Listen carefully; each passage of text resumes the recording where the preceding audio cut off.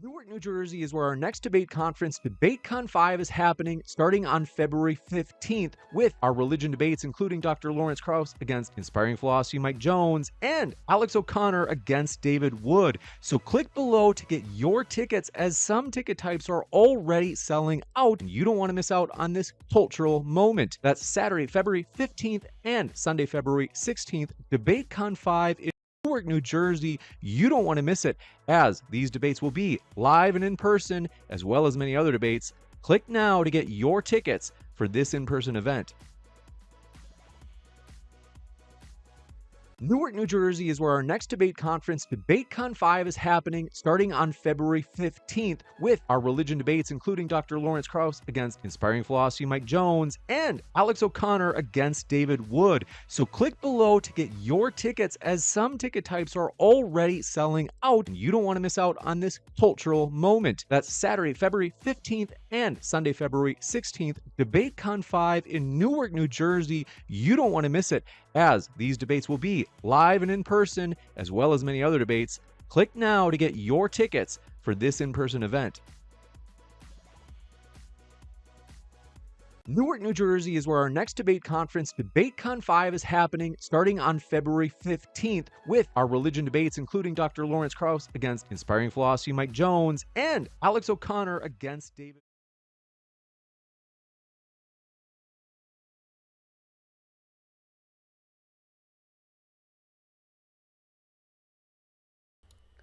Welcome everybody to Modern Day Debate. I'm your host tonight, I'm Ryan, and we're going to get started. Thanks for the wait.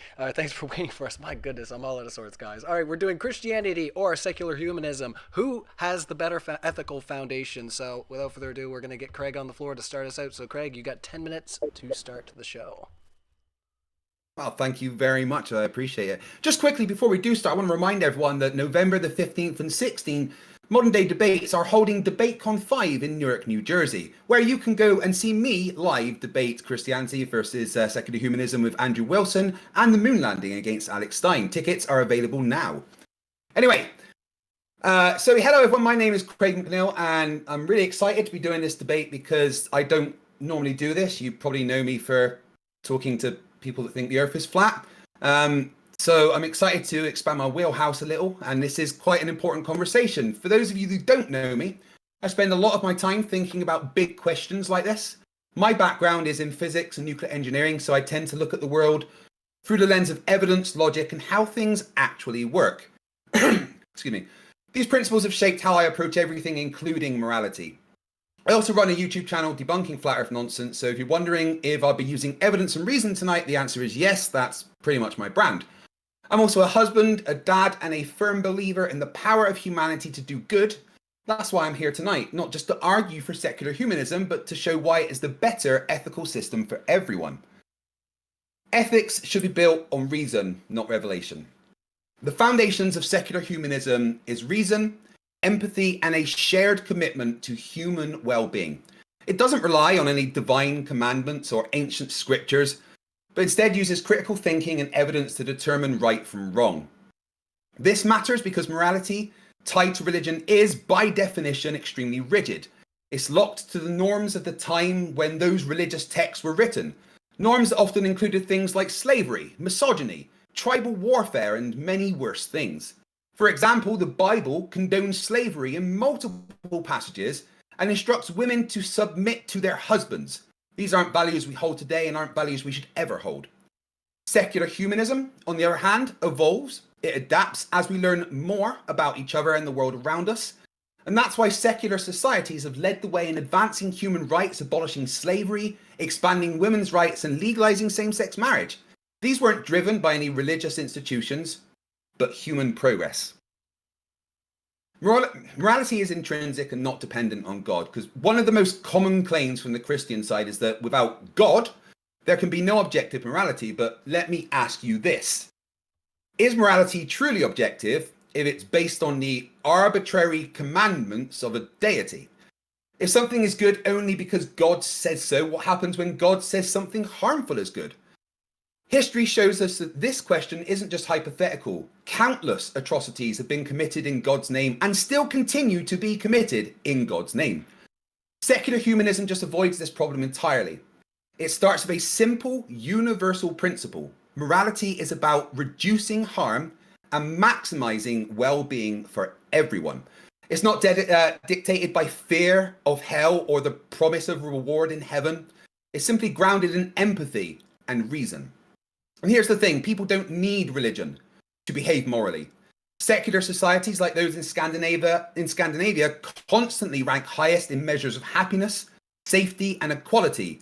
Meanwhile, the most religious societies often struggle with corruption, violence, and inequality. Now, I'm going to explain why I think Christianity's ethical framework is flawed.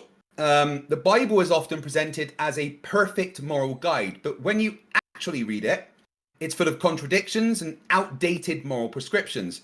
Yeah, sure, it tells us to love our neighbor, but it also tells us to stone people for working on the Sabbath. Yes, it tells us to care for the poor, but it also literally commands genocide. When faced with these contradictions, Christians often cherry-pick the parts of the Bible that align with modern values and ignore the rest. If you're already relying on human reasoning to decide which parts to follow, then why would you cling to the Bible at all? Secular humanism doesn't have this problem. It doesn't claim to have all the answers, but it's willing to ask the hard questions and adapt to new challenges. It allows us to confront issues like climate change, artificial intelligence, and global inequality with the tools of reason and compassion, not the limitations of some ancient doctrine. Secular humanism is inclusive, and finally I want to emphasize the inclusivity of it. Unlike Christianity, which divides the world into believers and non-believers, secular humanism begins with the simple premise that everyone matters equally. It doesn't care about your religion, your race, your gender, or your sexual orientation. It simply asks, how can we build a better society where everyone has the opportunity to thrive? This inclusivity is especially important in a diverse world. Ethical systems rooted in one religion inevitably exclude those who don't share that faith. Secular humanism, by contrast, provides a universal foundation for ethics, one that respects dignity and autonomy of every single individual. To sum up, I think secular humanism offers a foundation for ethics that is rational, adaptable, and inclusive. It doesn't rely on some outdated dogma or fear of divine punishment. It's built on empathy, reason, and the shared human desire to make the world a better place. Christianity, for all of its historical significance, cannot escape its contradictions and limitations. It asks us to tie our morality to an ancient text that condones slavery, suppresses women, and punishes thought crimes. Secular humanism asks us to do better, to use the tools of reason and compassion to build a more just and equitable world for everyone. And thank you very much. That's all I have. All right, thank you so much, Craig, for your introductory statement. I'm just going to fix up the name there, everybody, so just bear with me. Awesome possum. We don't want to have the wrong name on screen. This is MadeByJimbob. We're going to save that. So thanks to both of our speakers. We had a little technical glitch starting up, but we're up and running strong now thanks to Discord, so that's great. I want to remind everybody that we are Modern Day Debate. We're a neutral space hosting debates on science, politics, religion. We do hope you feel welcome here. And yeah, as Craig said, we do have a live event coming up. It's going to be in Newark. It's going to be amazing. We've got 10 debates booked right now. They're all going to be super exciting and juicy. Of course, Craig's going to be there debating against Andrew Wilson. You've probably all seen the adverts, but I don't want to get too far away. Jimbob is munching on the palate cleanser there, if you will, of the intro. So I'm going to hand it over to Jimbob to give 10 minutes for the introduction. So go ahead there, Jimbob. Thanks for being here. All right, thank you. So yeah, the topic is foundation. Oh, sorry, I have an echo. Hold on a second. Bad. Echo is still have an echo. Hold on a second.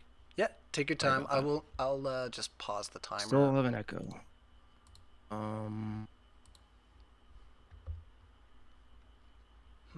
That. Do you want to try popping out, pop back in like quick again, or? Let me move my maybe I'm hearing it on the Discord side. Hold on a second. Sorry about that. Yeah, take your time. Like I said, we had to work through some things, so it's not like, oh my goodness, how dare you. Gives our audience a good chance to smash the like button too. Yeah, really appreciate everybody hanging out already. It's we've got over 600 watching. I know this is probably hard for you because you can hear the echo, but how's it going over there? I don't hear your echo. I don't hear my echo. Okay. I wonder, Ryan, if you're muted, I don't hear it. If I'm muted. Are you muted at all? No. I don't hear it now. Okay. No. It sounds like it might be sorted out. Maybe it'll just be a periodic issue. If it keeps happening, though, maybe, like I say, this is an open chat room that we have here in Discord. So if you want to, like I say, pop out, pop back in, if that seems to fix anything, that's fine. But right now, it's good. So we'll go back to the topic at hand, presenting the case for Christianity and ethics. So 10 minutes on the floor, and it's all yours, Jimbo. Okay. Oh, great. So the foundation, we're talking about foundation. Foundation means the ground upon which all else is built. If we look at some of them as bricks, the foundation is bricks, we would probably consider free will, justice, duties. Craig in his opening mentioned dignity, by the way, which cannot be founded in empiricism. There's no dignity we can actually find through pure reason or anything. It has to be assumed. I would say it's actually outside of the secular view. Free will, the notion that someone can commit an immoral act against someone else, whether it's one-to-one or a group, presupposes a few things. It presupposes what I would call personhood, that there's a being, not just a meat sack, not a biological machine acting out its determined mechanistic paths. The act of murder is no less determined than a hurricane if you're going with the purely empirical, natural paradigm. So personhood is a metaphysical... Sorry. Problems. Sorry, guys. Oh, no worries. Here, I can pause the timer. Let me just fix something here. No worries. Every once in a while, my computer in the middle of a debate will pop up. Do you want to update? And it'll take a whole screen. So, no worries. All right. I think I'm good now. All right. Sorry about that, guys. I'm just having multiple technical difficulties. Okay, so a couple. I was just say your video's paused now. Do you want to turn off your camera and turn it back on? Maybe just see if that fixes it. We're having some technical issues there, guys. We'll get through it though. We're determined. Are you able to hear me there, Jimbob? I can hear you. Yeah, let me just see if this reconnects here. Okay. My goodness. Gotta love it. It's like the forces of nature are against us right now, guys. We got the whole of we've got the whole of the internet server working against us, but we're gonna make it happen, guys. Keep hitting the like button, everybody. You know, we appreciate our speakers and their patience working through some of these online issues that can happen. So, still frozen there, Jimbob. So maybe I'll just shush and let you continue the intro, and then if you can fix it. Yeah, let me try to disconnect and jump right back in, I think. All right, sounds good. All right. No worries. It should be super quick. There we go. It's one thing that we like about Discord. It's very fast. Let's see if we can get that all back connected. Doing that video thing again, unfortunately for me. Okay. You guys can hear me though, right? We can hear you. So yeah, maybe before we get too far out here, we'll leave you as the two dots bouncing on the screen for now. If you want to present the rest of your intro, or if you want to pop back out and try it again. It just seems like it's being really finicky. Yeah. Yeah, do you want to try one more time? Just to pop out, pop back in, see if it does the thing. Well, I'll tell you. It's one of those times that you wish there was something physical just to give it a good, come on, get working. We might I don't understand why that is the case. We just had it connected, so... That's very strange. I don't know if there was something that was changed in the settings or if there's something else trying to access your camera, but... No, there's nothing else going here. So, Yeah, no, and I will say to our live chat, like, we already tried using our other systems, and yeah, it's not working out. There's something strange going on today. So we'll just roll with it for now. There's only so much we can do to troubleshoot, and I don't want to get away from the argument. So I'm going to give you back some time here. Okay. I'm going to give you back 40 seconds and let Okay, you cool. continue. Okay, cool. So yeah, it assumes a couple things: personhood. It assumes a mind. It assumes that there's a person in there who's evaluating things and making decisions. From a purely naturalistic position, I'm not sure how you can account for such a thing, given we would all be just downstream from sort of chemical reactions. It also assumes intent, which brings up free will itself. So I don't know Craig's position on free will, but it's certainly possible and common that a secular humanist view can completely reject free will. So if that's possible, Craig is in a position to say, well, they're not a real secular humanists. Well, how would you determine that? It seems to me that there is no normative authority for what secular humanism is and isn't. It seems like, by his opener especially, that it's all based in preferences, and the preferences can change. So if he calls back to terrible things in the Bible, even if I bit the bullet and said, yeah, that happened, I could, from his view, they just preferred to do it at the time. It was just like a changing course for humanity. In fact, from an evolutionary perspective, they were determined to do it, and they succeeded for doing that. They were actually evolutionarily fit at the point. So I'm not sure if he believes in free will, but he is arguing from the secular humanist model. So it's entirely consistent with a secular humanist model to deny free will. Even if a secular society determined that they were going to make an anarchistic society that leaves justice in the hands of each individual, whoever has the most force wins, that's actually completely consistent with a secular humanist approach. Because in his opening, and no secular humanist has actually filtered this down to something clear. What is better other than a set of preferences that you guys hope to agree on that could always change? So if it's the case that a secular humanist could adopt an awful position, by the way, a secular humanist could adopt all of the Christian ethical prescriptives and deny God itself. He's still using reasoning. He just happens to adopt a Christian paradigm. He just doesn't believe any of the things. How would Craig argue against that? How do you argue against the secular humanist approach, who takes all of the bigotry from the Bible and takes all of the sexism and everything you're listing, right? How would you argue against a secular humanist who said, no, I actually determined the best for society is in fact the Christian paradigm. I just don't believe in God. So the secular ethical system reduces to individual preferences. So why would it be wrong for a collective set of preferences to use force to deploy their preferences and enforce it on everyone else? How could it be possibly wrong from the secular view? From a strictly naturalistic view, there is no injustice in that. There's no injustice in the force of water eroding a mountain. There's no injustice in a lion eating the face of a baby gazelle. So what could be possibly wrong from the secular view with taking everything that nature gave us, brute strength and force and weapons and technology, and executing dominance over everyone and everything? Secularists would have to appeal to something above nature, like justice. Now, just as Craig used the word dignity, which is meaningless under the secular view, justice is something that's assumed. That means there's a special order to things, that the moving away from that order would be wrong.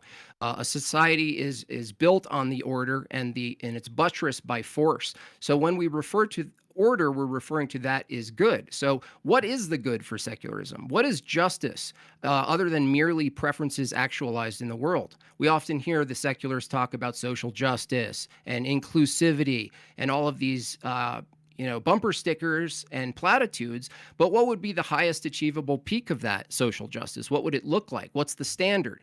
Is it equality? Is it everyone feels good? What is the metric for justice or goodness under the secularist view? Now, from the Christian view, justice is in alignment with a divine order. So punishment and discipline is actually setting things in order. It's not just about punishing and brutality. It's about setting order. We presuppose order. So the debate, keep in mind tonight, isn't what system is true. The debate tonight is which system is better. Now, obviously, secular humanism, and Craig is going to define better by his paradigm, and Christianity is going to define better by ours. So the term better doesn't really do anything. So the question is really, can you account for all of the things that you assume under your paradigm? I would point out, first and foremost, you can't account for justice. You can't account for the good. You just have to go by what we prefer. You can't account for dignity, which you mentioned in your opener. There's no dignity in nature. Where are you finding this dignity from? I would argue that he's borrowing from the Christian paradigm in that regard.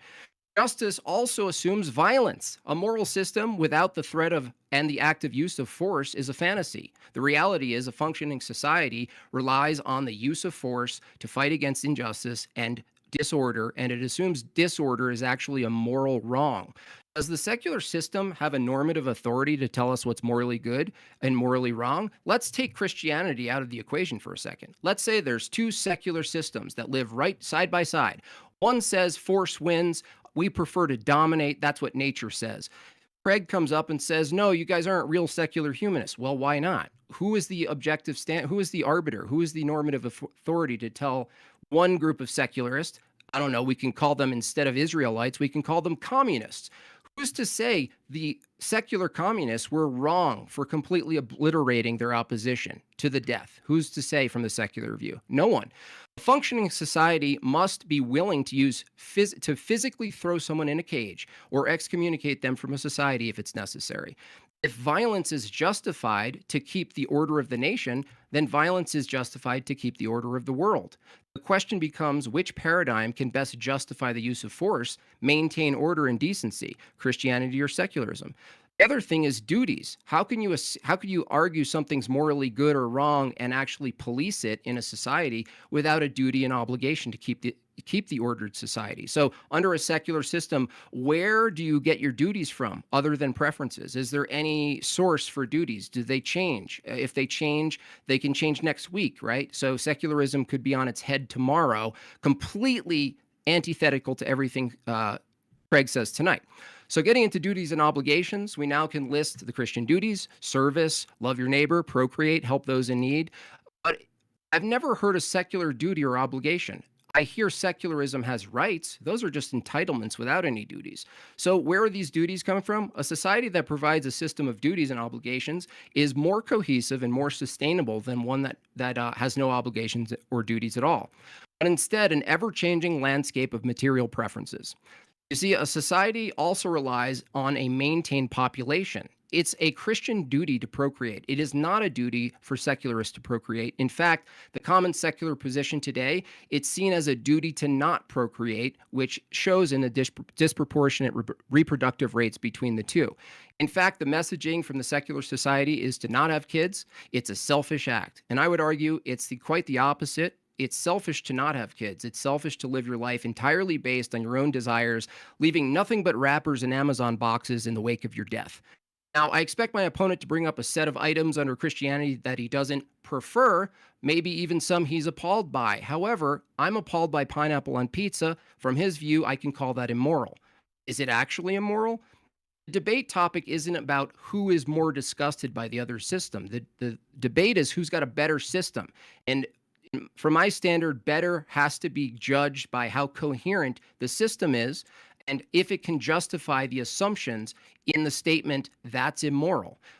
If Craig takes the position that things are immoral just outside of his preferences, he's basically saying he's the arbiter and he's trying to get everyone to follow his preferences. If he's going to equate something I don't like with something that's evil, then I could just as well go to the nearest restaurant, have a dish, and write a Yelp review that the chicken was immoral tonight. We all know that doesn't make sense. He might say, well, that's a category distinction. Well, I don't understand how a secular humanist view can distinguish between the category of things you like, things you don't like, and things you deem moral and immoral. With that said, the key question here is, let's pretend that there is a secular humanist. 10 seconds. And 10 seconds. The question is, how does Craig respond to a secular humanist taking on all of the Christian virtues and ethical prescriptives without the belief in God? How would Craig argue against this position? All right, well, thank you so much, MadeByJimbob, for coming out and making the opening statement. We are going to kick it into an open discussion. I'm going to fire a poll in the chat. Which has the better foundation for ethics, Christianity, secular humanism, or other? Debate in the comments there, guys. So maybe this might be a chance if you have like a... Yeah, I'll try. Oh, sorry. If you have like a physical camera that's plugged in right there, Jimbob, maybe like try taking the USB out and plugging it back in. Maybe it'll re-recognize the source. I'll give it a shot. I'll try as we go. Oh yeah, no, it's good if people can see, your Really annoying. expressions and stuff like that. It helps shape the argument, right? Lets people know where you're at. So yeah, that was a lot of fun, guys. We're gonna get into the open discussion. Hopefully, we can get Jim Bob back on camera here, so you can get some visual insight as to where Jim Bob's at as the conversation progresses. But yeah. Let's just go into it, and we'll hopefully get that resolved sometime throughout the debate. So go ahead there, Craig. I'll let you respond to some of what you just heard, and then feel free to jump in there, Bob, when you're ready. Yeah, well, first of all, your final question there, how would I talk about a secular humanist taking on Christian values? Well, I would disagree with your entire premise and say it's a bit of a straw man, as just because some values may appear similar doesn't mean that they've taken on Christian values. Two different views can have similar values without one literally stealing from the other. So your question there was a bit of a loaded question with a straw man attached, because it's not a position that a secular humanist would hold. My question to you would very simply be, why didn't you tell us why Christianity would be better for an ethical foundation? Because I didn't actually in your intro hear any reason why it would be. Could you just sure. Why? Sure, yeah. In my intro, I mentioned that you don't have a standard for better. So if your determination for better is merely preferences, then you don't even agree with other secular humanists of what better is. So I'm actually doing an undercutting sweep here, is that there are two potential secular humanist views. One can take a force wins approach completely, absent Christianity. It just says force wins, we're going to dominate, and we're going to use force to implement our views, like Stalin did, right? Completely secular, and by his metric, better for him. So if that's the case, how could you possibly argue against someone else's view of what better is if better is defined by their preferences? Well, first off, there, Stalin wasn't a secularist; he was an authoritarian. He was godless.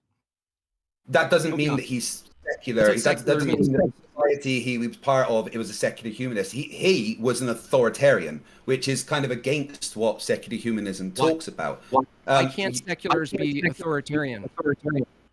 Because it's about empathy and making the world better for each other. Now, force. Determine that. If you could please not interrupt me whilst I'm trying to get a thought out, I'd very much appreciate it, Jim Bob. That would be appreciated. I'll let you know when I've finished the thought instead of you interrupting me. Thank you. So secular humanism prefers voluntary cooperation over coercion. When people understand the reasoning behind rules and see the benefit to society, they're more likely to follow them willingly. For an example, public health campaigns are based on education, like promoting vaccines. They're preferable to mandates, unless the situation becomes critical, like a pandemic.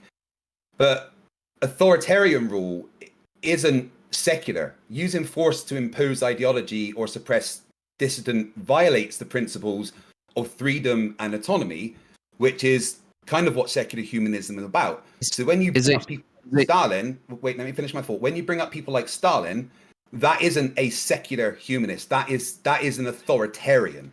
Yeah, he doesn't believe in God, but that he doesn't hold the values secular humanists do. Okay, so the definition of secular is denoting attitudes, activities, and other things that have no religious or spiritual basis. Yes, but that's not what the definition of secular humanism is. I get it, but humanism would be a subcategory of secularism. So I'm asking you, how does a secular humanist argue against Stalin being a secularist, right? He just doesn't agree with your preferences. So if you read the Secular Humanist Manifesto, who determines that those are the objective standard for your rules and regulations and how you ought to live? Couldn't that change based on preferences? Once again, I do need to address your point there. That's a bit of a straw man. Stalin was not a secular humanist. He may have been secular, but he was definitely not a humanist. He was an authoritarian that wanted to rule by coercing and force and power. That is not what secular humanism is. I feel, Jim Bob, that you are you're correlating secular humanists with secular being not believing in God, whereas they're not the same thing. Just because you don't believe in God doesn't mean that you are a secular humanist. Secular humanists don't believe in authoritarian rules. I understand what you don't believe in. I'm asking you, who's the ultimate authority in determining what humanism is, and could it change based on preferences? Yeah. As I explained in my intro, secular humanism adapts as society changes to make sure that everyone is included and happy and looked after, that everyone's needs are met, that no one is chastised because of the things that they believe or the things that they, that their race or their gender or their sexual orientation.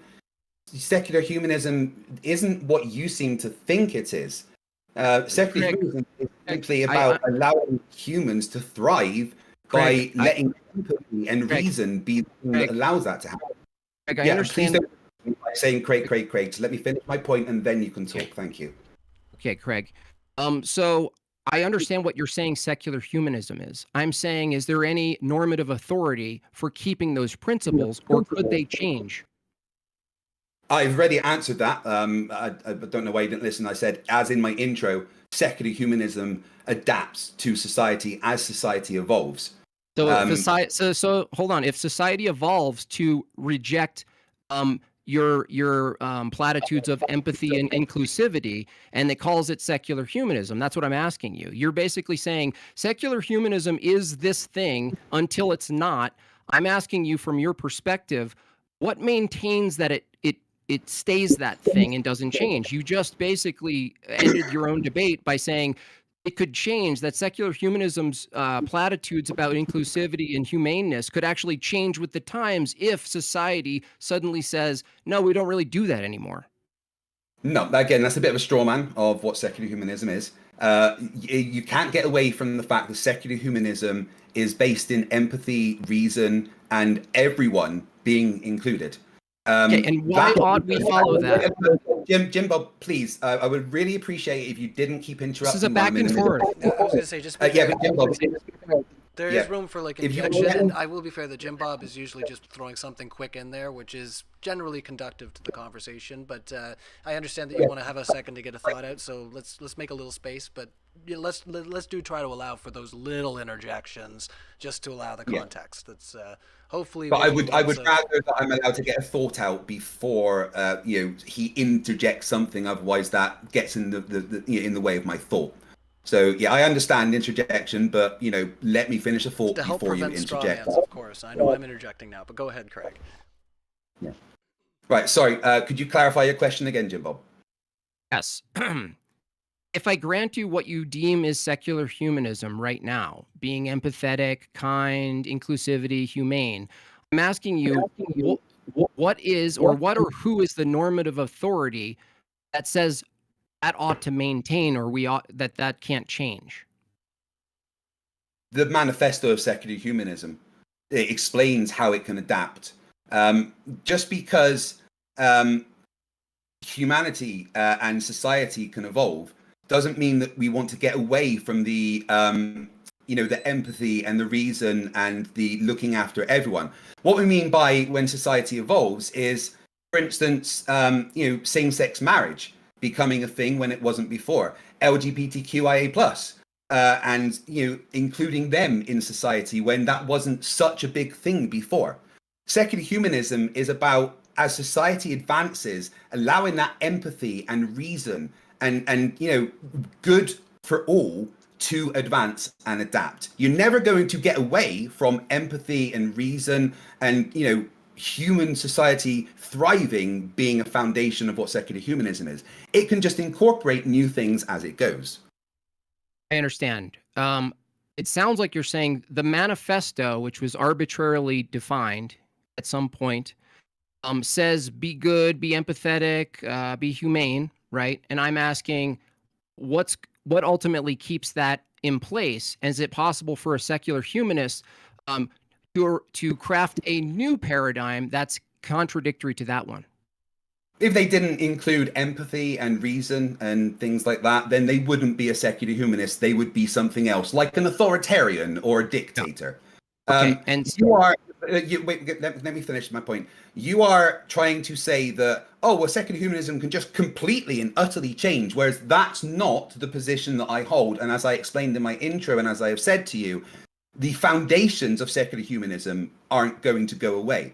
But what can adapt within secular humanism is the inclusivity and the new things that society brings. Okay, but so we reject things like, you know, violence and killing and murder and things like that, no matter what. I was going to say, we got to make some space, so go ahead there, Bob. Okay, I'm wondering if, when you say inclusivity, how did you determine who's excluded from the secular manifesto? I didn't say anyone's excluded. We said everyone is included.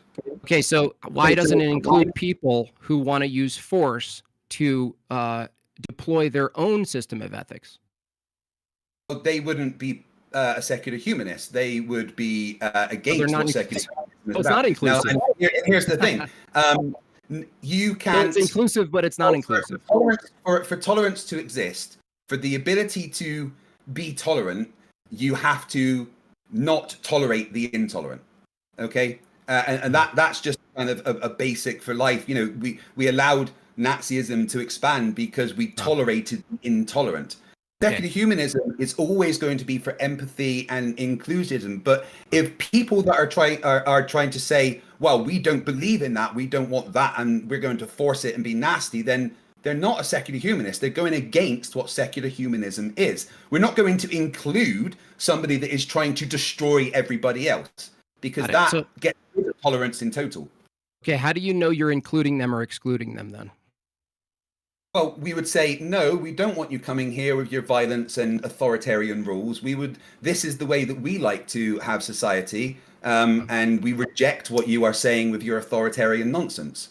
Secular humanism is going to change that. It's about empathy and reason, and you're not getting away from this. Okay, so would you use force to keep other people you don't agree with out? Secular humanism uses force as a last resort. No, I'm saying specifically... But let me clarify my point. We would start with trying to get a decent, respectful dialogue about what is going on. Why are you being intolerant? What is your problems here? Etc., etc., etc.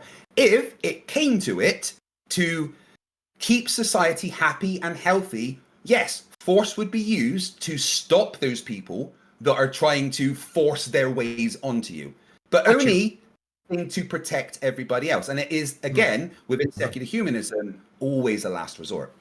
Okay, cool. So in your system, you do use authoritarianism to keep other people out of your society who don't agree with your ethical norms, right? No, we don't use authoritarianism. We use force as a last resort. That's authoritarian. That is authority, though.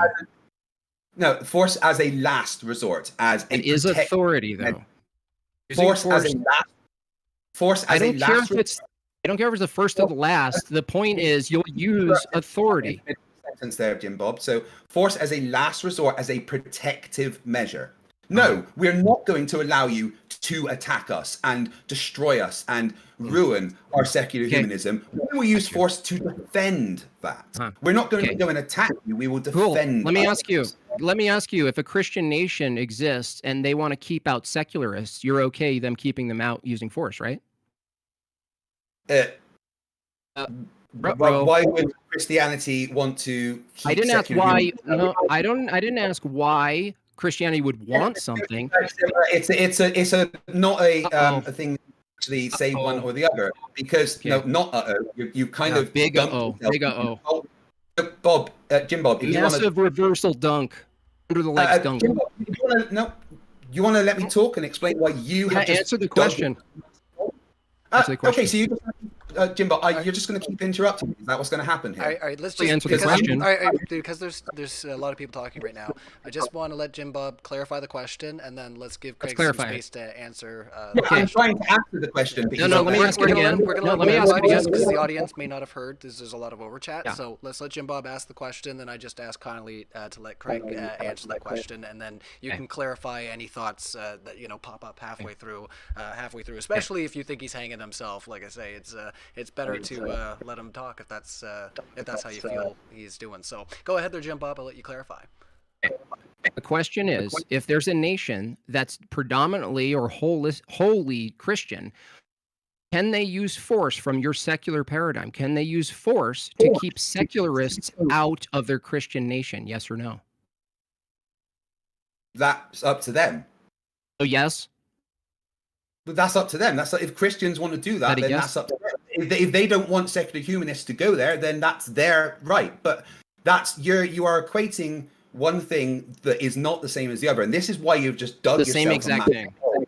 No, see, once again, Jimbo, I'm trying to talk, and you just keep interjecting.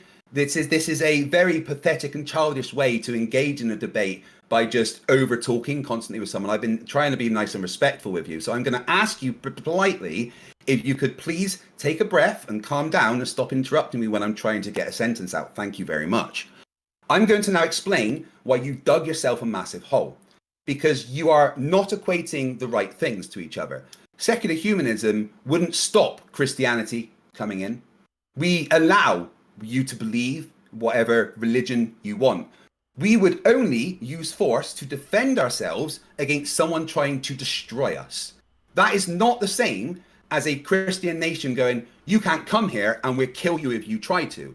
That's an entirely different thing. And what you've done there is dug yourself a hole by showing how Christianity doesn't care about society as a whole, only keeping Christianity as it is, where secular humanism does the exact opposite and will allow Christianity to be part of their society and believe what they want, because it is about inclusivity.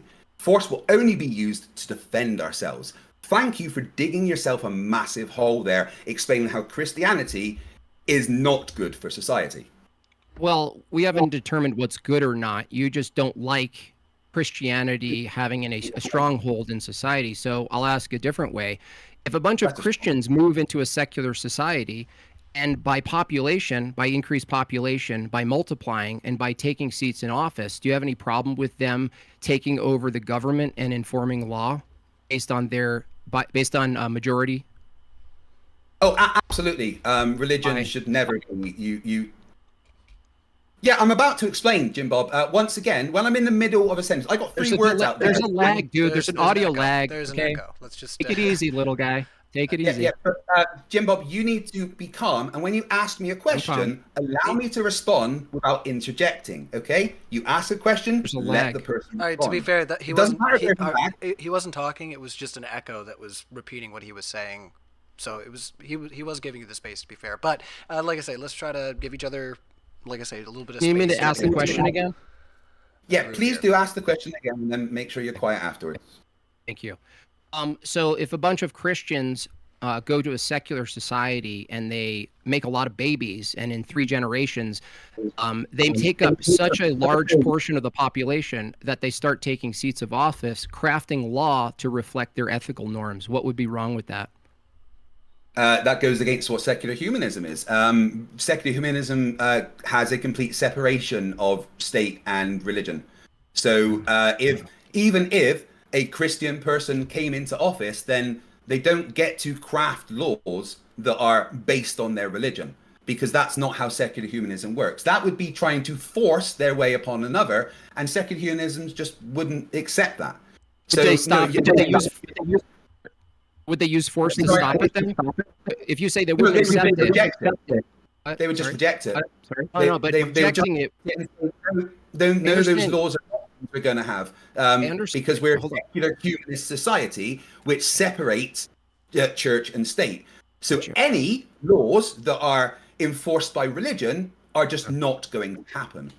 Okay, so, well, no, they could very well happen with the numbers. So I'm asking, you're saying you'd reject it, but I'm asking you, would you use force to stop it? If they tried to force it upon us, then force to defend ourselves, absolutely. Because again, force is a last resort to defend within secular humanism. Well, what you're doing is trying to say, well, we could just turn up and take office and then change all the laws to make them religious-based. Well, then that's no longer a secular humanist society. That is now a religious society, because secular humanism has a separation of church and state. Now, I'm simply going to ask you the question, Jim Bob, why? is Christianity a better foundation for ethics when Christianity bases its ethics on a fear of hell or a reward of heaven? I don't take that approach to Christianity, so that would be a straw man. But I understand mostly the people you argue against, I would be arguing against as well, Craig. So I give you some grace there. No, I wouldn't say that. I would say, again, you have no standard for better. You just have a collective set of preferences. So you don't even have you don't have any, you have no position to even say the word better, because your term for better reduces to, do I like pizza or not? So I think it's better, from my perspective, because of our virtues, that we actually have duties. You have no duties. You have an old religious, by the way, the Secular Humanist Manifesto was explicitly called a counter-religious document. And so you don't have any duties, right? These things can change, whereas a Christian foundation doesn't change. You just don't like some of the things. But to say that the duty to procreate, the duty to maintain society and decency and order, that's a thing that doesn't change with Christianity over 2,000 years. And so given that's the view, I would take one approach is that because you guys have no duty to reproduce, and in fact, you actually propagandize the opposite, Christianity is superior because we outproduce you. And so would you agree, Craig, that at least on one point, you'd concede that Christianity is superior in reproducing children because a society, even a secular one, would need people, right? Yeah, well, you've just strawman secular humanism again, whilst ignoring the questions I asked you, which is interesting. Secular humanism doesn't say, no, you shouldn't have children. That's just a complete strawman of secular humanism. We don't propagandize against having children. That's just the complete and utter strawman of secular humanism. Secular humanism allows for children to happen. I'm a secular humanist and I have 2 children. Now, is it true that secular humanist countries have a slightly lower birth rate than religious countries? Yes, absolutely. But does that mean that the country's population isn't increasing? No, absolutely not. Secular humanism doesn't say you shouldn't have children, and I'm honestly not sure where you've got that from, because it is one of the largest strawmans that you've brought up. Well, you asked what is better, right? What's better, right? I mentioned the duties. You totally dodged that and pretended I didn't answer you. You guys have no duties. There's no duties, right? The other thing is I've heard you say, Craig, that you are fine with people being religious. You just don't want them to use force to force their beliefs on you, right? Absolutely. Yeah, that's wrong. You should never force your belief on another person. Okay. If you want to believe in Christianity, then I've got absolutely zero problem with that. Okay. However, I'm not done. I'm not done. I'm responding to it. If you, I have a line of questioning, dude. Hold on a second. Just hold on. Your question, I'm responding. I know, but it's a simple question, right?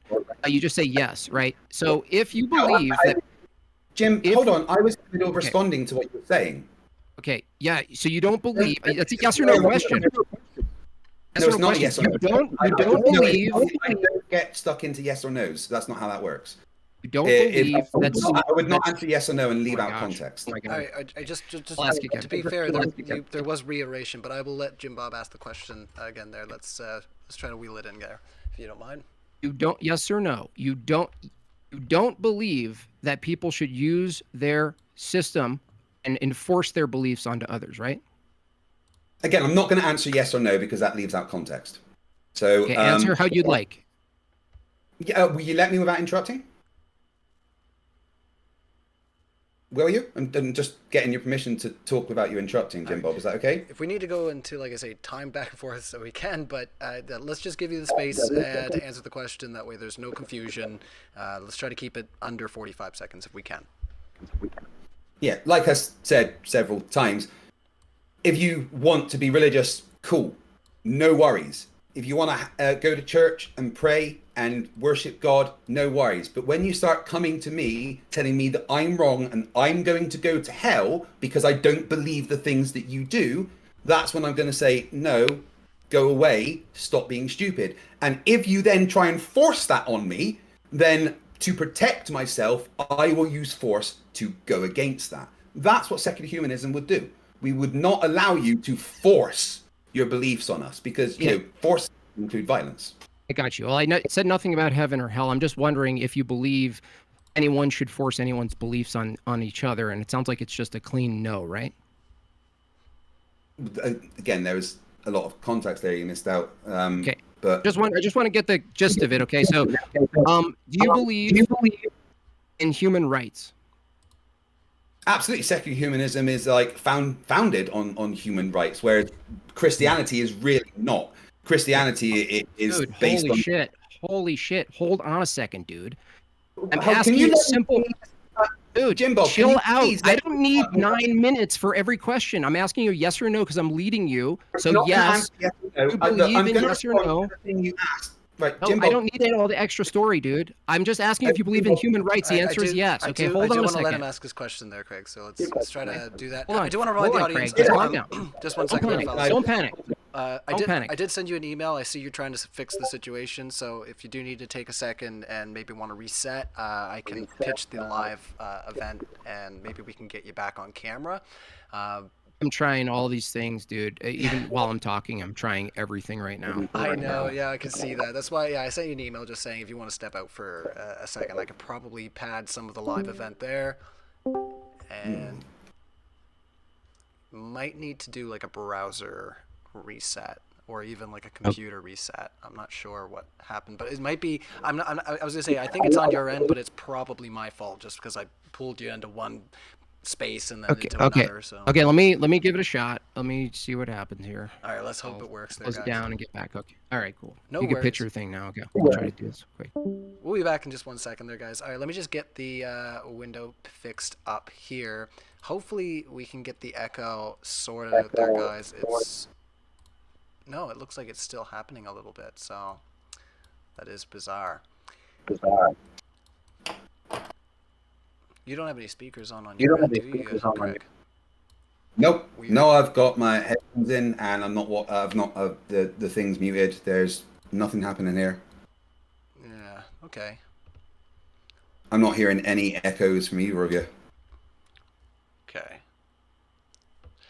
All right, I'll just do my best to keep back. It just seems like if we get overloaded on stuff here, why don't the audience can still hear me, so I'm just gonna close it down. I'm just gonna disconnect it and relaunch my browser as well, and let's just jump back in this room in a second. All right. Okay. All right, we'll be back in just 1 second. Goodbye to me. Goodbye, everybody. All right, you can still see me. You can still hear me. I'm just gonna pop us over here. DebateCon 5 is coming up. And I'm just gonna close down the browser there. Like I said, this is probably my fault just because I pulled the fellas into a couple spaces trying to work out and get some audio issues sorted. But obviously it hasn't worked out too famously, so we're just gonna try to reset everything, jump back in the room, and I'm hopeful that it will it'll fix itself. Hopefully. All right, MadeByJimbob is back. So, all right. I am jumping in the room, and I do not have an echo. Perfect. Hello, hello, hello. Hello, hello. It looks like we might be back. And Seemed like the echo was only there between you two and Jimbo was in the room. I'm not sure. No, it did happen just a second ago when I was speaking, just all on its own. So, yeah, always little things to sort. Hey, yes. Oh my gosh. Oh my goodness! Right. Can you believe it, everybody? Okay. We've done it. All right, we're gonna go over Wonders of here, and I'm gonna remind the audience, as I should have been pitching it while you guys were out, but we really didn't spend much time out. We are going to take super chats at the end of the discussion, so if you have questions for either of our speakers, get them into a super chat, and we will definitely ask them whether you want to say good job, bad job, or, like I say, help progress the conversation. Those are the most useful ones. So without further ado, let's get back into the conversation while I get our screens reclipped. So I'll hand it over to, I think Jimbob was asking another leading question there, so let's continue on. Okay, are we back? We sure are. Okay, cool. So the reason I ask Craig if he believes in human rights, and And that's leading after he said he doesn't believe in using force, enforcing his beliefs on people. I don't actually believe in human rights. So, Craig, would you say that you're forcing your beliefs on me if I don't believe in human rights? No. Why You not? cannot believe in human rights all you want. You're just not a secular humanist. I didn't ask if it was a secular humanist. I asked if you don't believe in forcing your beliefs on people, and you believe that's a belief in a human right, and I don't, are you okay forcing the belief of human rights onto other people? I'm not going to force the belief of human rights into you. If you don't want to believe in human rights, then that's your prerogative. It's a pretty pathetic and disgusting position to hold, but you want to hold that position, dude, you do you. I'm not going to stop you. Okay, but if a society exists which has few human rights, and I live in the society, and I say I don't believe in these human rights, it sounds like you're perfectly fine using force to force your beliefs of human rights onto me who doesn't believe in human rights. No, as long as you follow the rules of that society, That's you rights. don't. Those are rights. As long as you believe in human rights, yeah, of course, duh. If you would allow me to finish my sentence, Jim Bob, that'd be wonderful. I understand you have some impulse control issues, but you need to let me get more than 2 words out before you interrupt. That'd be wonderful. So you can believe whatever you want, right? But if you don't follow the rules of a society, then the consequences of not following those rules exist. So if you go and hurt and murder and rape people, then there's going to be problems for that. Just because you don't believe in human rights isn't going to be an issue within secular humanism unless you do something that is against other people. I get you. But do you understand that when you say, if you don't follow the rules, what you're saying, the reason I asked about rights is because if the rules are informed by the precept of human rights, if I don't believe in your rules, you're basically saying you're going to use force. That means your belief in your rules, the construct of your rules, you're willing to use force, which is a contradiction from your position to say, believe what you want, just don't force your rules onto us. Well, I've demonstrated right now that you are willing to use force to enforce your rules if people don't agree with them. Once again, Jim Bob, as I explained earlier quite succinctly, force is a last resort. If you are going to go against the rules and try and hurt other people or do things that are a problem within a secular society, as a last resort to protect that secular humanism society, force will be used. But that's not forcing their beliefs on you. That is the law of the land and you meeting the consequences for breaking those laws. You can believe what you want. That's not a problem or a crime. So unlike Christianity, however, let me just point out there that within Christianity, thinking what you like is a crime. And it has been throughout history. It has resulted in people getting murdered. It has resulted in people getting stoned to death and more and horrible things. Within Christianity, thinking what you want is literally a criminal act that can result in death. Secular humanism, you can think what you want. As long as you don't try and harm other people, we're cool.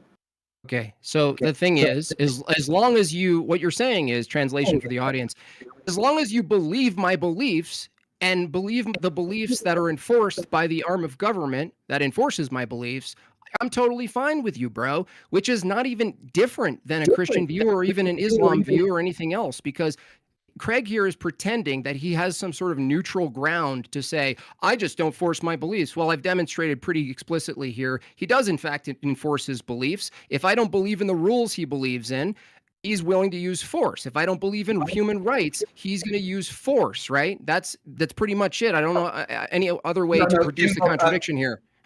Let me clarify. I said the exact opposite of that. You can believe what you want. I mean, maybe there's some problem with the hearing, I'm not sure, but I specifically said several times, you can believe what you want.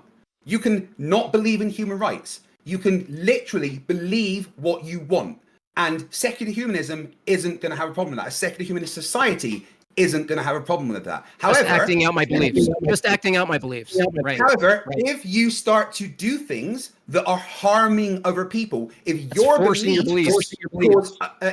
beliefs cause other people harm as a last resort, a last resort, they will protect themselves. If your beliefs are, I'm just going to go and murder people because that's what I believe I should do, then you know what? We are going to stop that because that will harm people.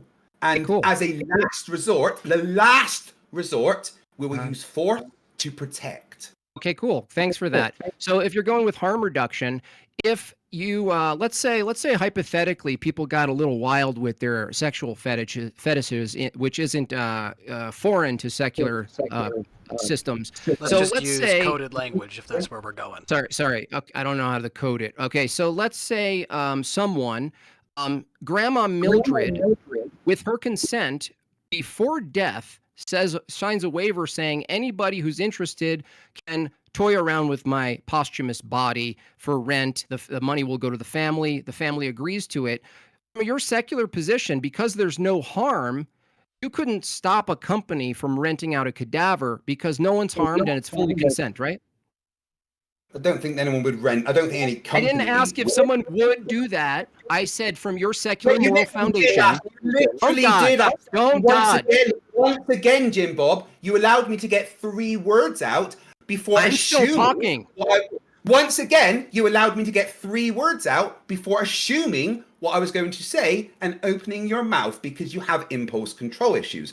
Now, Jim Bob, no, there is no company that would rent out a cadaver. Ask if they would. No, Jim, I'm going to keep repeating what I'm saying. You're dodging. It's a dodge. Ryan, he's dodging the hypothetical. Every time you interrupt me, I'm going to start. Dodger in the chat. Dodger's in the chat. Maybe I'm trying to get there, but you're not going to let me because, again, Jim Bob, you have severe impulse. Let's not. All right, we're getting way too into the meta weeds here. So, Craig, I want to let you answer the question, and let's try to carry on. I've been trying. You want me to state the question again so you understand, so you can't dodge it? Or what? Okay, I understand the question completely, and what is I'm it? going what to is respond. It? I'm going to respond to the question. You be quiet. I need to know that you got the question. Jim Bob, I'm going to respond to the question. You be quiet. Now, there's no company that would rent out a cadaver. That's not something that is going to happen. Even if the person said, yeah, I would allow this to happen. You're coming up with hypotheticals, which are, you're literally using the fallacy of absurdity. People have sex with, do people do cadavers right now? Sorry.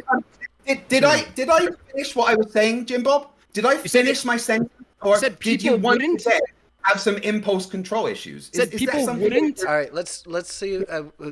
Maybe we'll be getting there. So I guess the main point, of course, being that is the morality of the situation.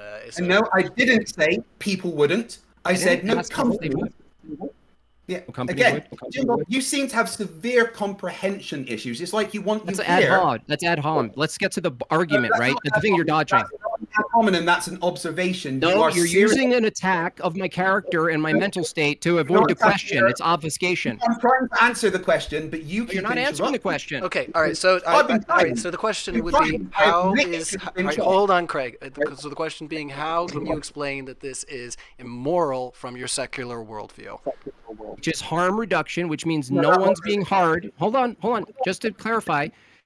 No one's being harmed. It's fully consent. And his answer is no one would do that. The problem is people have actually still to this day, right now, someone is diddling a cadaver. Okay, right now. Would they pay, if it were legal, to fiddle a cadaver based on Craig's moral position, which is secular humanism? It would be permissible. Whether or not someone would do it is not the question. What's the question is testing your logic that it's totally permissible. Bite the bullet, Craig. It's over. Once again, a fallacy of ad absurdum. You're taking things to a ridiculous level of something that wouldn't happen. It's not ridiculous. It happens, dude. Oh, no, what, Jimbo? Once again, I got 3.5 words out.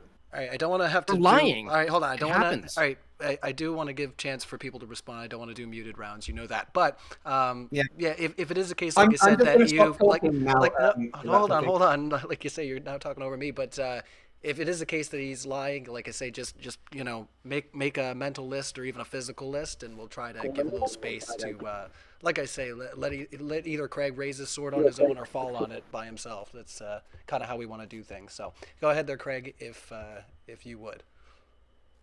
Yeah, it's just not something that would happen. No company would rent out a cadaver for people to have sex with, even if it was legal.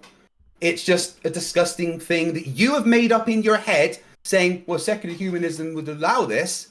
Whether it would be allowed or not is irrelevant as to whether it would happen. I got no, dude. Thank you for making my point. It's irrelevant whether or not it would happen. The question is, once again, let me answer. Let me answer. Let me answer. Craig, you also want your space. He's got to have his space too. Let me answer. If I ask you, Craig. Hold on. Excuse me. I have to interrupt. I haven't finished what I was saying. You didn't answer my question. That's why. Wait, maybe, Jim Bob, if you let me finish my thought, I will answer your question. But you have impulse control issues, and you don't let me get there. All right. And that's not an ad hoc. This is an observation. If it feels like it has a natural stop, I'm going to stop you this time, because it did feel like you naturally stopped. I'm not going to lie. But go ahead, Craig. No, I was literally in the middle of saying a sentence. I don't want you to feel like you're going to get straw banned in the aftermath, so it's only fair. But go ahead, and yeah, let's carry on. Well, I feel I've answered the question. If he wants to do the fallacy of ad absurdum, that's fine. Secular humanism doesn't say you can have sex with cadavers. That's just not something that secular humanism says. No, it's not. It doesn't. You are making that up because you didn't answer the question of why it would be wrong. Let me answer. You talked. Let me answer. So you didn't actually say why it would be wrong. If I asked you, shut up for a second. If I asked you, you don't like being interrupted. Is that a problem? Okay, I'll just let you talk. Let me know when I can talk. All right. That's weird. Yeah, we're just both doing it. Hold on, I got to figure out how to mute these guys on the old chat. I can mute you, of course, through just OBS. That's always fun. But nobody likes that. See, I don't want a pop-up video for just Craig. Oh, look, it's just me now. Hey, to be fair, that's the only time I've interrupted. That is literally the only time in this conversation that I've interrupted him. See, I gotta fix this now. Can you guys still hear me? Yeah, you can. Yeah. Yes. Yeah. By the way, Craig, grid view. ad absurdum is a conclusion thing, not a hypothetical thing. You got your logical categories wrong. Can be. You are you are taking it out. So you are see how that almost had the chance to reset us. So I think we've explored this one. We know where you guys disagree. The expectation. Wait. Hold on a second, Ryan. Hold on a second. Look, if I ask Craig, how would you feel if you ate breakfast this morning, and he says, Craig, one second. If my you name said, isn't Craig, it's oh my Craig, gosh, dude. So you're aware. Yeah. I don't care.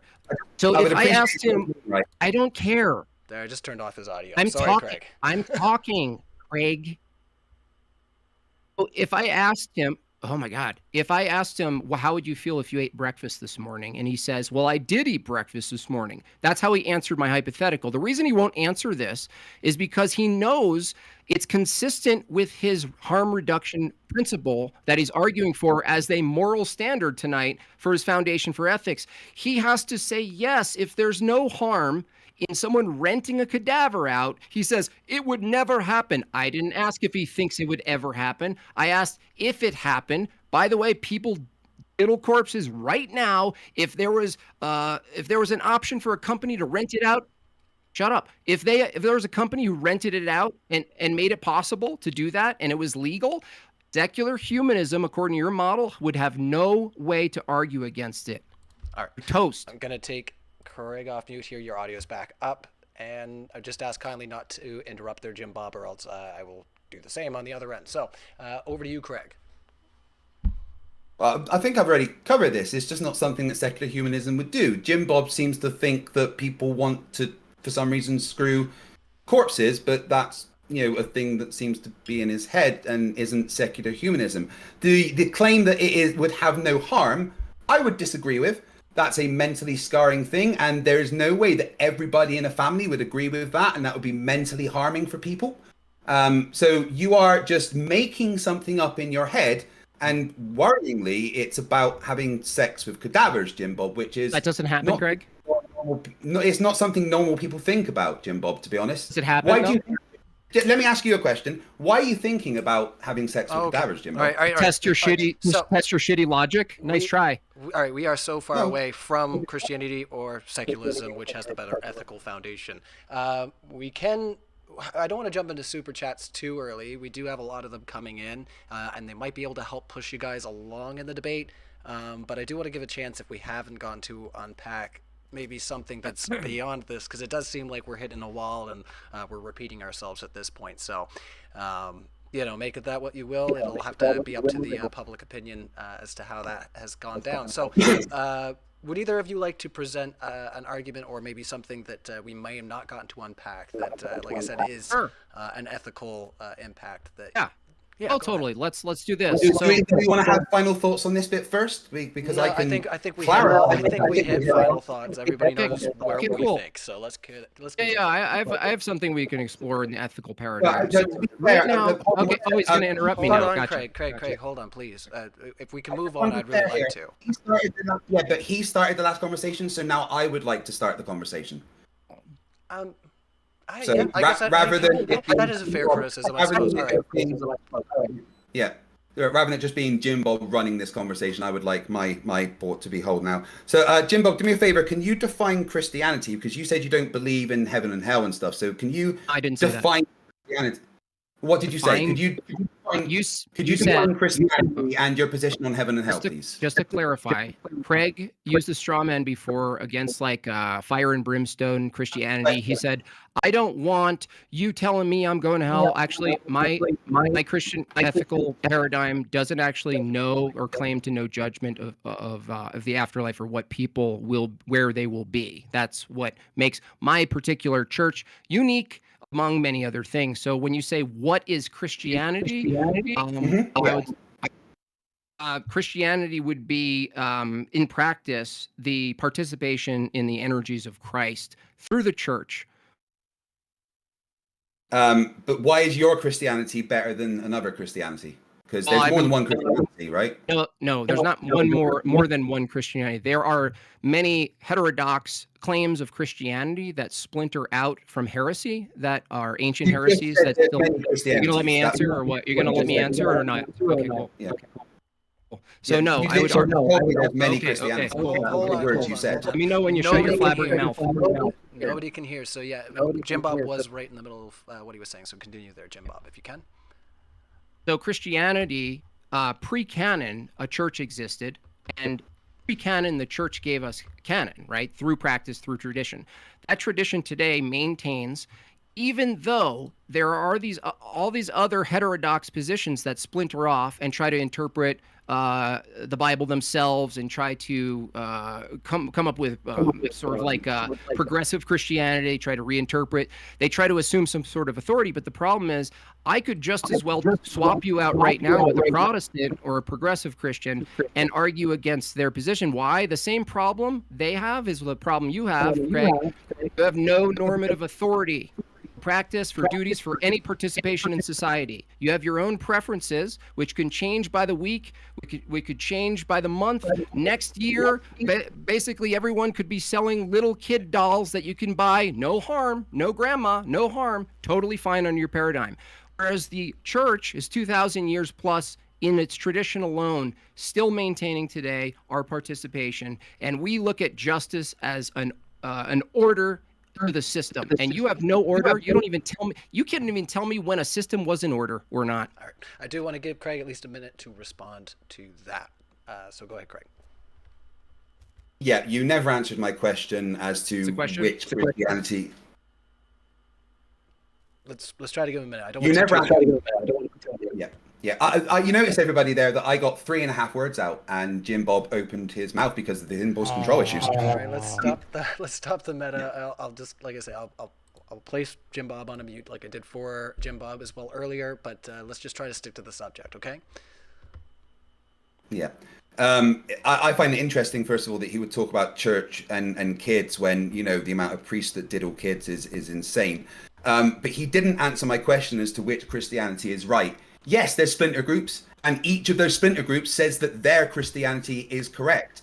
So how do we know which Christianity is correct? And then you talk about duties, Well, each of those Christianities have different duties to put upon people. So can you tell me which is the ultimate correct Christianity version of the Bible and duties to follow, please? Okay, cool. Yeah. Am I on mute?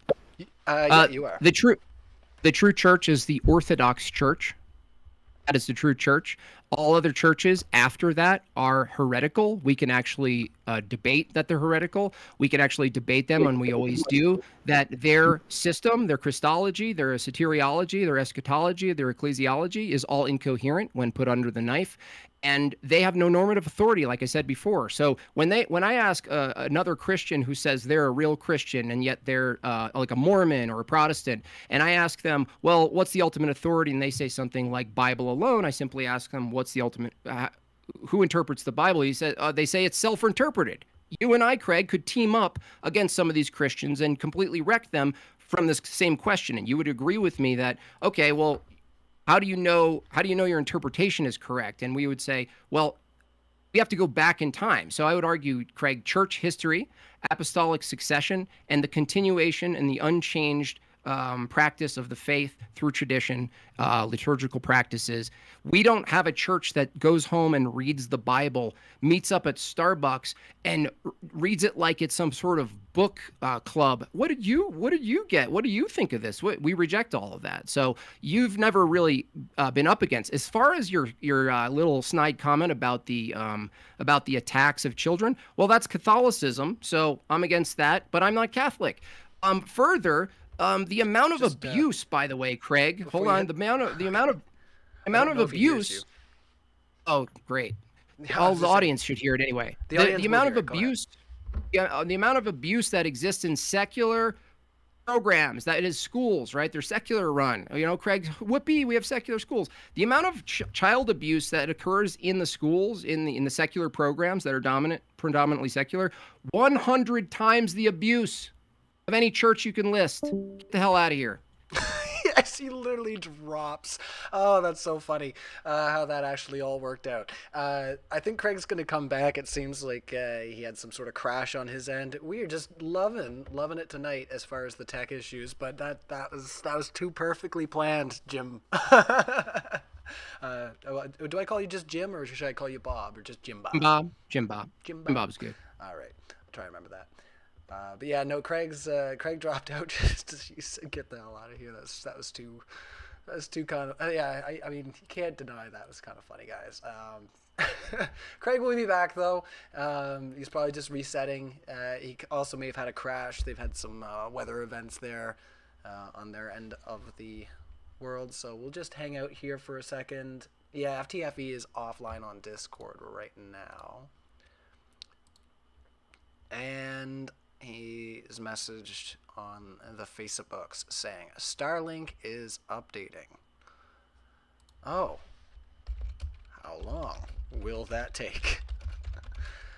Boys, oh boys, I tell ya, Starlink decides to update at just the greatest time. Well, either way, thanks for seeing us through it there, Jim Bob. It's been one tech issue after the other, I swear. We're just having all the good fortune. Yeah. Hello, you're back. All right. So, I think Elon Musk had a fit and decided to update my Starlink for some reason. He loves doing that, old Elon. I'm gonna have to have a word with him. Look, I know you've got to keep it working properly, but blooming hell, no matter how many times I tell it to not update, right? It forces the updates anyway. Exact reason why they lost the 2013 in Antarctica. Well, I was going to say, we've got almost 1,400 people watching right now live on Modern Day Debate. People are digging the conversation. They're having a lot of fun. Let's try to keep the audio cleaned up as best as we can and not overtalk each other.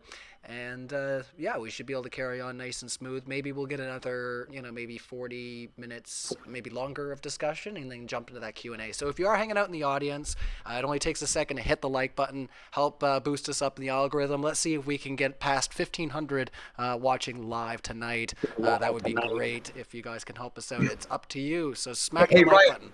Go for it.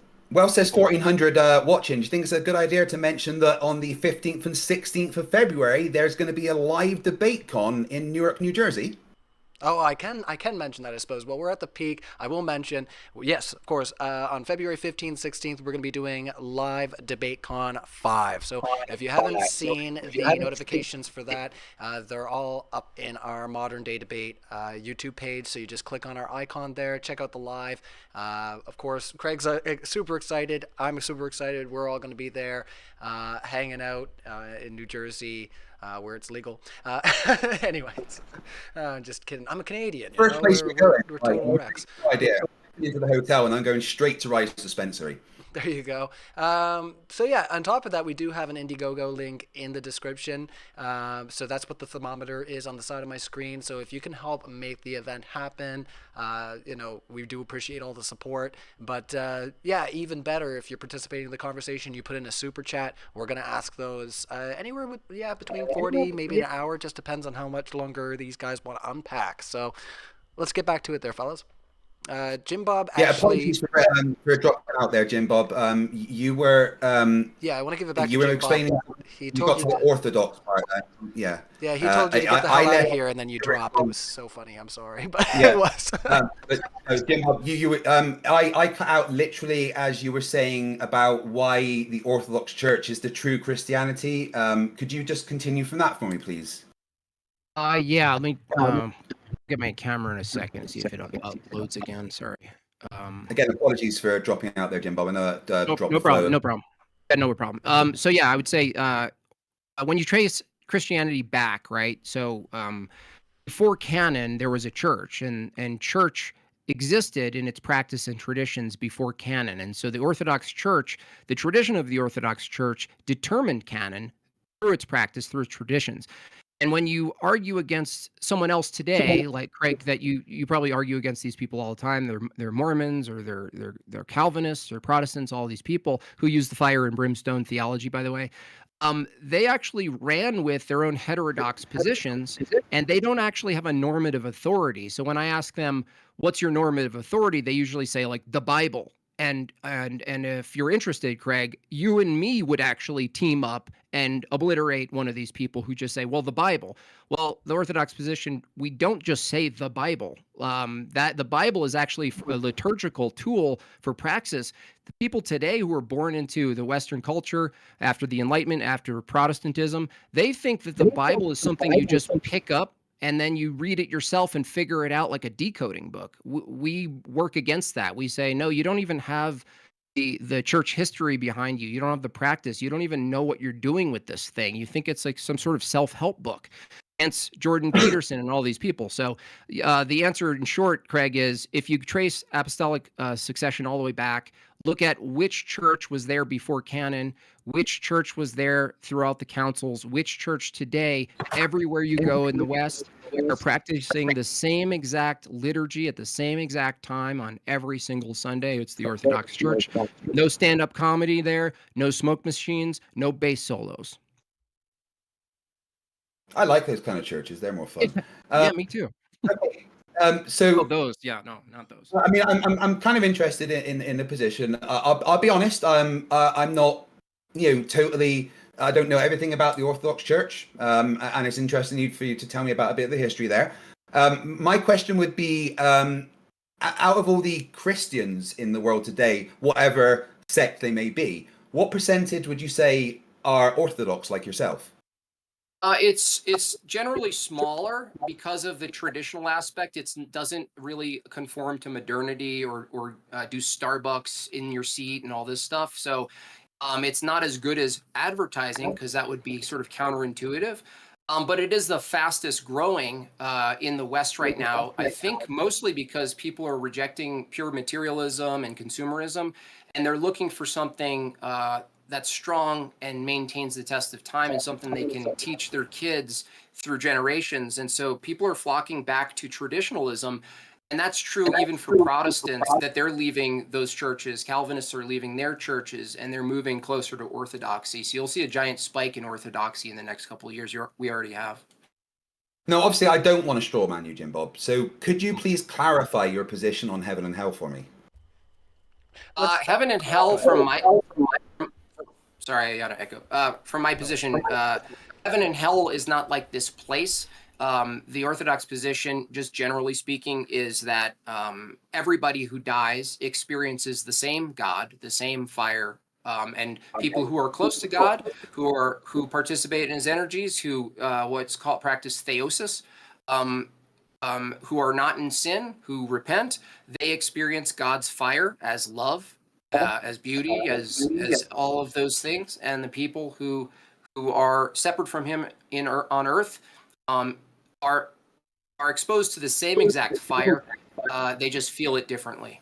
So there's not like a place like the modern view you guys usually argue against is this place. Like there's a location, and then you're in hell over there, and someone else is over here, and it's like this Cartesian eschatology.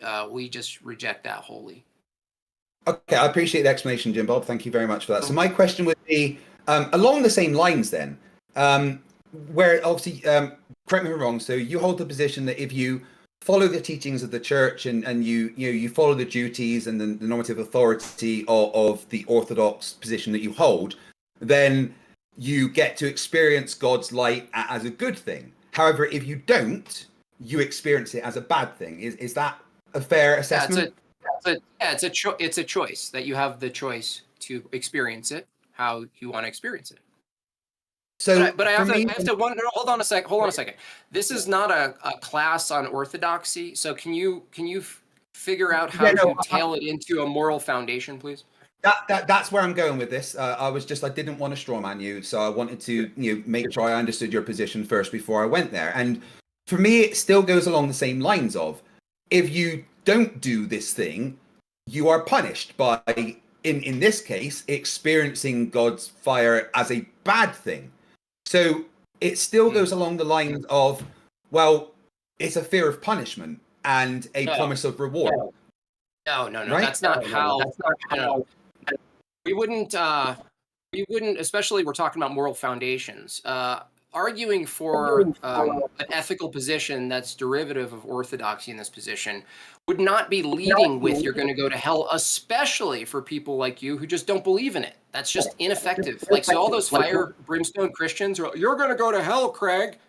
They are, they're doing a disservice to themselves and you. That doesn't get you better to understand anything about the faith, doesn't get you to understand the positive things that you might even from your secular review understand and like about the faith. They're doing everybody a disservice. So you and I just both agree that that's not a lead. We wouldn't lead with that. That's a terrible lead, especially because we don't have access to judgment. These Protestants you guys talk to, they claim access to knowledge of judgment. That's why they're saying, you're going to go to hell. Well, no, we don't say that. We don't say that to people. That's a terrible thing to say to people. That's cool. I came into this debate not understanding your exact position because the title of it is simply Christianity. I suppose it should have been Orthodox Christianity, and I could have maybe prepared against your arguments better. But for me, it still sounds like if you don't do this thing, you are punished. Whether that's a lead or not is kind of irrelevant. The fact is, if I don't follow the rules and the duties and the things set out by your version of Christianity, then I will experience God's light as a bad thing, which is why is still that bad though? Well, because I don't want to experience a bad thing. I don't. But I don't want to go to jail. Yeah, but here's where back to the other part, Craig, is if I don't believe in rights, if I don't follow what the rules are that are completely arbitrarily defined by a secular society, then you have the threat of throwing me in jail if I don't follow your rules. So I don't understand how even in the temporal sense, if we're not talking about soteriology, even in the temporal sense, we've already been through this. You admitted that you'd be willing to put people in jail if they don't follow the rules that are arbitrarily crafted by a secular society. So it's a difference. I didn't. Please don't strawman me. I specifically said that they would use force to defend themselves against harm, not if you didn't follow the rules. Whereas the position that you're holding is simply that you will experience this bad thing if you don't do as you're told, which is still simply like jail.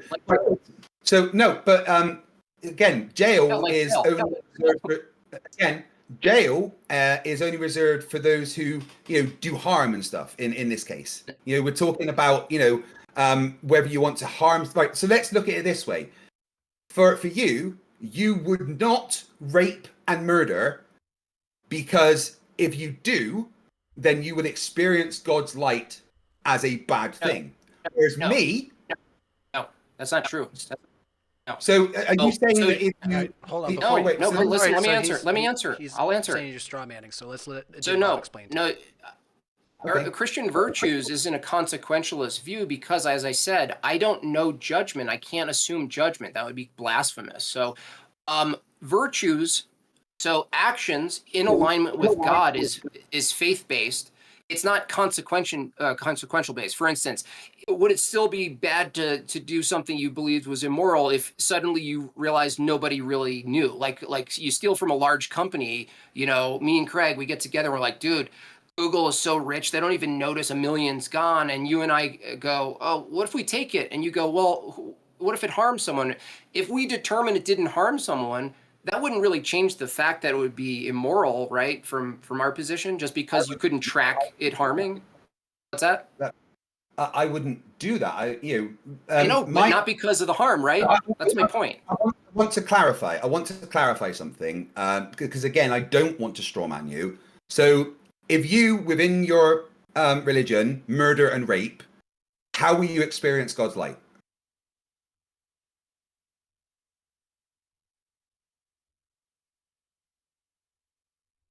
Hello? You guys. Yeah, we can. Hello? Oh, sorry. Exchange, I think. Sorry about that. I'm trying to get my camera to work and it keeps taking over my audio.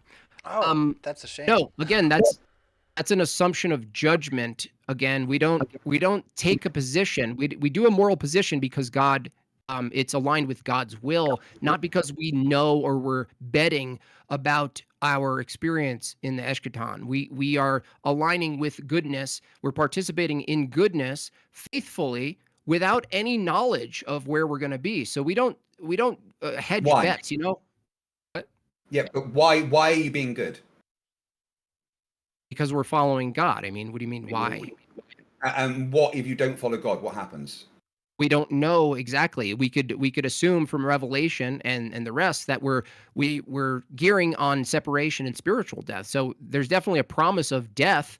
The question is, where are you in relation to God? Like when there's unity, right? So we don't. But again, we don't go around in our daily routines, right? And participate with our Christian duties, thinking about avoiding fire and brimstone. We don't think about the outcome. We do it because it's good. We just do it because it's good.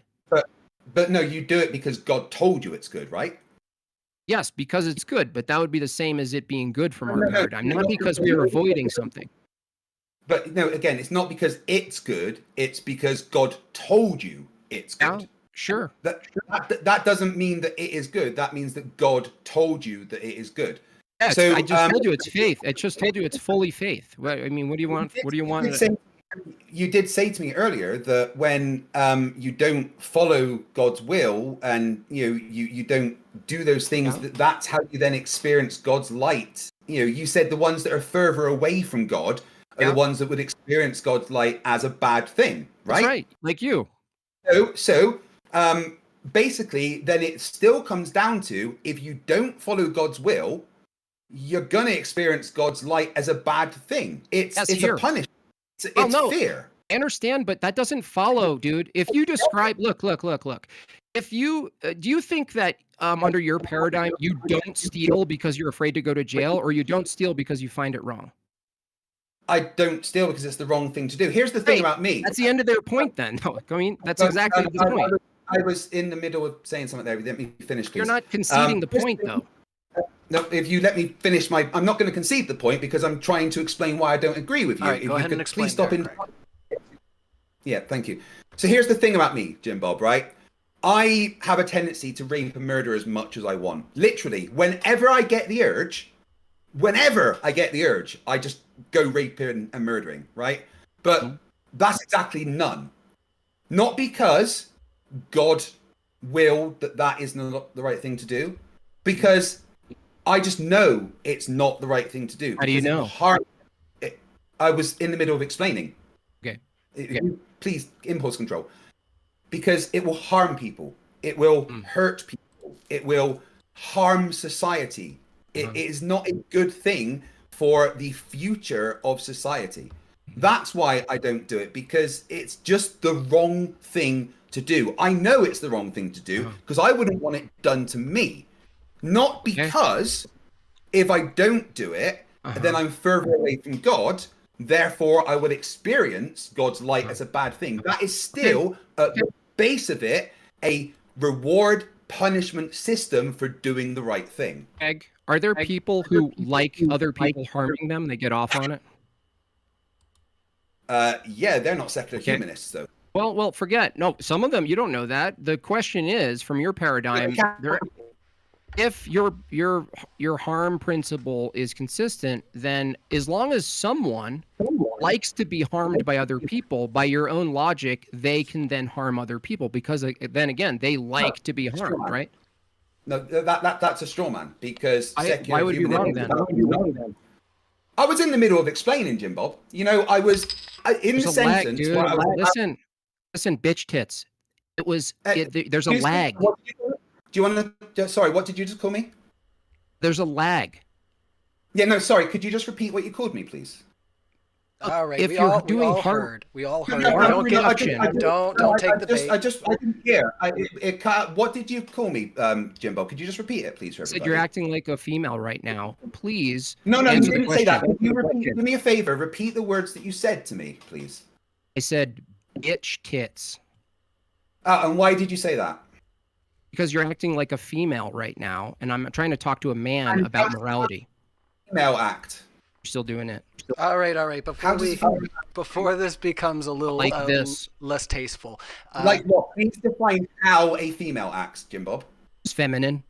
All right, let's carry on. Please define how I'm acting feminine, Jimbob. Just feminine and mouthy. In which way, Jimbob, am I acting feminine and bitch tits, Jimbob? Please just avoiding the topic. I'm not avoiding it. I'm not avoiding the topic at all. You are. Now we're talking about women, right? That's how quickly you go off topic, just like women. You're the one that brought up women. You said that I'm acting like a woman, so you're the one that brought it up. I just like you to define exactly how I'm acting like a woman and how I'm bitch tits. So again, let's get back to the topic. Let's get back to the topic. Yeah, Jimbo, I think 15 watching right now. We can even hold on. We can even continue to talk about if we want to talk about women in the course of like the subject that we're talking about right now, such as let's do it. Women's rights. Let's do it. Let's get into that. But before we do there, guys, women's rights. We've got hold on, just 1 second there, Craig. We have I say almost 1,300 people watching live right now still, and I do want to take a few opportunities to do a few extra pitches, just because I have to let people know that Craig is going to be there. Andrew Wilson's going to be there, and a whole lot of other people, and I'm going to put them up on screen right now. Let's just see here. So I'm going to share my screen. Oh boy, I'm going out on a limb here. All right. Oh look, your stream's still running. We've paused save resources. Oh, you guys can see my screen, but the audience can't. You know what? That's not going to work. You know what? I'm gonna have to just go by the book, guys. So Discord's not gonna allow me to share the screen the way I want to. I'll get to it in the OBS in just 1 second and pop it up here. I do want to show everybody our live events that are coming up, and also we do have of course tickets linked in the description, not just the regular tickets for the one-day event or one day or the other, but you can also get the VIP ticket, which will sign you up for both days. We also have early bird tickets until February, so if you haven't checked out I do know that the VIP tickets for the first day have been sold out though, right? Completely. Oh wow. That's some good traction there. So you heard it just there. There are only VIP tickets there for the Sunday, which includes a VIP lunch with the speakers, a lanyard, a VIP lanyard, signed pictures from and a thing from all of the speakers. But the VIP tickets are only available for the Sunday one. See, I love this. I got some help here, guys, to pitch the event. It's very appreciated, honestly, because there's a lot going on. So I can pop this up right easy here, guys, and then we're going to talk about women's rights under the secular and the Christian worldview. So here you can see on my screen, those are the live events coming up. Now, if you can't be in the Newark area, let me know in the live chat where you are going to be for these epic live events. So if you're following along, if you got a finger, you can pull the main screen that we're on right now down if you're watching on a phone, and go onto our YouTube page and just check all these off. See, I'm going to have to undo them so that my phone's not going off the whole time. We're getting ready to stream these while I'm into work, but as for yourself, go hit the notification bell so you don't miss these live events if you can't make it. But also let us know in the live chat where you're going to be. And yeah, let's get back into the discussion. And those tickets are linked in the description. As you can see, yeah, Andrew Wilson, Leo Filius last time was kind of like our MVP. I think he did 3 debates. Andrew Wilson's going to be doing 2 debates here. And then Alex Stein is also doing 2 debates. So a little bit of a split between those two guys sharing the MVP there. But it's going to be a lot of fun. Let's get back to our main discussion, guys. Wait. I'm doing 2 debates as well. Come on. Oh, well, yeah, of course. I was going to say, you're going to be doing a debate. Yeah, you versus Alex Andrew Stein Wilson. gets 3 then, right? Alex Stein actually has 3 debates then, so I guess he's still MVP. Oh, there you go. Oh, like I said, last time it was Leo Filius, but we're going to get back to our main screen here. There we go. All right, perfect. Keeping an eye on the live chat and upcoming speakers. Love it. Let's talk about women's rights, guys. Let's get to it. Okay. Well, the question is, because I heard in Craig's opening, he's like, Christianity, it's like makes women lower than and does all this stuff, or misogyny and all these things. And I'm just wondering, do you think men and women, as far as their duties, Craig, under a secular humanist foundation, that women and men, their duties are equal in society? Apart from the fact that women have babies and men don't. Are you saying women can't have babies, Craig? Biological females are the only people that can have babies. This is just okay. A fact. So do under the secular view, do women have a duty to have babies or no? No, they don't have to have babies. They can choose to have babies if they like. Okay. And it's about autonomy. And yeah, so but within secular humanist societies where they have the choice, there's no problem with population. It might be slightly lower, but then again, we've got problem. No, the problem is the overpopulation, actually, and the lack of resources for it. Yeah. Oh, I thought last time I checked, almost every developed country is under replacement by a lot. And there's actually a major problem of replacing each other. That's why some of the smaller countries that are secular, by the way, who've basically taken the bait on not having kids, have to import all of these other kids from nations that are primarily Catholic and Christian. And so they're basically borrowing from the Christians who reproduce way better. Now, would you admit that? Before you go into that, we just onto that. Yeah, that's not true. They don't import people. Do Christian people move into those countries and help increase the birth rate? Absolutely. But there's no importing of Christian societies and Christian populations to help boost the population of others. Is it true that secular humanist societies have slightly lower populations? Yes, but do they have population issues? No, not really. There's still birth rates within, or just below the norm of the world. For instance, Scandinavia, which is the happiest country in the world, and the secular humanist has about 11.6 births per thousand, which the global norm is 18 births per thousand. Okay, gotcha. So women don't have any obligation or duty to have kids from the secular human view. Now, when we talk about women's rights, what kind of rights do you think they should have? Is there any that they don't have from your view, or? No, because thanks to secular humanism, women's rights have advanced significantly. So, as far as I'm aware now, women have all the rights that men have. Okay, and so do you think men and women should be treated equally then? Absolutely. Okay. Do you think that women should be drafted then to equalize Yeah. equality? If women are physically capable and the need of the country is that people should be drafted, then there's no reason why women shouldn't be drafted. I'm ex-military, Jim Bob, and several of the fittest people that I've ever known and the most savvy combat technicians that I've ever known have been women. So there's no reason why women couldn't be drafted to war, because you know what? Women get angry, and I wouldn't want to fight a bunch of women. Okay, so the question is though, do you think all women should be drafted if they No, meet not all women, because drafting is not an all thing. Drafting is based on physical ability, age, intelligence. Okay. Not all women and not all men should be drafted. Should women that are capable when the need arises be drafted alongside men? Absolutely. Okay, and then so do you think women can collectively uphold and defend their rights? Don't see why not. Well, you just explained why not. The fact that you would only need the fittest women, the strongest women to be able to be drafted. The rest, mostly, the rest, that would be the minority. For the most part, women themselves who are not fit to be drafted to the military. If you asked, can women collectively defend their own rights with force? It's just an entailment that they couldn't, because collectively they're not strong enough, the same way collectively they're not strong enough to go fight in a war, right?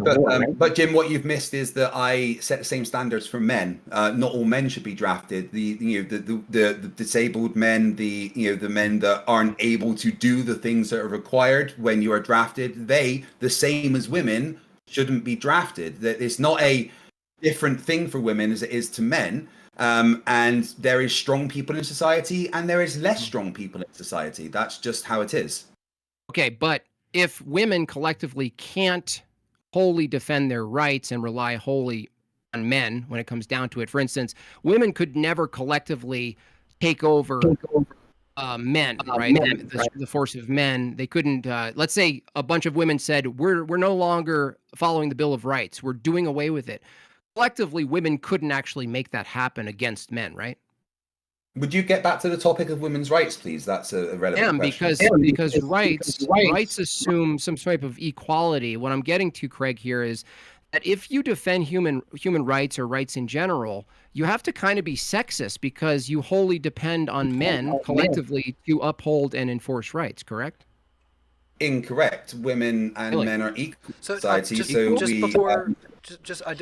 sorry to cut you off. I do want to give Jim Bob just a second here, just so that we can pull this back into the subject. And I just want to ask if you can explain for our audience and for Craig as well, how the Christian worldview solves this problem, so that we can get back into the I would say, gotcha. Yeah. I think the entirety of feminism, which secular humanism swallowed that pink poison pill wholesale, is a lie. It's on the assumption that egalitarianism is possible. No ordered society is possible from an egalitarian position.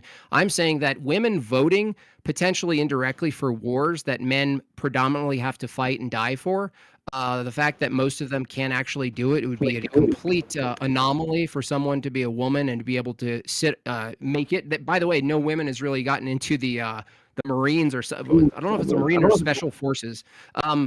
Incapable of passing the test, right? Several women in Special Forces. I might be miscategorizing. There's a section of the military where women can't actually pass the test. So the point is, if could you point out which section that is, please, because I don't believe that's true. I'll look it up. Fair enough. As far as I'm aware, there isn't any military force that has had women apply that they haven't been able to get into it. That maybe was there, not recently. Women are a lot stronger than you can ever imagine. My wife has done several, stronger than you. So, of course she's stronger than me, but my wife also doesn't have these guns, Jim. Nice.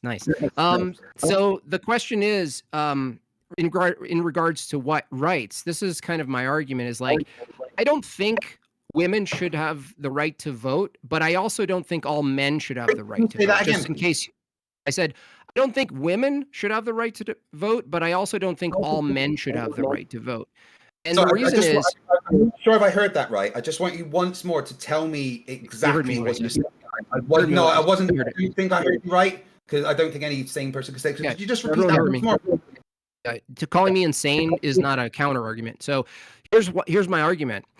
Women, when a man votes collectively with other men, they're agreeing to not take over the government with violence. Basically, they're basically saying, I'm outsourcing my violence that I'm capable of collectively with other men, and instead I'm going to offset and outsource the violence to a standardized monopoly of violence called the government, which is also men. And I'm just wondering if it's true that when a man votes and when a collection of men vote, they actually trade their initial immediate potential for violence for a standardized use of violence that's monopolized. What is it the woman is trading when she votes? Which system are you referring to? What? Which voting system are you referring to? Oh, in America, I know you're not in America, right? Just saying, any voting system that has men and women voting equally on things. Any voting system that has men and women equal voting on it. What was your point? Sorry. My question is, when a man votes, do you agree when a collection of men vote in an organized society, they're agreeing by voting to not use immediate force and to try to overtake the government? It's basically a trade for violence. They're saying, no, the government has a monopoly on the force. We're going to vote on policy, and then men in the government are going to enforce the policy. Instead of us throwing a rebellion, voting is an alternative to a rebellion, right? What? No, not necessarily. So you're saying voting is not an alternative to a rebellion? It's one of the alternatives, right. But it's not just the only. Here's my question, Craig. Let me run my line. Let me run my line, dude. Hold on. Let me run my line. Let's let him wrap his point. And if you can hold your thought just 1 second there, Craig. If it's the case that when men vote, they're basically trading their potential for rebellion, right? What is it women are trading when they vote? Same thing. No, but collectively, women can't rebel against men, so they can't be trading the same thing. Why not? Who says women can't rebel against men? Because women can't collectively take over men. Why not? Show me an instance when it's ever happened, when women collectively took over the government full of men.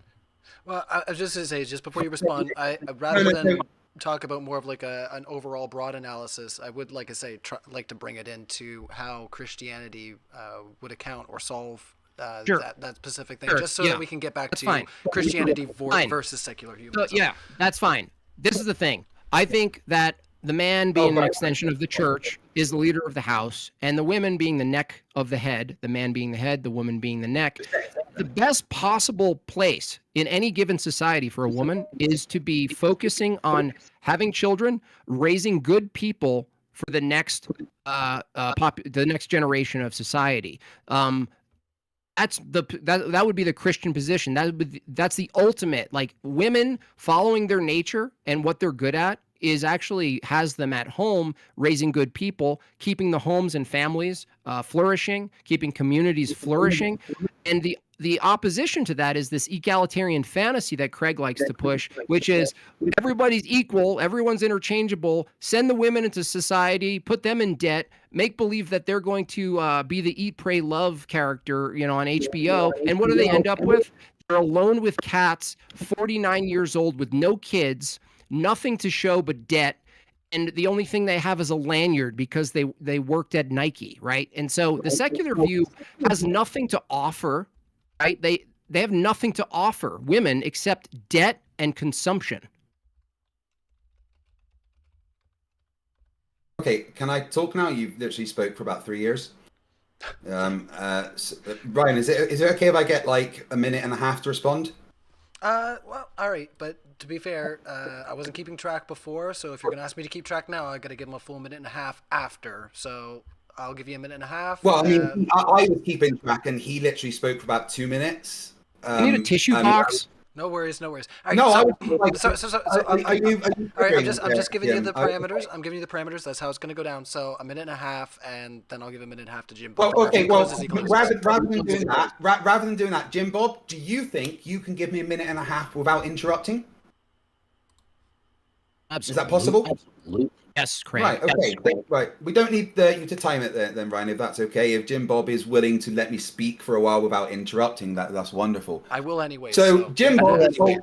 Right now. Okay, right.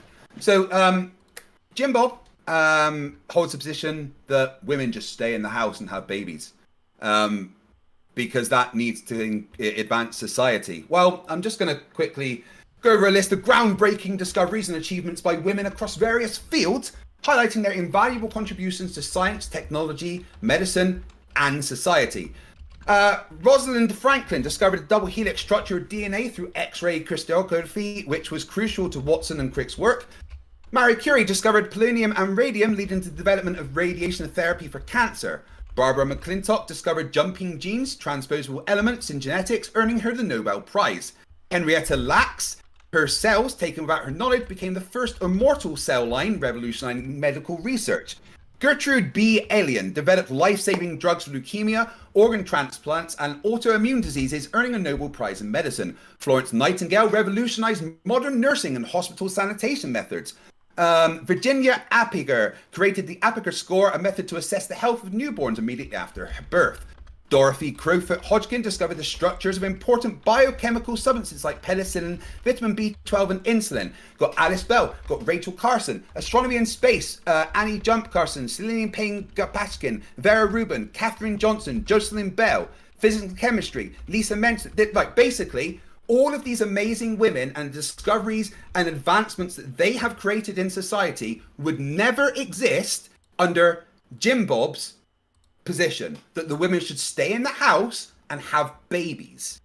Yeah, women can have babies, but they can also not have babies and advance society in the ways that these... I've actually got a list of 34 women. I didn't get to go through all of them.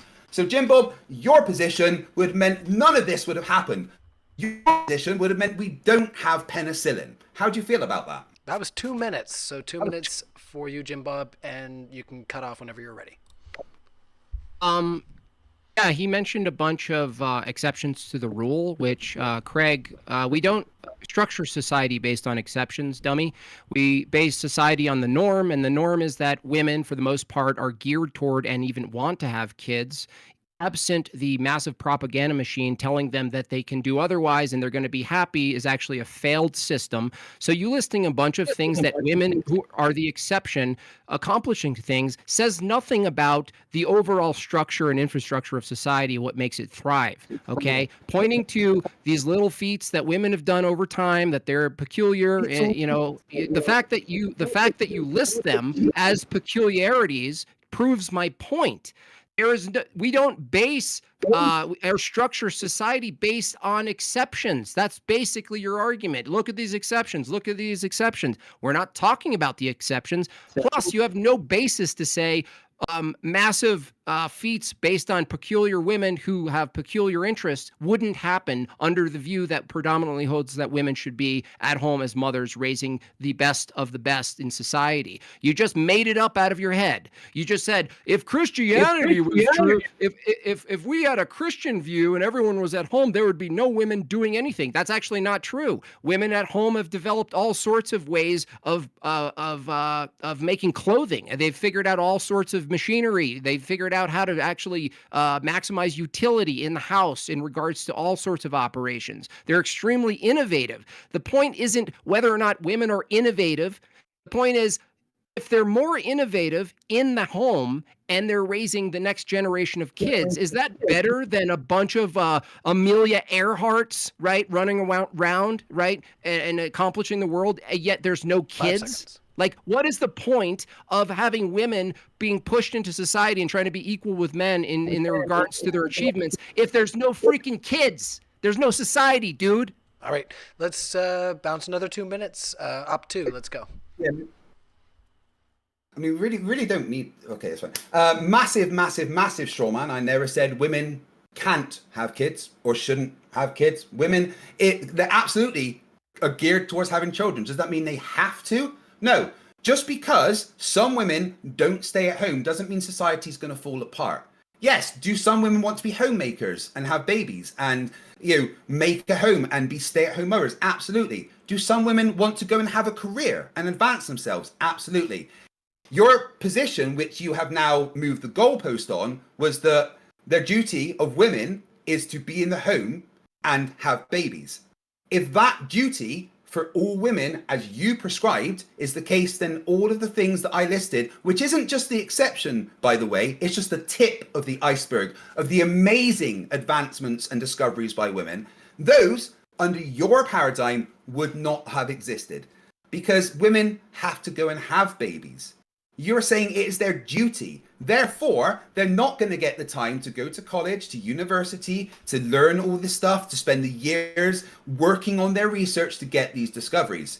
So, no, you literally move the goalpost by saying, well, no, some women can be allowed to do it, but most women have to have babies. Yeah, most women still are having babies, but some don't, and some, even if they have babies, make amazing advancements in science and technology. But some of them, if they had babies and were homemakers, those advancements would never have been made. Jimbob, you can't hold both positions. Either women have to be home and have babies, or they're all allowed to go out. So you need to kind of pick a lane here, dude. That's actually completely wrong. If you look at the statistics, even for the women who you are saying are accomplishing things because they don't have babies, they're actually waiting and they accomplish things later in life because they put having babies off. It's actually not the case that if women had babies, fulfilled their duties as mothers from 20 years old, where it's optimal to have kids, right? They punch out a bunch of babies, they raise them. Guess what, Craig? They're 30 or 40.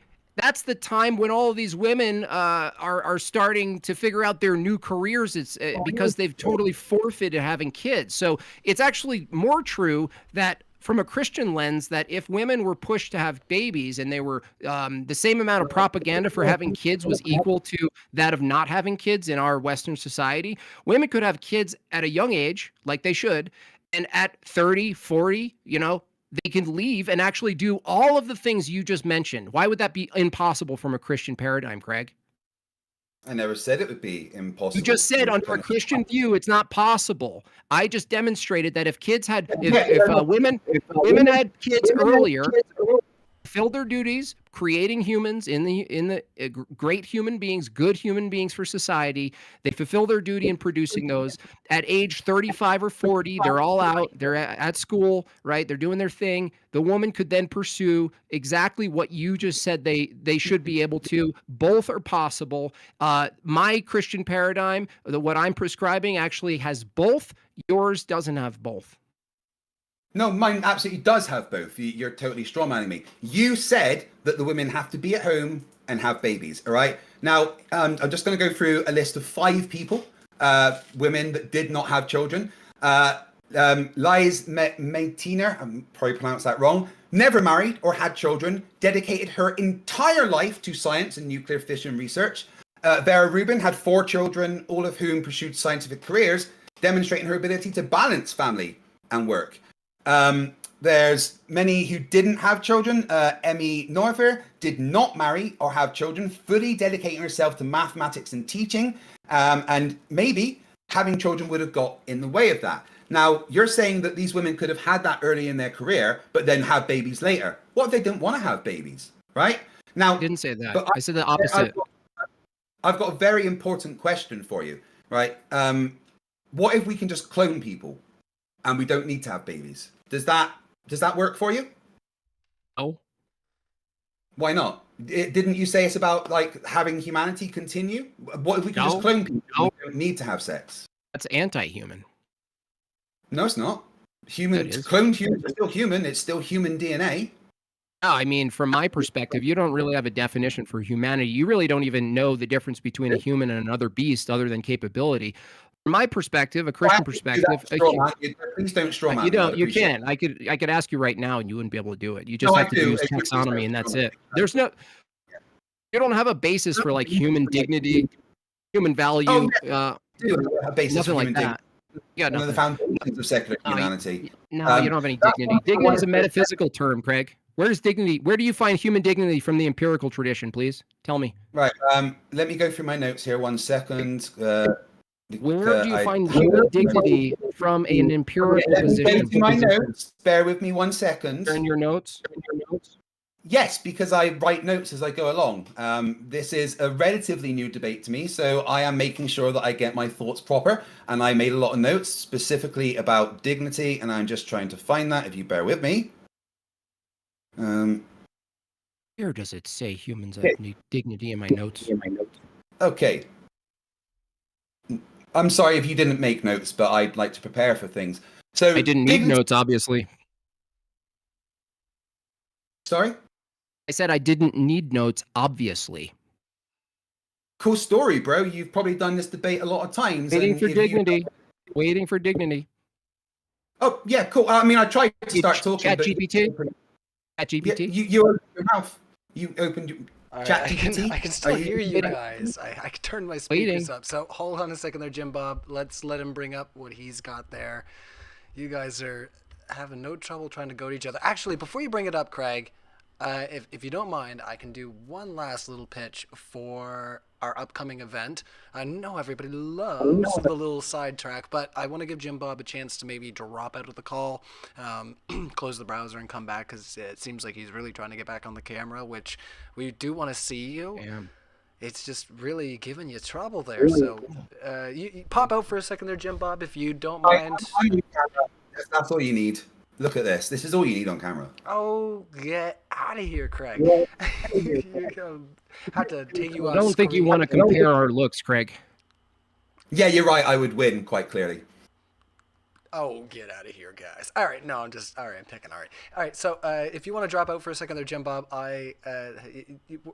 you guys you're both fantastic looking gents. Don't get into that now. Let's. Did you want to drop out there, Jimbob, or you want to just carry on? I don't want. Hey, let me try. All right. I didn't want to be like, hey, you've got to leave. I just want to give the opportunity to maybe fix this, since it does seem like Jimbob really is trying to get that fixed up, and that is. Yeah, that is good. So, yeah, we still have, about 1,200 people watching. Definitely participate in hitting the like button. It really helps boost us up in the algorithm. We're going to throw up another poll in a second here. It was closed earlier. James closed it on me. He was picking on me in the live chat and saying he was going to make it hard for me to remember what the numbers were. I meant to copy and paste them. I think it was 68% odd for Christianity as the win. Now here comes Jimbob, and hopefully we can get Jimbob back on camera, and that would be nice, so that we can kind of get a feel for how Jimbob. I found it interesting here comparing looks.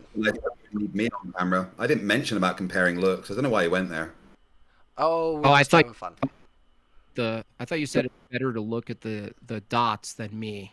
I thought you said that. Oh no, he was saying. I didn't say that. He said that he was all the what would you say, all the man that they need to look at on screen or something. Yeah, I just said I'm all they need on. I'm sorry, I misinterpreted that, Craig. I apologize. Oh yes, yeah, no, you've done that quite a few times today, Jimbob. So that's cool. No worries. It's kind of goes with the way that you act in general, really, I guess. So is it okay to have diddle a cadaver? I still didn't get that answer from you. Yeah, we've covered that. If you have a fascination in cadavers, you can keep that to yourself. Yeah. Whatever is in your wank bank, Jim, is totally consistent with secularism, by the way.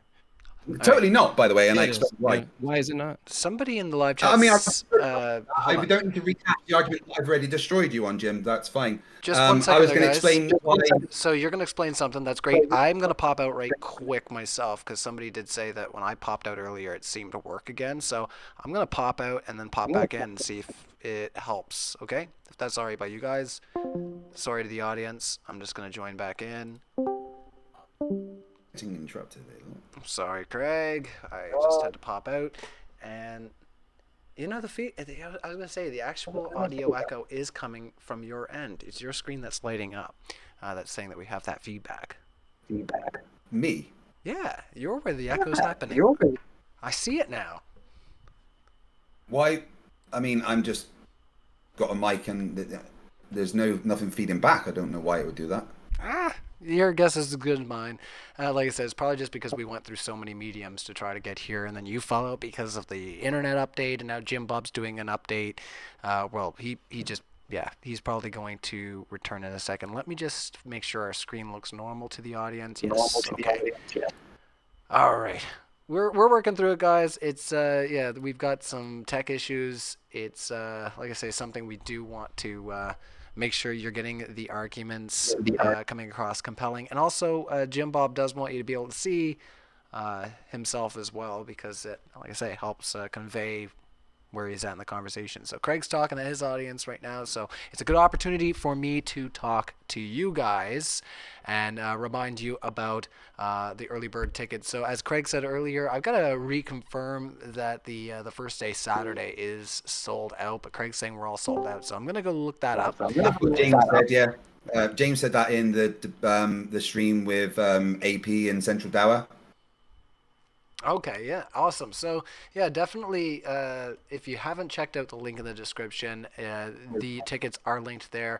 I think James also pinned a message there with the tickets. Still no luck with the camera there, eh, Jim Bob? Just there. Nope, that's not it. Oh, no worries. Hopefully we can get that sorted. It's just, it's been real fun. Get the some of the tech issues sorted, but there's no problem. So yeah, if you haven't checked the live event, that you know, we're gonna get there eventually. But in the side here, you see the little thermometer. That is actually for our Indiegogo fundraising. So I can put that up here in a second. But yeah, if you guys Indiegogo is important, guys. It really is important because James puts out a lot of money for this. He pays for everyone to come and fly it in. He pays for the hotels. There's VIP dinners with the speakers, which he has to pay for all the speakers and the people that bought the VIP tickets. He's paying for security. That James, he doesn't want to make money on this, but he kind of at least be nice to be broke even. And he has put a lot of effort into organizing this and spent a lot of money and time. And to help the channel and to help further DebateCons, reaching that target is a really good thing. Yeah, and man, like I say, I appreciate you. You are just you are ready to let the audience know, not just our audience, but your audience as well. I know that you're streaming as well on your end, and you're super excited. I'm super excited. We've got lots of great speakers that are coming out. So yeah, definitely, if you do have the means to help out with the Indiegogo, check out the link in the description. But more importantly, if you can be in Newark and purchase tickets for the event, we are still selling tickets. So yeah, on our first day is going to be Saturday, February 15th. We have yours truly here, Craig, versus Andrew on pretty much the same topic. We're going to be debating secular humanism versus Christianity, foundation for ethics. That's going to be great. Is Muhammad a true my has been changed slightly. My debate with Andrew Wilson is not on ethics, it's on what is better for society rather than what is a better ethical foundation. I believe Lawrence Krauss and Inspiring Philosophy are debating the ethical side of it. So if we do click on the event right now, it does say Christian or secular humanism, which has the best ethical foundation. Yeah. That is yours. It doesn't say the ethical foundation. I thought it did say. I thought it did say what what Craig said it said. No. James contacted me and said that he'd mixed up the subjects, and mine is society, and Lawrence Krauss's is ethics. Okay, no worries. Yeah, so I don't mind because I feel like there is overlaps. Although honestly, I feel like the society one would be slightly easier than the ethical one for me. But yeah, I'm debating what is better for society. Lawrence Krauss is debating what is better for ethics. Yeah, so Lawrence Krauss is going to be going up against Mike Jones, and it's going to be, Christianity or secular ethics, which is better for society. That's going to be great. Then, is Muhammad a true prophet? So that's another thing. We put out an announcement the other day. There was a cancellation for a speaker against AP. Go check out the debate that was happening there. Craig, behave yourself. Yeah, there was some stuff that was said, some things that were on camera. So unfortunately, we had to make a change to our schedule. So if you are somebody who's watching right now and you want to defend, is Muhammad a true prophet, definitely send James an email at moderndaydebate@gmail.com. We'd love to hear from you, and Yeah. Also, did Jesus claim to be God? That's also going to be happening on that day, and that's going to be cosmic skeptic Alex O'Connor versus David Wood, and that's also going to be a really juicy one. That's just day one.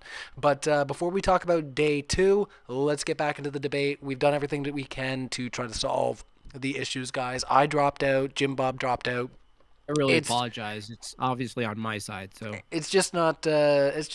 Everything's just not falling into place, I should say. So don't worry about it. We're not going to think about it too much. Let's just focus on the arguments. So let's see if we can get guys, back in. you just keep the camera off. Yeah, just make sure you don't let Bob turn his camera on. We should be good. Yeah, cool. Yeah, you're doing well.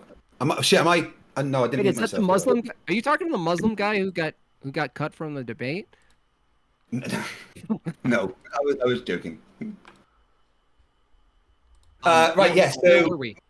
Yeah, where were we? I wanted to go back to what you said about ethics in regard to secular humanism, because dignity, because you said that there's no such thing as dignity in secular humanism. Could you please clarify your point on that, if that's Sure, okay? yeah.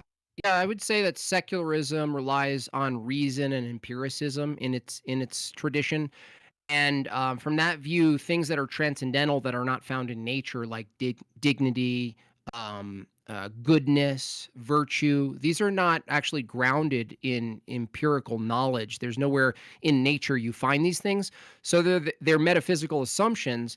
And from my point of view, they ought to be grounded when comparing two ethical positions, two moral foundations. You want to ask, okay, well, if we both agree dignity exists, we can compare our accounts from each of our worldview, what dignity is. I just don't know where else you're going to go from an empirical tradition to produce a foundation or an account for dignity. It seems like it's almost like I feel like dignity would be as illusory or fictional as like angels or something else you would reject from another view.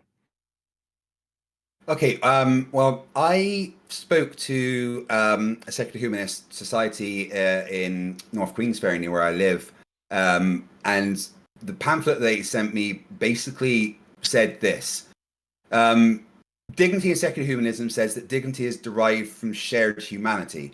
Secular humanism sees every person as inherently valuable because they are human, not because of their relationship to a deity or adherence to a specific religion.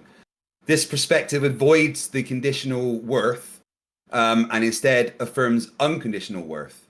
You are valuable because you are a human being with the capacity to think, feel, and contribute to society, rather than, the alternative, which is you are valuable because, God loves you and tells you you are. Does that make sense?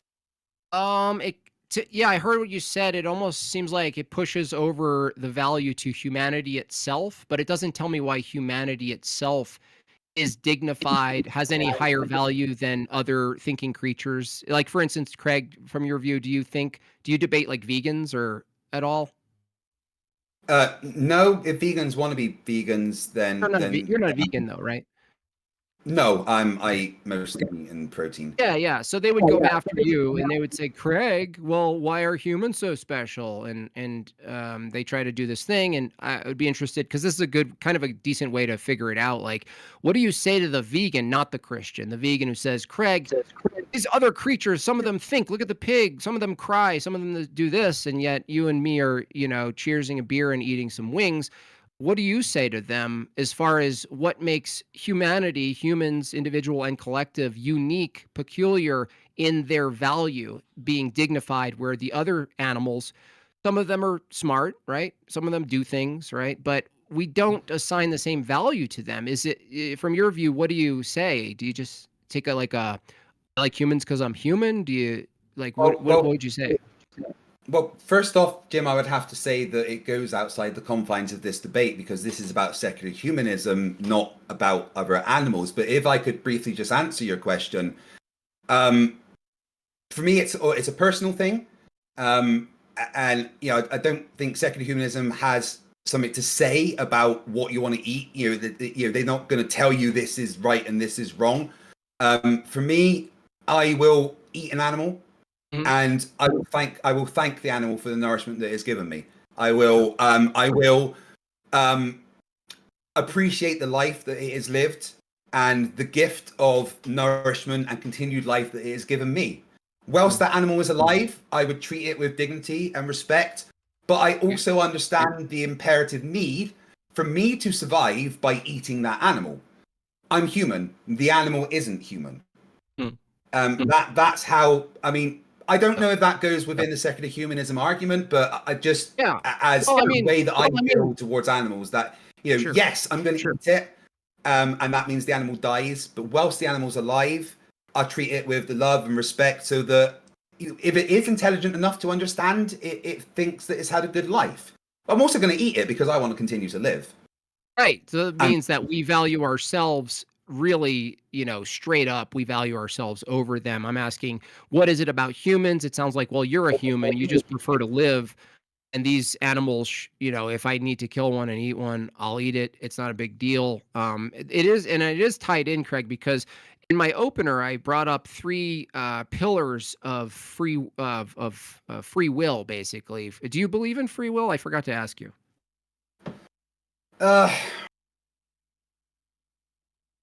It's a hard question. It really is a difficult question because I think free will can be an illusion within the society that we're in because we have certain biological imperatives, right? We have to drink, we have to breathe, we have to have nourishment. There's no free will for that, you know? There's certain things that we have choices for that, you know, define who we are and our ability to progress in society. And yeah, that is free will, but I don't think there's an absolute free will because as biological beings, we have imperatives that are outside of free will. Gotcha. Yeah, the reason I ask is because if you denied free will, it would be hard to argue for like culpability for actions.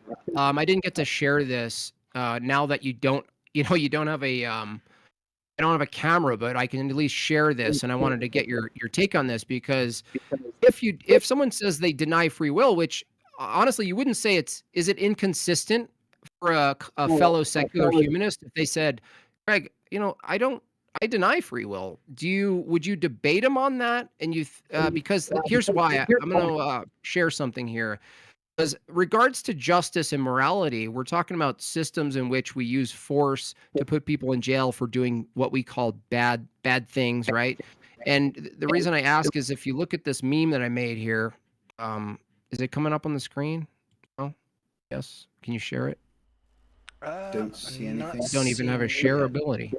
You should That's in the annoying. middle of the screen if you hover over our chat. Share. Yeah, I tried to share it. It's not even sharing.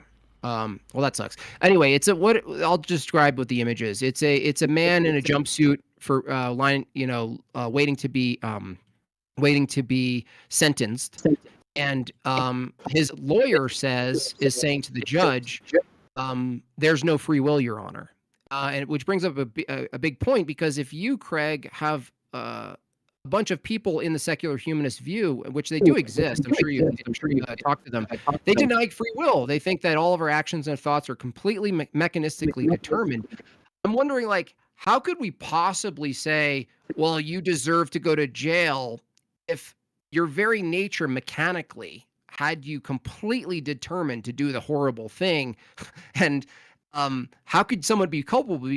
Because like we make allowances for people who are like, you know, mentally unstable in the justice system for that very reason. We say, well, they're not entirely there. They're not really in control of their position. But if free will doesn't exist, you can't say someone's fully in control of their positions either. So it's almost like if a free will denier really took the logical end of their position consistently, they would probably say a justice system is incompatible with the view because it assumes that there's culpability, which there can't be under no free will. I don't think that secular humanists deny that free will exists in certain conditions. Like I said, you know, we're biological beings. We have imperatives that need to be met. There's no free will about that. If we want to live, we have to breathe, right? There's no free will involved in that. We can't just decide to not breathe and still live. It's something we have to do. But yeah, but we don't though, because we can just die. You could just die. Like, Right. I actually talked to a vegan, real quick. I promise I'll let you finish. But I talked to a vegan once, and I was like, "Would you eat a porcupine if you needed to live?" And they said yes. And I was like, "Okay, but aren't you just saying you need to live? Like, why do you need to live?" So, um, couldn't someone just If you want starve to to, death? yeah. Well, if they want to, but if they want to continue living, then there's no choice as what they have to do, right? You can't just stop yourself breathing because you want, unless you stick a cloth down your mouth or something, I guess. But if you want to continue living as a being, if your being wants to be, then there's certain things that you have to do. I guess on reflection of what you just said, you're right. People can obviously unalive themselves whenever they want, and I suppose that is a reflection of free will in relation to the biological imperative. You don't want to continue that biological imperative, right? But free will in secular humanism is about autonomy, the ability to make decisions and then take actions based on like personal values and empathy, rather than like external forces, divine commandments, rigid doctrines, right?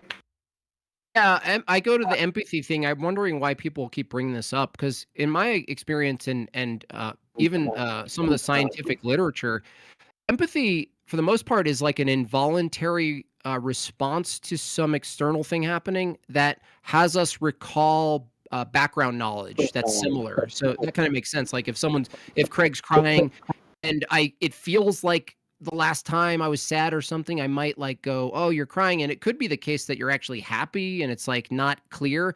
And it showed that like a lot of times empathy is a projection of our own bias and background knowledge of our own experience. I'm not saying it can't be correct. I'm saying a lot of times it's wrong. Jim, I'm going to agree with that. I do think that your empathetic response is built by your experiences, right? So say that you are used to being beaten up or whatever, you see someone else getting that treatment, it's not going to affect you in the same way, right? So, I mean, you are right that empathy is kind of a thing that is based on experiences that you've had, but that's where secular humanism comes in, because secular humanism wants everyone to be safe and happy and, not have harm come to them. So the consequence of that is that if we follow on from the same logic, the empathetic response would be, oh, well, we don't want that person to have harm and stuff. And, the hope is that secular societies are not places where violence and things like that are commonplace.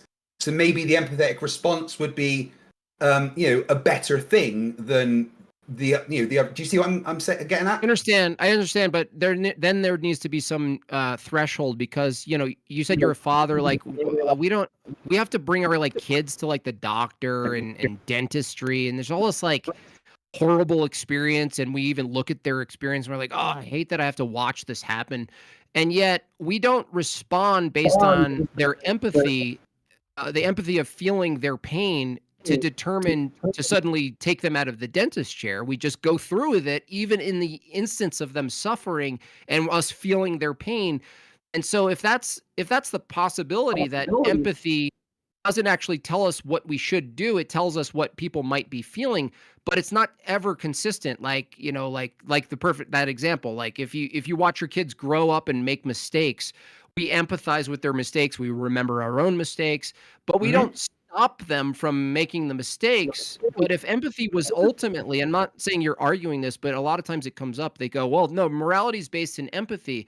And I look at those examples and I go, well, it can't be, because us as parents don't literally shield our kids from suffering, because we know they actually have to grow and go through suffering. So we don't actually minimize suffering. We allow it, and we have to use some sort of navigation system. So it can't be empathy ultimately. But in the long run, isn't that then for the better? Letting your kids like have a little bit of I don't want to use the word harm. You know what I'm getting at. Is in the long run going to make them so that they don't have harm in the future. School of hard knocks and all that. You teach your kid to get back up once they've fallen down. Yeah, you're going to let them make that mistake. You're going to let them fall off their bike and get hurt. But then in the future, that means that they're less likely to come to what could be even greater harm. Now, I don't necessarily think that falls within the purviews of secular humanism or Christianity. That's more just, being human, right? And wanting another person to not be hurt. And I think as a father, are you a father, Jim? Yes. Yep. I'm a father. Yeah, I think as a father, you never want to see your kids get hurt, but at the same time, you realize that they have to kind of go through hardships to make them a better person to stop further hardships down the line, right? Yeah, that's fair to say. It's just that, like, if harm reduction ends up being the standard, we have this from the secular view has this like very like blurred area. Whereas a Christian view, we don't take a harm reduction approach to things because we believe that you can actually do immoral acts to yourself and others, even if it doesn't cause harm, which brings up a good point. Like, do you think from the secular approach that harm itself or suffering is still kind of ambiguous in really nailing down when it's occurring and when it's not occurring? I don't think so. I think harm can be clearly defined as to, linked to suffering and, the negative impact of the things that are happening. Unless you're like a sadist or something that enjoys pain, do you still see that as harm? But I think in general, harm can be defined as harm by both of us in basically the same way, don't you? Yeah, I would say harm, what you call harm, I would probably equate with pain, which would just be a sense data experience. But I would separate it from suffering. The only reason I say this is because if you have two people who are like undergoing the same amount of inflicted pain, we know that one of those people logically has the capacity to overcome the pain and not experience suffering. And yet the other person is experiencing the exact thing, but doesn't overcome it. So there's this will aspect to overcoming suffering. That's why a Christian paradigm actually presents a paradigm to interact with this. It's like embedded in Christianity that suffering, it's not to say causing suffering is a virtue. It's that when you experience suffering, you have an opportunity to transcend above it. And if two people experience the same exact sort of like torturous experience, it's amazing to me that one person can have a paradigm that transcends the suffering and the other person is stuck on reevaluating the pain and reliving the only sense data. So that's why I get into like there's a metaphysical aspect to suffering isn't actually identical to the pain. No, I think suffering can be an individual thing, right? I'm going to use myself as an example here. I'm a disabled military veteran. I've got a pretty bad shoulder injury and a really, really bad leg injury, right? I spend all of my time in pain constantly, but it's got to be a norm for me rather than, a suffering. If there's extra pain, then I kind of feel like I'm suffering, So for me, the definition of what I would, because my life is full of pain and that's just how I am. Yeah. The definition of what I would then consider suffering has slightly shifted, if you know what I mean. I understand, but there's people just like you. Let's just grant you like a bunch of pain. I don't know. It's like it becomes subjective, like how people process pain. But there are plenty of people who I don't know if I can say they just end it, right? They end it because of the pain. And if there was someone like you, Craig, that had the same amount of pain as you and almost had the exact sort of like ailments from your experience, what do you think the distinction is between you being able to overcome that pain and another person just literally just succumbing to it and just kind of ending it?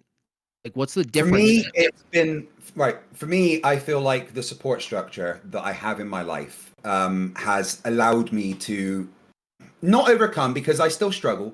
I'm still in pain. I still get angry. I'm still struggling with it. But the support structure I have in my life has allowed me to, lead at least a semi-normal life. There's a lot of willpower involved. I have to will myself to just deal with the pain, right?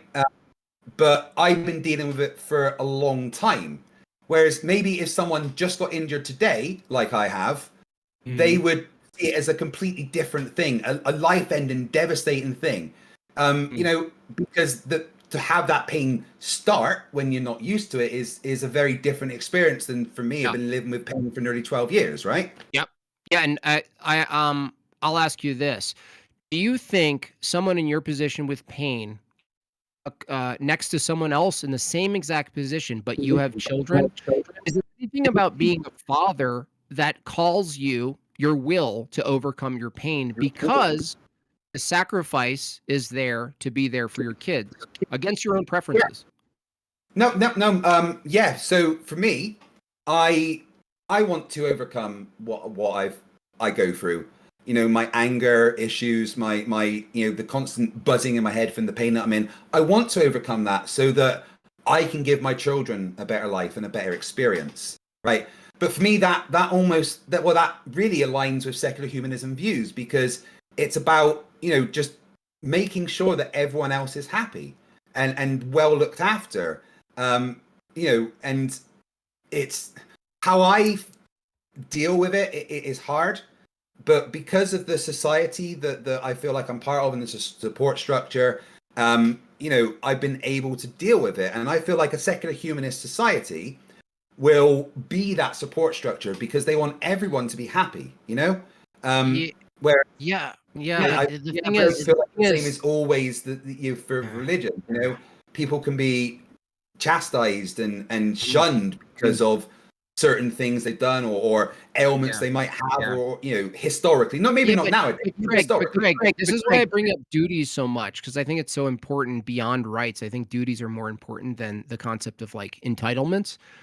Because isn't it more important as a father to fulfill your duty to provide for your father, for your kids, more than pursuing your own preferences and feeling good? So like, if it's the case that a father has to live a life of kind of in and out of sort of like just not agony. I'm not saying like pure agony. I'm saying like that even if they lived a life where they mostly don't prefer it and they're not happy, isn't it still more important for their kids to be provided for? I think secular humanism, I think Christianity accounts for that as a duty. It actually is a prescriptive, whereas I don't think secularism, because it's the pursuit of everyone being happy. If someone's not happy providing for their family, what do you say to that man, Greg? You take that person to therapy. You find out the issues. You work with them. You try to resolve the issue and make it better. Hey, maybe that man doesn't want to be in that family, all right? So in that situation, you then find another way to support that family that will keep them happy. You know, relationships are going to break up. It happens. You know, families break up, whether it's religious or secular humanist, but it doesn't mean that then you can't support those people. Yeah, there's going to be heartbreak. Yeah, they're going to be upset. Maybe the kids have lost their dad, right? But secular humanism can then provide that support structure to make people, you know, still have a productive life and have a support structure and be happy and look after them, because that's what you would want for yourself. And that's kind of what secular humanism is, right? It's how you would want to be treated yourself. You want to be happy, you want to be loved. And, you know, well, for me personally, that's why I treat, you know, my loved ones the way that I do, because that's how I would like to have it. And I know that it makes me feel happy and I want them to be happy. Yeah, but I guess what you're saying is that if a man looks at his family and he goes, I'm not happy, I'm leaving, from your secular view, he should pursue first and foremost his own happiness, right? Because that's the standard, is every human pursues their own happiness preferences above all, everyone all together. But No. the thing is, secularism doesn't, there's no duty under secularism that says, no, even in the face of you not being happy, sir, you have a duty under secular humanism to put your unhappiness on a shelf, carry the cross, and fulfill your duties as a father. It sounds like you're saying, it just happens. There's no actually pull to make it correct in that sense. You just go, I disagree. Like I said to you, my first point of call would be to, you know, try and find out where the problem is. So let's say there's a problem between the wife and the husband. Marriage counseling is a thing. Therapy is a thing. You can try and resolve the problem, right? But do you want a family with an unhappy husband and father that doesn't want to be there, that resents it, that, you know, those emotions are going to be there? You are human. We can't stop those emotions being there, regardless of if it's our duty or not.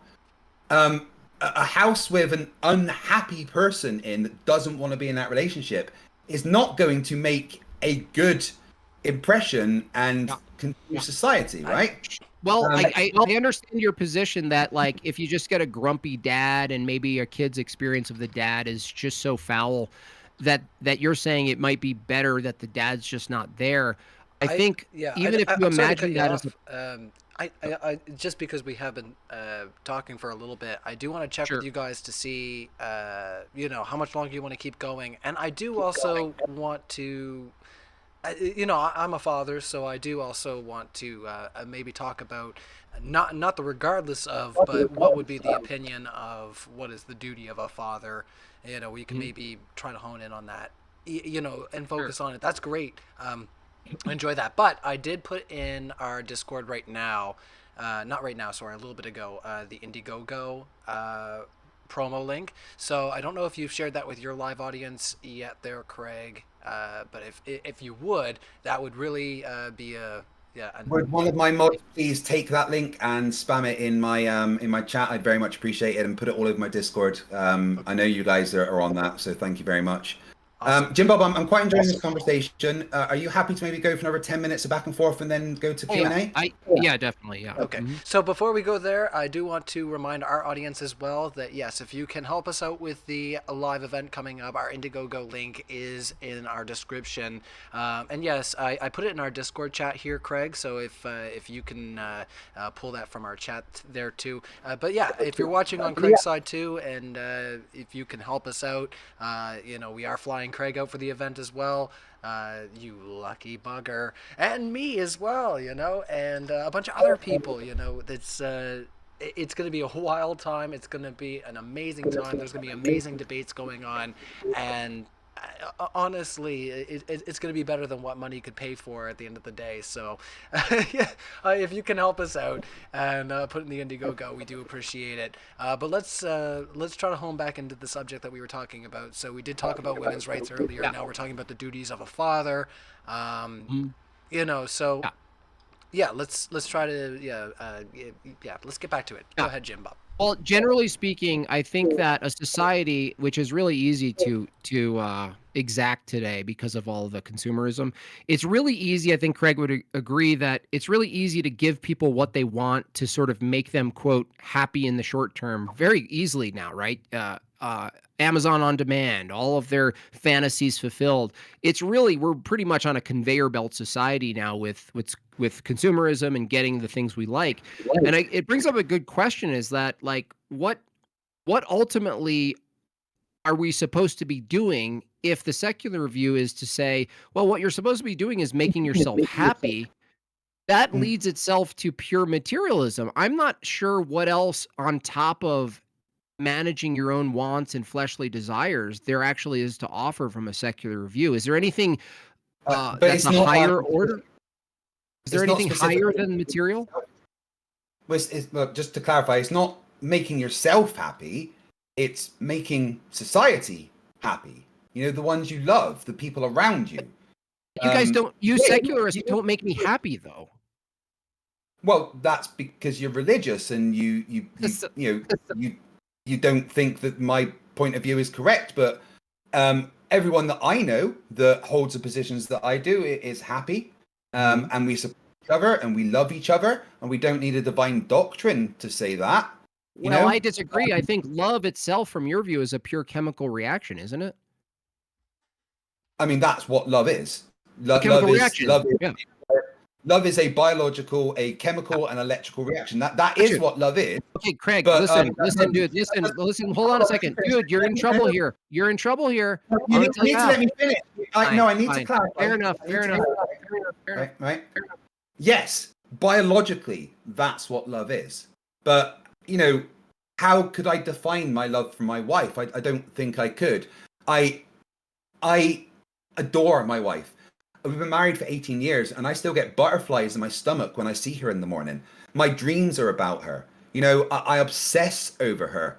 Simp. And that, yeah, I'm a simp for my You're a wife, simp. 100%. She is my world. I want nothing more in this life than my wife and my kids to be happy. That is all I want. I worship the ground my wife walks on because I've fallen in love with her that much. Does that come from a biological and electrical reaction in my brain? Yeah, but that love itself was a collection, an evolution over time. Okay. That chemical and electrical reaction couldn't have existed without the experiences that created those. Greg, if you just said love is a chemical reaction, if the same chemical reaction was produced in a human who did something horrific to, like, I don't know, someone else, whatever, the worst thing you can think of. If it's the case that the same exact chemical reaction and experience could be produced by doing one action that's horrific, you would actually have to bite the bullet and say that was love, wouldn't you?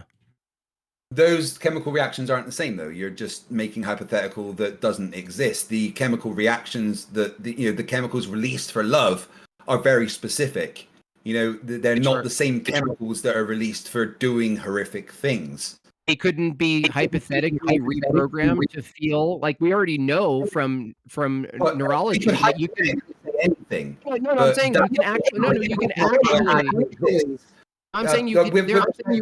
You're just trying to come up with an scenario that doesn't exist to talk about love in a certain. Now, how would you know that someone like Jeffrey Dahmer didn't experience something chemically parallel to what you experience with your wife by doing the things he did? How would you possibly know that? Because the chemicals released for love are very specific. There's love chemicals? Yeah, that's what love is. That's what makes you feel love is your brain. Tell your wife you chemical her?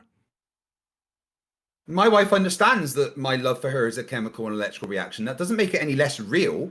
That doesn't make it material. No, it doesn't. It doesn't material. Because when I look into my wife's eyes, I get lost. When I see my wife in the morning and she gives me a hug, I feel better than I. Okay. Oh man, he feels so good. He froze. Oh my goodness. He froze. He felt so good. He froze. literally, when you said you get lost in your wife's eyes, you got lost in the internet. You have an experience, Craig. You have an experience that's chemically driven. I'm just saying, isn't it possible, Craig? Hold on, Craig's back. Let's let him wrap up his point. Sorry, Jimbo. Okay. Yeah. Am I here? I didn't drop out on my end. That was weird. Okay, you did drop out for a second on our chat, so let's let you wrap your thought there. So you were saying about when you look at your wife and whatnot. Nobody can deny that there is a chemical and electrical reaction in your brain that makes you have those feelings. It sends it to your body, right? But it doesn't make it any less real. It's not materialist. It is materialist. It's actually literally materialist. Literally. No, it doesn't make it any less real just because it's caused by that. I only have those feelings for my wife. No one else makes me feel that way. That's a real thing that I experience every time I see. Seriously, you don't understand.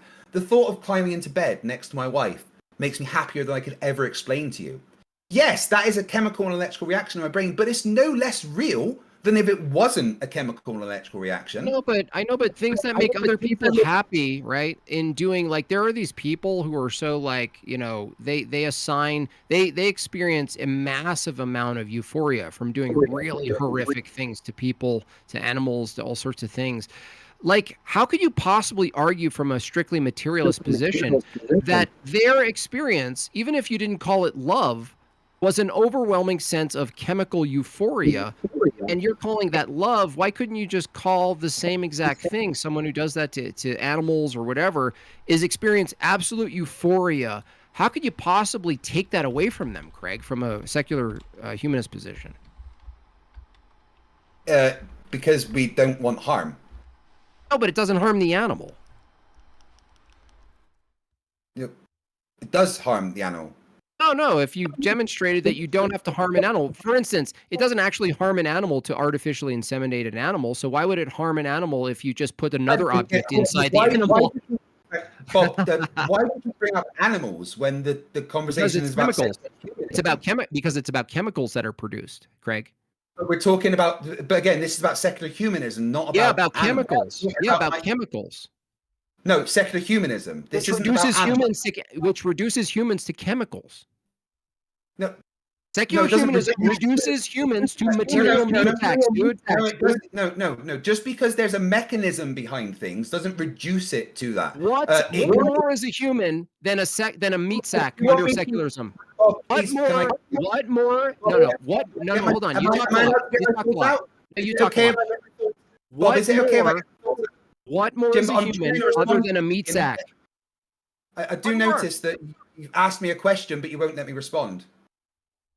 You just keep saying, what more? What more is a human under secularism than a meat sack? Right, chemical meat sack. Please tell me. Let's let Craig answer that. I've been trying to, actually, Jimbo, I have been trying to answer that question. Hold on. I'm going to let you answer too. So I've been hanging out with the live chat. You guys have been really just riffing really well, but I see that we're getting to a point where we're having trouble. But I'm just letting you know, Craig.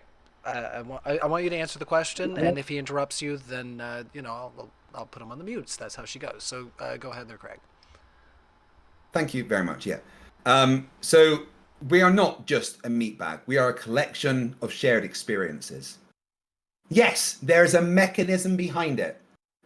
Our bodies work by biological and chemical reactions. That's what causes everything in our body. But those are set off because of a collection of experiences that we have had. And as society, we are a collection of shared experiences. It doesn't change the fact that there is a physical mechanism behind emotions and feelings. I don't think even a Christian can disagree that when you're in love, you release chemicals. That is what makes you feel love, right? Yes, but you can offer love in under Christian view that hurts, that doesn't produce good chemicals. So the problem is when I ask you what more is a human being under your secular view than a meat sack, you said I'm a meat sack with chemical reactions, as if you've skipped a category. It sounds like you're. I'm talking. I didn't say that, though. I let you talk. Hold on. Let me talk. Hold on. But if you didn't say that, let's let him explain what he's saying, and then you can clarify. So finish up the Jimbo. Dude, what you said is we're not just a meat sack. I didn't say that. Okay, hold on. If you didn't, we'll let you clarify. I just want to put you on mute as well. We're trying to be fair, so let's let Jimbob explain. And if he truly is not answering the question, then you have all the chance to clarify. You know how it goes. Go ahead, Jimbo. So when I asked, is he a meat sack? He said, no, I'm not just a meat sack. I'm a collection of experiences. But under his worldview, a collection of experiences are chemical reactions that are happening under a meat sack. So he didn't really get out of the meat sack problem because meat sack with chemical reactions, right? Well, sometimes, no, you literally said that. You said, I'm a collection of experiences. All right, he's on a temporary Is an experience, Craig, isn't it? Craig, let me ask you a question. All right, he's on a temporary mute, so go ahead and ask your question. I'll take him off. Let me ask you a question, Craig. Under your materialistic worldview, is an experience a collection of chemical reactions? You're off mute. No, it's not. That's where you strawmanned me, Jim. Oh, maybe you done doing it. Yeah, can you hear me? We can hear you. So did you want to explain how he has strawmanned you? Yeah. And like I say, likewise, I don't want to put you on mute, Jimbob, so we're going to give him some space. So go ahead, Craig. Yeah, so, Still muted, Craig. All right. I'll have to place you on mute as well. I'll have to place you on mute as well. If that's all he's doing, then, like I say, we'll have to let him either draw his sword or fall on his sword. It's the way we go. So go ahead, Craig. Yeah, I'm sorry. I'm not muted, right? You are not. Right, okay. Experiences are not chemical reactions. I just experienced that go into the ground, accelerating towards my hand thanks to gravity. That's not a chemical reaction. That experience isn't a chemical reaction. The way I observed that experience is via light hitting my eyes and creating an electrical reaction, which then created neural paths in my brain.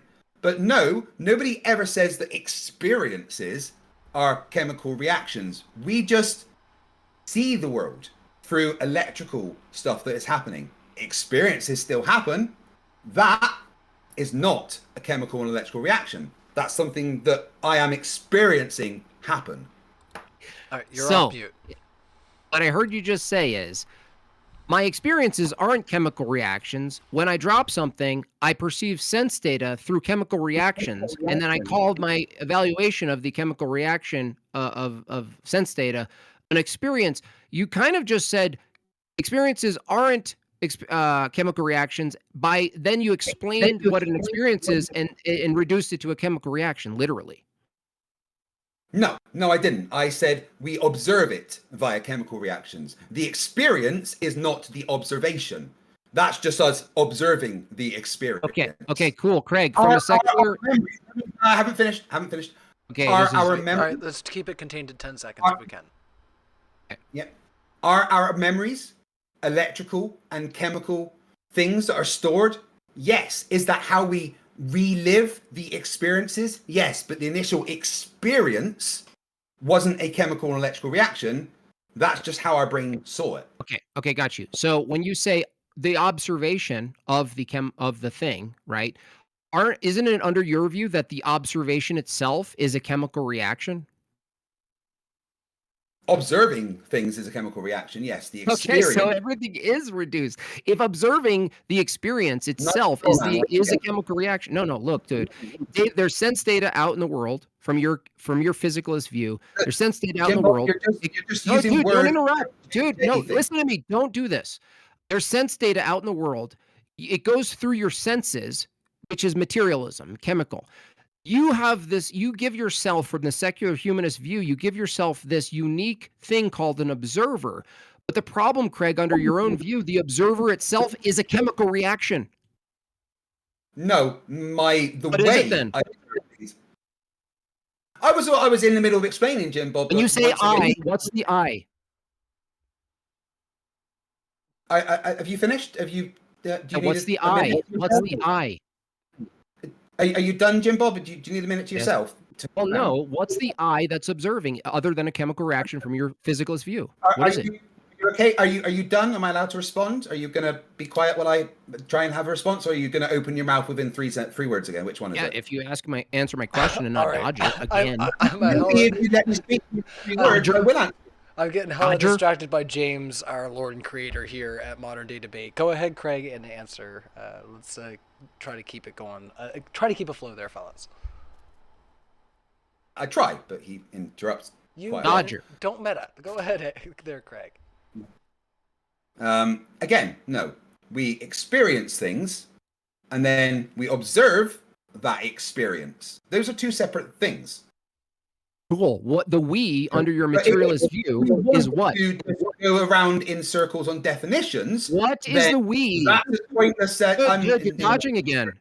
Again, you just look, Ryan. He just said something. I'm trying to ask him a question. He's just in the middle of saying words, though. I'm still in the middle of saying words, Jim. That's the thing. Yeah, what's the we? When you say we or I'm still in the middle of saying. I'm still in the middle of saying. Hold on. All right, so he's trying to make a clarification. I want to let Jimbob. So Jimbob, if you got a 10-second clarification, sure, and 10 seconds. Go. What I'm asking is, I'm asking when you say we or I'm asking you under your physicalist view that you're defending right now. What is? Several times. What is the I? Yeah, I've done that. I've answered the question several times. If you're not going to listen, that's your problem. You just claimed what you're doing. Hold on. You claimed what you're doing. You didn't tell me what it was. Hold on. I'm just going to put you on a temporary. If you don't want to listen, then that's fine. Very quickly, just to make sure. No, I've answered it already. Okay. So I've answered the question already. If you didn't listen, that's kind of your problem. All right, so where do we leave off that we have an impasse here, because things have been going very well for a long time, guys. It's been a really we started off a little bit shaky, and I think a lot of that was due to the tech, but we've really managed to come full circle and have a pretty fruitful discussion. I don't want to just go right into the Q&A where we're right at a precipice, so I'm going to hand it back to Jimbob. Okay, let me do it a different way. Hold on. Just hold on. Brian, honestly, I think this is done because I've answered the question several times. You didn't say what it was. I have. You just keep asking the same question. I'm not going to answer. I can describe it in a different way if you'd like. No. I'm not going to answer the same question. Because I'll destroy it. Because I'll destroy your view. No, I'm not Okay. going to answer the same question. You won't let me, right? Hold on. One second there, Craig. So he's saying that he's going to destroy you with this argument. So if he does not destroy you, let's jump into that Q&A. All right. If it doesn't absolutely launch Pattis into it. Cool. Look. Under a physical. Hold on. I've done with it. He's not gonna let me. He's not gonna let me. He's not gonna let me. Okay, so here it goes. I've Ready? answered the question already. I've done it. No. You won't be able to deal with this argument. I'm gonna do it. This is a debate. I'm gonna level an argument and see if you can respond to it. Hold on. Craig. Not questions. Not questions. An argument. I put you on a temporary mute, so I just want him to state his question and make sure that we're getting as clear as we can. And run, Craig, run. No. I don't want them I know he's done it. You've done it a lot tonight. Let's try to stick to the topic as much as we can. I want you to ask the question as clear as possible so that you don't have to make any adjustments throughout his, his statements back. Okay. So that I won't ask a question. I'll make an argument. Direct argument. All right. Let's do that so that we can. And then likewise, I'll put you on mute while he responds, and hopefully we don't get into too much meta. Okay. Okay, so premise one, under physicalism, reference out in the world, actions in the world that are chemically determined are not truth apt. Out there in the world, a waterfall is not truth apt, a flower is not truth apt, they're just actions in the world. Under the physicalist view, premise two, reference, evaluations, propositions are themselves physical events. Okay?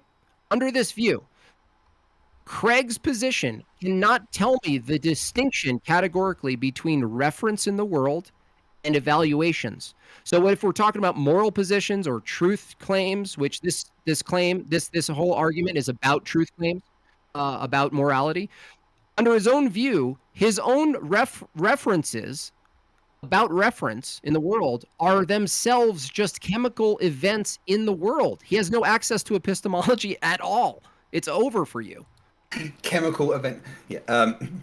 Nobody claims that evaluations are themselves reference. All right, that's I got that point. So I got 2 words out. I got 2 words out before you open his mouth. All right, hold on, Craig. So everybody's know 2 words out. He's on the mutes right now, as you just were. So I'm giving you a chance to respond. Let's try not to get too distracted by the optics of everything and hone in on the argument.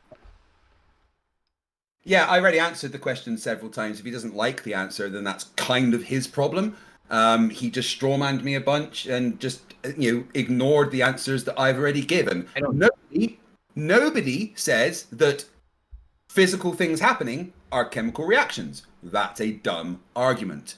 I have answered his question and his premise several times. It's not my fault he's either unable or unwilling to listen to the things I'm saying. Frankly, he is running away from my answers. So instead of going round in circles, because I've done that and answered and destroyed him several times, Q&A is probably a good point to go to. All right. I usually do go into Q&A, at speaker's request. We have been going for quite a bit, so I've got both speakers off of mute now. Let's get into that Q&A. Would I be able to take a wee Riley break first, please, if that's okay? A wee break? Yeah, sorry. I just no problem. If you want to step out as well there, MadeByJimbob, we'll get into the Q&A.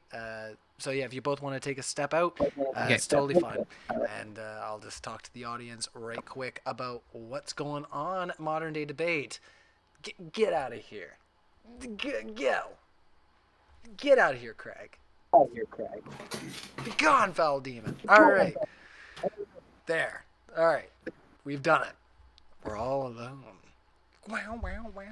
This is where the wah-wah music begins. Oh, yeah. Modern Day Debate is... All right, we won't do that. None of that weird stuff, because we're all alone now. The speakers have stepped out for a little break, and we're going to talk about our upcoming event. It's going to be juicy, guys. Not as strange as I was putting on the airs there a second ago. Let me just mute both the speakers so I don't get any feedback while I do this. All right, so upcoming event here at Modern Day Debate. You guys know all about it, I'm sure, at this point. but we've got to let you know and keep on pitching and keep on letting you know that you can help us out. So the most important thing is the Indiegogo right now, as far as what I want to let you guys know. So there's a lot of people watching right now, and we do need all the help that we can get to make this live event happen and stay within financial means. So, you know, we've got hotel rooms, we got flights that are being paid for. Of course, there's speakers fees and you know, just every you know, just expenses while people are there. You know, lunch fees, that sort of stuff. So you know, we've got to you know, order in food, the whole nine. You know, we don't hold back on these events, and we've almost crossed the 50% threshold for our backers right now on the Indiegogo. We're so close to 50%. We're at 47%. Come on, guys. If there's anything that we can do to get us over that mark, you know, and maybe get us even closer to the 75%, that would be amazing to, like I say, help pay for some of the costs of the event. Surely I don't think we're going to break even just based on what we got for the Indiegogo. I think some of the plane tickets cost more than what we have in our Indiegogo. So, like I say, every bit helps. We really appreciate everybody that's put in there. I see that there has been some jumps tonight. We went from, I think we were at 13 backers there earlier. Now we're up to 16. And like I say, we're at 47%. So, you know, this is my hard push to get us over that 50% for our fundraising for the event. That's our Indiegogo link in the description in our video there. So you see the DebateCon 5 crowdfund, and that's the igg.me link. So once again, if you have the means, if you've got a PayPal with a few extra dollars in it and you want to throw in there, we've got a lot of amazing speakers that are flying out. Craig's going to be coming out. He's made his way back. He's going to be debating against Andrew Wilson, of course, Alex O'Connor versus David Wood. And then Andrew Wilson's also going to be squaring off against Alex Stein on church-state separation. So that's going to be on our day 2. We're going to get there as we go. All right, let's take our speakers off mute. See where everybody's at. Don't forget that I'm also debating Alex Stein. Remember? Yo, on the political days. A1. you're still muted. What? I'm muted. Why am I muted? Hello? I think he's messing with you because I can hear you. Can you hear him, Jimbo? I can't hear him. Yeah, I can't hear him. Can the chat hear Craig? I can't. He dropped out again before, but I don't know what happened. No. All right. Let me drop out and come back. I'll see if it happens.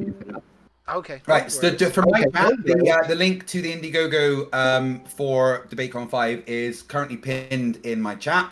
I know you guys donated like a couple of thousand earlier for my push-up stream for charity. If you've got anything extra left, then please donate to that as well. Yeah, just before this stream, I did 1,033 push-ups for charity. So, you know, I'm running on fumes right now. It's just as burning. Yeah. All right. Can you hear him now there, Jimbo? My tricep, I get cramped my tricep like nothing. Awesome. Well, we're going to get into those questions there now, guys. So if you have any complaints, comments, concerns, questions, get them into our old live chat there. Super chat's the best way to make sure that we do read them with priority. And like I say, everything is going towards helping out the live event that's going to be happening in just a few weeks here. So like I say, keep an eye out for that. Hit the notification bell if you can't be in Newark. But let me know where you are right now. You know, I think, Craig, you're still hanging out in Scotland. You guys just had a big old hurricane and snowstorm. You sent me the video of your roof blowing off. Yeah, Storm Eowyn. Do you want me to show you it? I mean, I don't know if you can share it on the Discord, but you might be able to if you can put it on your video. But anyways, I'm hanging out in Nova Scotia right now, of course. And Jimbob, you want to tell everybody where you're at right now? No. It's time to No. make chicken. No worries. Delicious. I'm hanging out. Start by cutting 3 medium potatoes.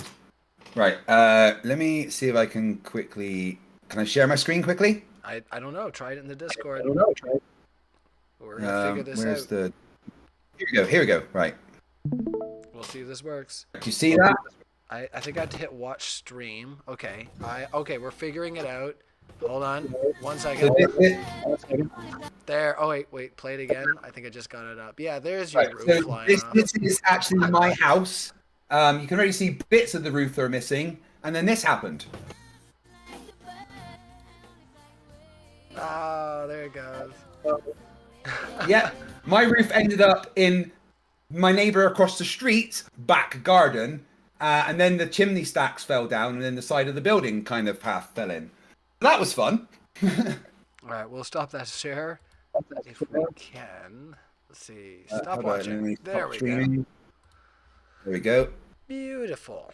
You know, this isn't so Oh. bad. I like the Discord We can already. quickly show my chat that because I didn't actually show my chat. So just 1 sec. Yeah, this is what happened, guys. Yeah. You go ahead and show your live chat while I tell my live chat that we are going to pop in and look at your questions now and get them asked to the speakers.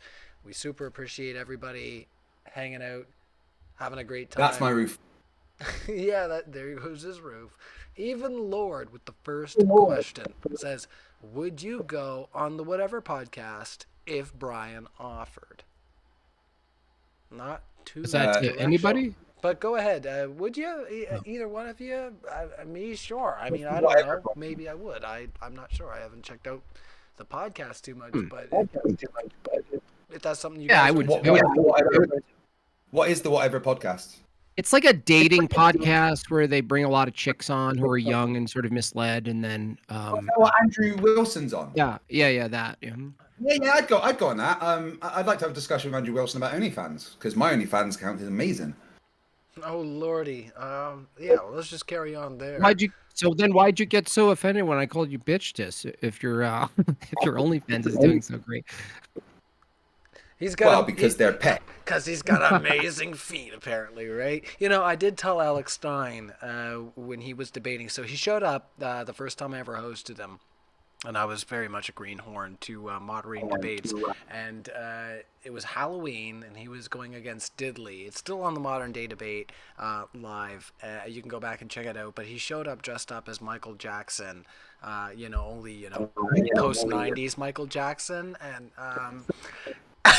in Alex Stein fashion, I was like, I don't know, it's just kind of edgy in it, but we had a great time for the live stream. I won't get into it too much, but yeah, if you haven't seen that, it was definitely interesting to say the least. But I did tell him at one point that he should make an OnlyFans, and get those feet pictures up. I told him if he makes it, they will come. Make of that what you will. Brian, I've been stealing your for weeks, mate. You don't even know about it. Oh, darn it. I don't know how you've been doing that. That's weird. All right. Mark Reed, JimBob. He says, JimBob. This is Mark Reed, so you might recognize Mark Reed. He's on Modern Day Hello, Debate. Mark Reed. Hello, Mark Reed. He's doing his best Aussie impression there. Says, why don't you debate me on the existence of your God on a neutral platform? Are you still running scared? So I guess I'll just ask you directly so we don't get too caught up in maybe a discussion between you and Mark Reed. Would you be willing to have a debate against Mark Reed on Modern Day Debate? I would be willing to host that. About God existing? Yes, the existence of God. Potentially. I mean, now are you considering Modern Day Debate a neutral platform? Is that what we're saying? I would hope so. No, I'm not saying it's not. I'm just saying, is that the platform he says is neutral? I think if I read into this correctly, you can correct me in the live chat there, Mark Reed. I think he's saying that you have refused to debate him on this channel. Because I think that's what he's referring to. Why don't you debate me on the existence of your God on a neutral platform? Are you still running scared? So, no, I'm not running scared. I just haven't seen your request in any formal way. All right. Well, we'll get that worked out there, guys. I don't see any email. I don't see any emails. I mean, did you email somebody or what? I mean, maybe. All right, well, let's work it out. We won't stoke a fire that's unnecessary. We'll try to create as much productive conversation as we can between you two gents on another day. I can counter that. If we debate the existence of God, can we also debate in the same debate if you think rights exist? based on your own empirical standard? I think we could probably squeeze a little bit. We could probably pepper in the like today, where we have the crossover of religious topics into social and ethical topics, right? So I think that's totally fine. We'll revisit that though. That's great, Jimbob. I'm glad to hear that you are hopefully enthusiastic about having another debate on Modern Day Debate. And maybe with Mark Reed and some other people. Who knows? We'll see how it goes. Or the Joe. Hey, Jimbo, I'd like to debate. Jimbo, would you be up for debating gravity? The existence of gravity? Yeah, and the empirical proof behind it. Maybe, yeah, that might be up there. I mean, if you want to stick to that, is that something you're doing, or were you trying to get into other things? Well, I mean, I like doing everything. I really enjoy. It doesn't necessarily have to be around flat Earth, but I like the discussion about gravity because I've measured it myself. Yeah. I mean, that would be fun. That would be fun. That would be a fun debate. Well, let's ask the next super chat. Orth Joe says, "Tell Mark Reed to grow the hell up." All right, well, I did. Hanko Flamio says, "Two of my favorite debunkers, MadeByJimbob and Fight the Flat Earth." Wait, this isn't a flat Earth debate? Did you walk into the wrong studio, Craig? Yeah, Karen from HR screwed up the schedule this week. Normally I've got the flat Earth debates, but Creaky passed 100K, and she accidentally put his name on the schedule 3 times. So they decided to put me on the atheist debates. I mean, these NASA schedules, they're fucking hardcore. I've just got to do what they tell me, really. You have to, you shill. No, I'm just picking. Oh, that's just me being bad. All right, let's ask the next one. Wait, hold on. Yeah, there wasn't too much there for you. MadeByJimbob. He did say that you are one of his favorite debunkers, and that was from Hank O'Flamio.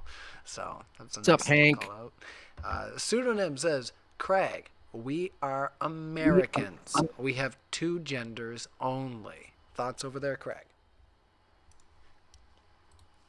Gender is a social construct. There's definitely 2 biological sexes. I understand that Trump just signed that executive order saying that there are 2 genders, but my position is there's 2 biological sexes. Gender is a societal construct. Doesn't change the fact that whatever you are in 500 years' time, if someone discovered your bones, they would say male or female. All right. Any dispute on the other side? That sounds... Yeah, I would say that how they argue gender distinct from sex has no referent or actual definition. It's kind of ambiguous. You couldn't tell me if there's a million, infinite, or 3 different genders if it's distinct from sex. I ask a simple question. If sex is different than gender, can a biological female be a trans woman? And can a biological female be a trans woman? Woman, yeah.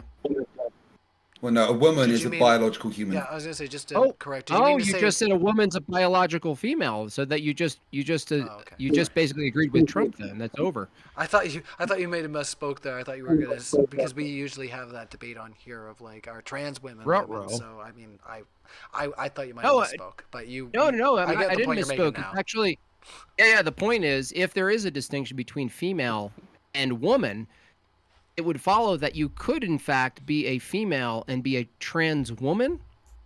Yeah. I can't. So, a woman is a biological female. You're going to get attacked, Craig. Hold on. That is heresy. Let's let Craig answer the question, and if it is bad, then, like I say, we'll let the audience decide. Everyone knows my stance on it. I've said it many times. A woman is a biological female human. Do trans women and trans men exist? 100%. Yeah, but whatever you're saying exists has no referent. Trans women and trans men exist. It is a thing. Whether you accept it or not. I know you asserted it. I know you asserted it. Asserting it doesn't make it true. I'm trying to. Whoa. I am in the middle of. What's the referent?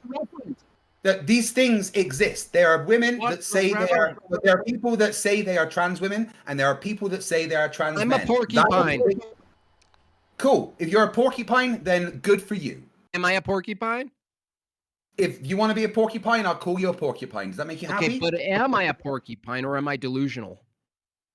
If you want to say you're a porcupine, you can be whatever you want, sweetheart. Great. So your secular humanist view allows people to believe they're porcupines instead of getting them help. Great work, dude. Did I say that I would allow that to be the case? No, nice straw man. I will ask, Bye-bye. just very quick, just for the sake of my own fun, by calling him sweetheart, are you inherently condescending on him for wanting to identify as a porcupine? Just a question. Yeah. Okay, I just want to clarify, just so that you know, we got that on the record, just because I think that it's an interesting there's all kinds of stuff happening here, and there's layers, guys. You know, ogres have layers, and so does this conversation. My old Shrek reference. Ogres have layers? Onions. Like onions. Yes, that's right. You've got it. Say ogres have layers. Oh, is that a Shrek joke? Oh, yeah, sorry. R/whoosh, my bad. It's all good. To be fair, that's really old at this point, isn't it? Shush! You don't see my gray hairs. I'm not that old. Oh, you have younger kids, and you're showing them all the old classics, right? Oh, yeah, my kids love Star Wars. You know how it is. Shush, Craig. Shush. I know the second I say Star Wars, you're like... If they like the inferior sci-fi franchise, you know, that's up to them. You know, if you are mean enough to your children that you won't make them watch Stargate and Star Trek, that's your decision as a father, okay? I'm sorry, I want them to actually have some action and not just some political commentary. So you want them to watch something that's about chosen people, only special people getting these magical powers, where Star Trek and Stargate says anyone can go to space. Ha! Yes. All right. So I love Star Wars. I love Star Wars. All right, let's ask the next question. Captain Obvious says, Look, Jar Jar was the Sith, right? All right. We all agree that. All right, yeah? we have our good years and our bad years, okay? So Captain Obvious is asking a question here. We won't get too sidetracked there, but you know what? Maybe we'll put that in the live chat. We're gonna ask the question to you guys in live chat, where you stand on that debate. For the funsies. I know that James is a big Star Wars fan as well, so maybe he's cultivated an audience here, and we might just beat these Trekkies once and for all. I actually like Star Trek as well, but anyways, Captain Obvious. Ask yourself this simple question, Ryan: who would win, the Empire or the Federation? I don't know. The Empire just keeps coming back. Palpatine somehow came back. Anyways, Jimbob, do you want to tell us if you're Star Trek or I think Star Wars? Between the two, I think Star Wars sells that the rebellion is the good guys, and they're not. They're actually causing disorder, and the Dark Lords are actually keeping the order. So they just sell it. I don't know enough about Star Trek. Maybe Craig can tell me. Is the overarching authority itself seen as a good or bad in Star Trek? I just totally unfamiliar. Right. That's a very interesting question. Now, people within Star Trek, within Starfleet, will see the Federation as the good thing.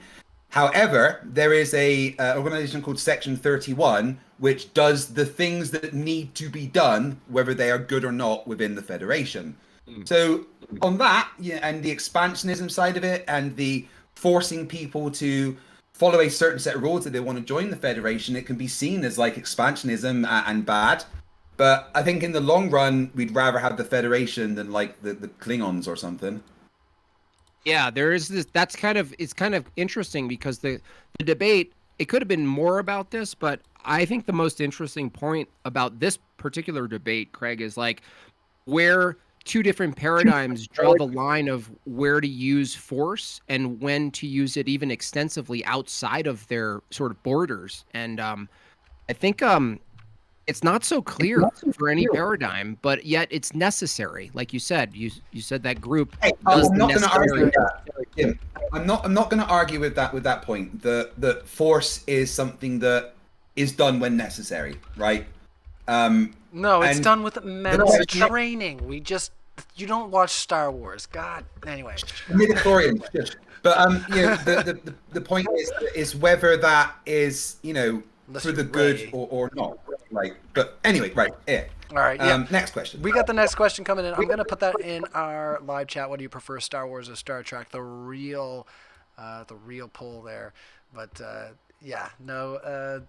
And to people in the modern day debate chat that are saying, oh, the vape juice that I'm consuming, this is a dry herb vape. There is no vape juice in this. There is just flour and keef, Yeah, nothing else. I'm the one that's in Canada with the 92%.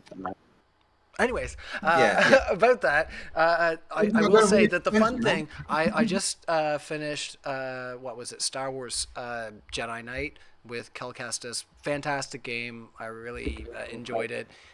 You know, some of the mechanics and some of the climbing stuff is a little drawn out, but we're not going to get into game analytics. I will say that as much as I enjoyed doing the whole Jedi Survivor thing, I just started doing like the storyline for Dark Souls too much, man. well, I started doing the storyline for Battlefront 2, which is from the perspective of the Empire, and like right from the second mission, like the Death Star's been blown up, and they're like, "Oh my God, the rebellion is so bad. They killed so many people, and like so many jobs are lost." And it's like different perspective altogether. They're all bad. That's the end of my narrative, I think. It's all not good, right? But Ryan, just don't play that campaign. It's awful. Just don't do it. you have you even played it? Yeah, it's a terrible campaign. I haven't played much of it. I was just like, oh damn, that's different way of looking at things. But you know, I'm gonna play it. I enjoy it. Why not just enjoy things instead of just being so cranky all the time, Craig? Anyway, I'm just picking. All right, even Lord says, Man, I was disappointed. you're disappointed. All right, even Lord says, Craig, you interrupted Jimbob when you complained about interruptions. You should take a deep breath.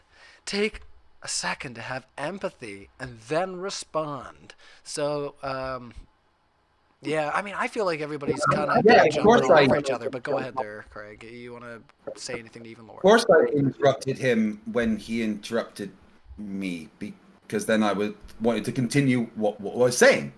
So, yeah, that's kind of how that works. I've tried a lot this debate to allow Jimbob to talk. There was a couple of times where I just triggered him on purpose because it was funny.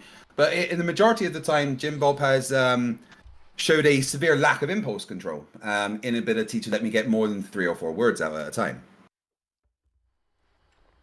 And you have no lack of impulse control. I'm just thinking, go ahead there. I interrupt. I interrupt more than my opponents habitually. I think there's a fine line in debating and interrupting as a purposeful tactic, and then maybe abusing it. So, yeah. All right. Sometimes I abuse interrupting.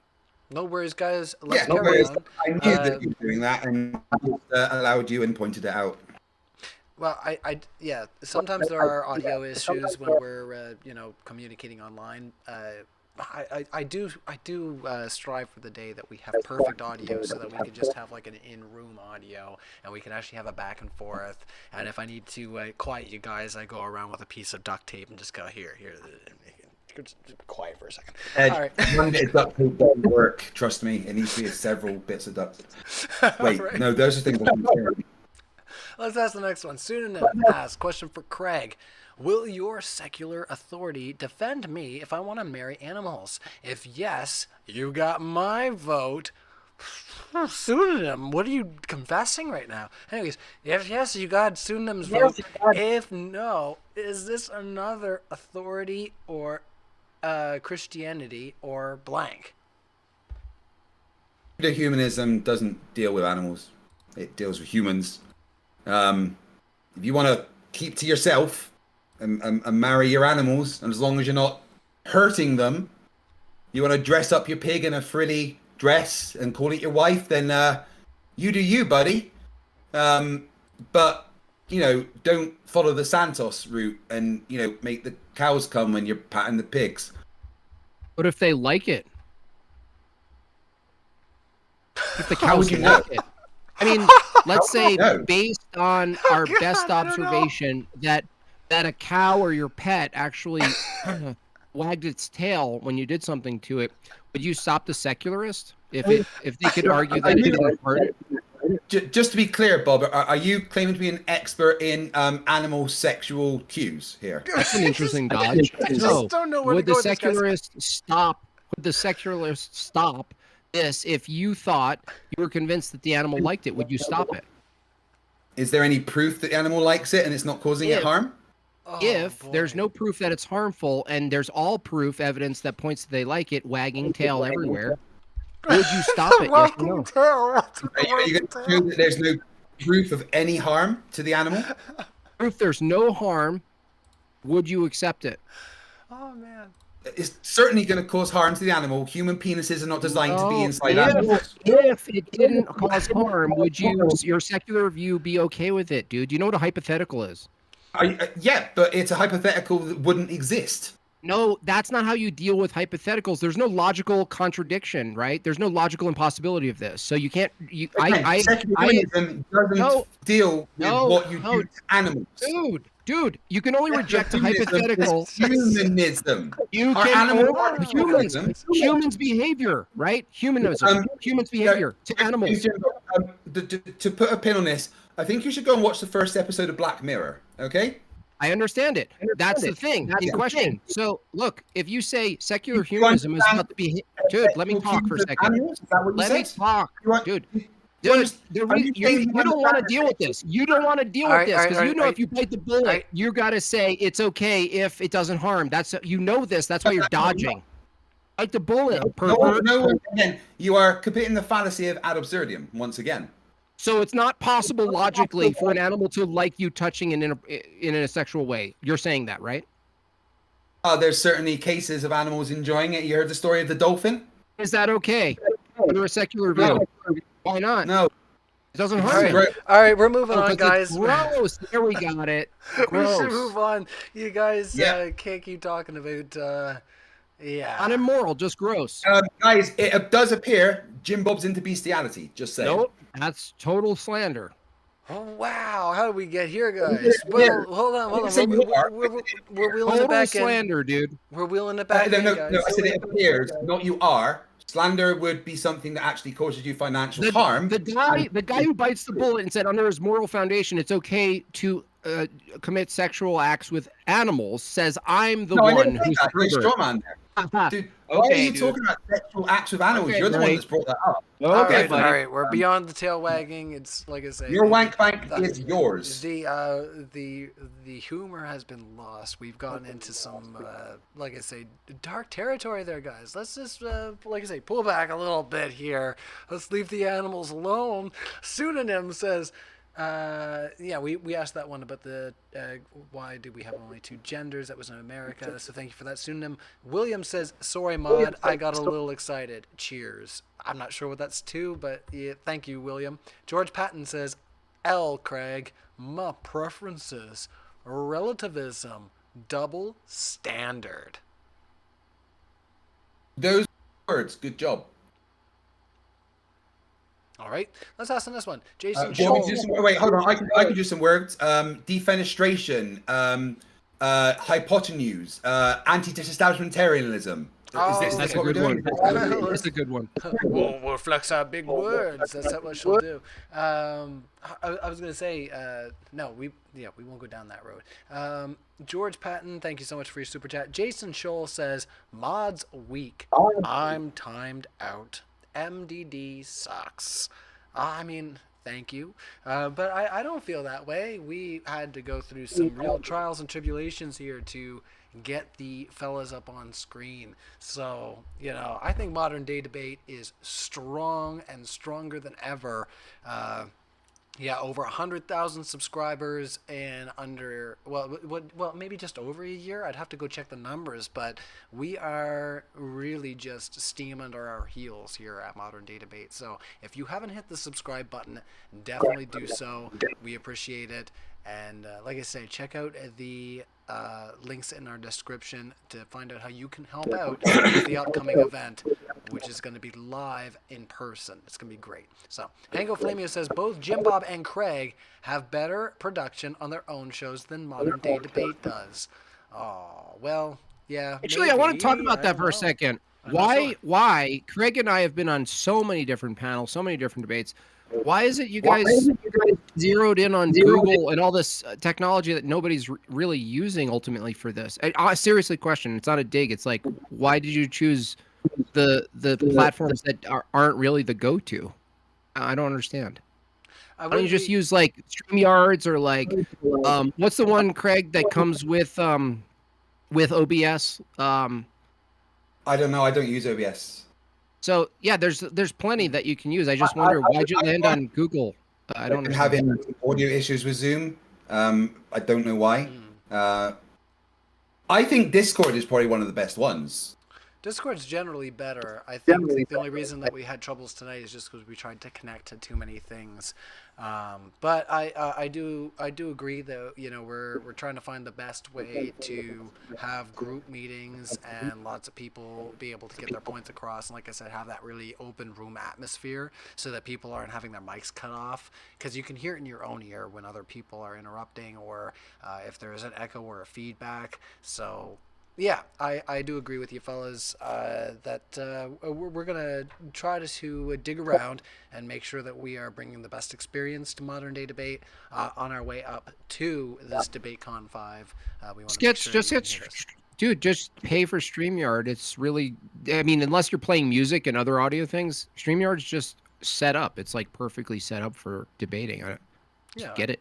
Well, yeah, I was gonna say. Well, I'll chit chat with James. We'll see what we want to decide to do, since the Google Teams didn't work out tonight. But let's keep asking the questions. I do apologize for the tech issues tonight, and big thank you to our speakers for helping us work through it. So, thanks for the recommendation there, made by JimBob. Captain Obvious, JimBob ran from Craig's question. He is asking, what is your standard for Christianity being better? Better. I think I explored that a little bit. I agree that maybe I didn't answer it exhaustively the first time, but the second time, I would say the virtues, the duties to reproduce, and the holding to that your virtues are still, you're obligated to fulfill your virtues, even in the face of them not being preferred. And that key distinction between preferences and your duties overriding your preferences, even though you don't want to do the thing, that makes Christianity better. All right. Any thoughts on the other side? You want to carry on? Yeah, I just think that trying to base your ethics on ancient scriptures that had very limited view of the world at the time, and is very rigid, is just the wrong thing to do. And my point of asking the question is for JimBob's standards of Christianity was to try and figure out which Christianity he was following, because he says it's the right one, but so do all the other Christians. And why would rigidity be wrong, though, Craig? Wouldn't rigidity be kind of good? You're in the military. Do you think everything you gain from the military, absent your unfortunate? What's that? The military is literally adaptable. That is the Royal Navy. Is it rigid? No, one of the Navy's Royal Navy core tenets. Okay. Do you want me to finish the sentence? One of the Royal Navy's core tenets is to be adaptable to all situations. Why would you want a rigid force that isn't able to adapt to other situations? That makes absolutely no sense. That means that anyone can know your tactics and what you're doing. No, agility agility requires rigidity. What do you mean agility? No, it doesn't. Agility, being agile, requires manipulate. Of course it does. It requires a level of rigidity. So if you were to be agile, you would need to be rigid in hierarchy, right? You couldn't just have anybody be the leader, right? Any tag, you're the leader now, you're the captain. You couldn't have that. You need hierarchy, right? Oh, rigid. Well, if you're talking about the rank structure, yeah, that's pretty rigid. But, why is that rigid though? I was in the middle of saying words. Yeah, but why is that rigid? Why does that need to be rigid? Okay, no, never mind. I tried to answer his question, Ryan. He kept interrupting me. I demonstrated that rigidity is necessary for the military. Why is it necessary for society? I tried to explain why it wasn't a few times, and every time I opened my mouth, JimBob, you interrupted me. The problem is that you don't let me get my answer out. All right, if you could give our audience the answer, without military's rigid. Hold on. would you be willing to give the answer there, Craig? Like I said, if you want to interrupt, I'm probably going to place you on mute. But for the sake of the conversation, would you answer the question there, Craig? Yeah, absolutely. I'd love being able to actually answer the question.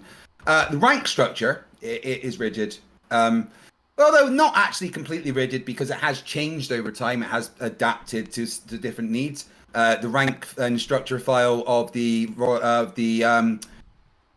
British Army was actually significantly different before World War One than afterwards. They reorganized and changed a bunch of the rank and file structures. The military, one of the core tenets of any military is to be adaptable to situations. To claim that the military is rigid shows a deep misunderstanding of what the military is. All right, any response on the other side? I'm just saying that ultimately the military reflects a hierarchical system. And if you argue that the military couldn't possibly exist without the hierarchical system, why wouldn't you argue for a paradigm that applies a hierarchical system in society if you demonstrated it works in a military setting? Military isn't society. They are different things. I didn't say they were the same things. I said, why wouldn't you assume... Because they are the same thing, so they don't run the same way. I didn't... Okay, great. So if they're not the same things, that's fine. I grant that they're not the exact same things. I'm asking you, why should we not run a society from a hierarchical position? Because society isn't a military. No, dude. Let's imagine the military doesn't exist. Why ought we not run society from a hierarchical position? Because society isn't set up that way to work. Yes, it is. That's exactly how societies work, hierarchically. No, they have people that are like different sex and different even if the person in charge, like the president, he's still got to go through all the legislative branches and stuff. It's not the same as the military with the hierarchical structure, whereas that dude's in charge. You do what he says. All right, we're doing we're just doing a yes no thing. So let's ask the next question if you guys don't mind. Just because we have gone a little off topic, but I did want to give you a chance to respond there and unpack a bit. So hopefully you are both satisfied with that, along with our audience. So once again, audience, do us a big favor, smash the like button. It's not going to tickle itself. It's not going to like itself. We need you guys to do that. Let us know your thoughts also in our live stream. If you're subscribed to the channel, you can still participate in our live chat. So, excuse me, Isa Kabir, one of our VIP ticket members, is going to be at DebateCon. Yay, Isa. I'm excited to see you, hang out with you again, chit chat. It's going to be a great time. Says, great debate to both. And now, thank you. Isa usually likes to ask this question. He says, Steelman, present the strongest argument for your opponent's position and then explain why it ultimately fails. So I'm going to start with you there, JimBob. So Steelman, the strongest position you can for Craig. Okay. And then tell me why you don't agree. Okay, let me try. Okay. Craig's position of secular humanism assumes a position that we ought to let everyone fulfill their happiness, include everyone, be compassionate and empathetic, and strive for the betterment of all of humanity. That's the position of the secular humanist. Human-centric, elevating, well-being, minimizing harm and suffering altogether. The problem with this view, as I demonstrated pretty early in the debate, is that it can't be inclusive. There's a tolerance paradox, which Craig admits. I'm glad he got that there is a tolerance paradox, that you have to necessarily use force to go against your own principles. Why? Because I gave an example of the Christian society that established itself and says, we don't want to include your kind. We're going to use force to stop you. And then he said, yeah, well, I guess you can do that. And then I said, well, the secular society, let's try to pass in 10. Are they willing to use force to keep out all these other people?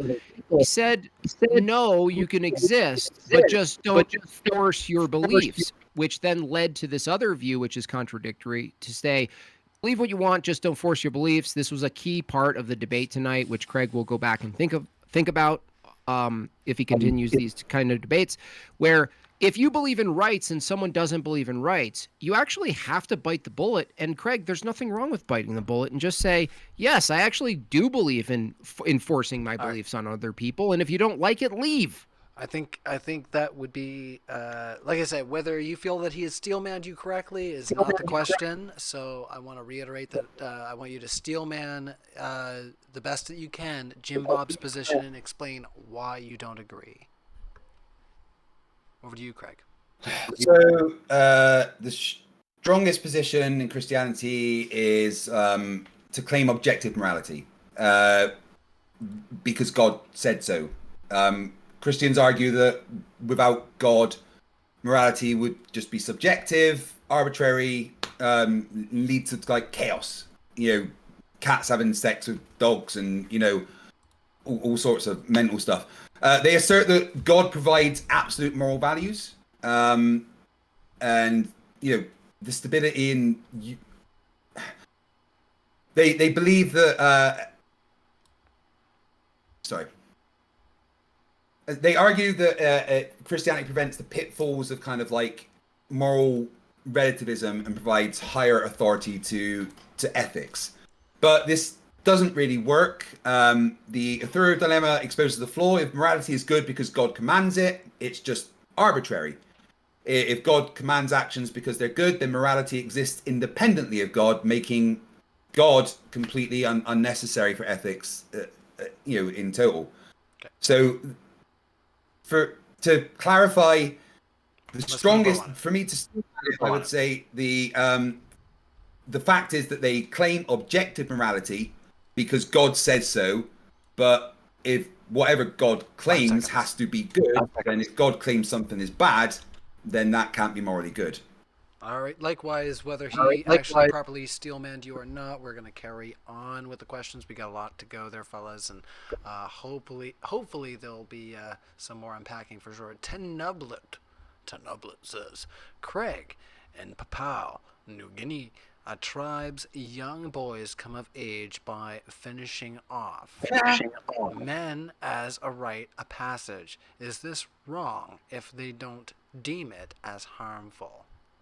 So finishing off in quotation marks, I'm not sure. Yeah, I know. It's sexual. like, it's okay. I was gonna say It it's literally, sexy. yeah, they literally, It's not like violent. It's sexy. Okay, that's no, it's sex, and they literally consume the finish. So just to be a little more clear about it. See, I thought it was killing each other. You know, no. There's worse things, I suppose. But yeah, my goodness. Yeah, it's not sex. It is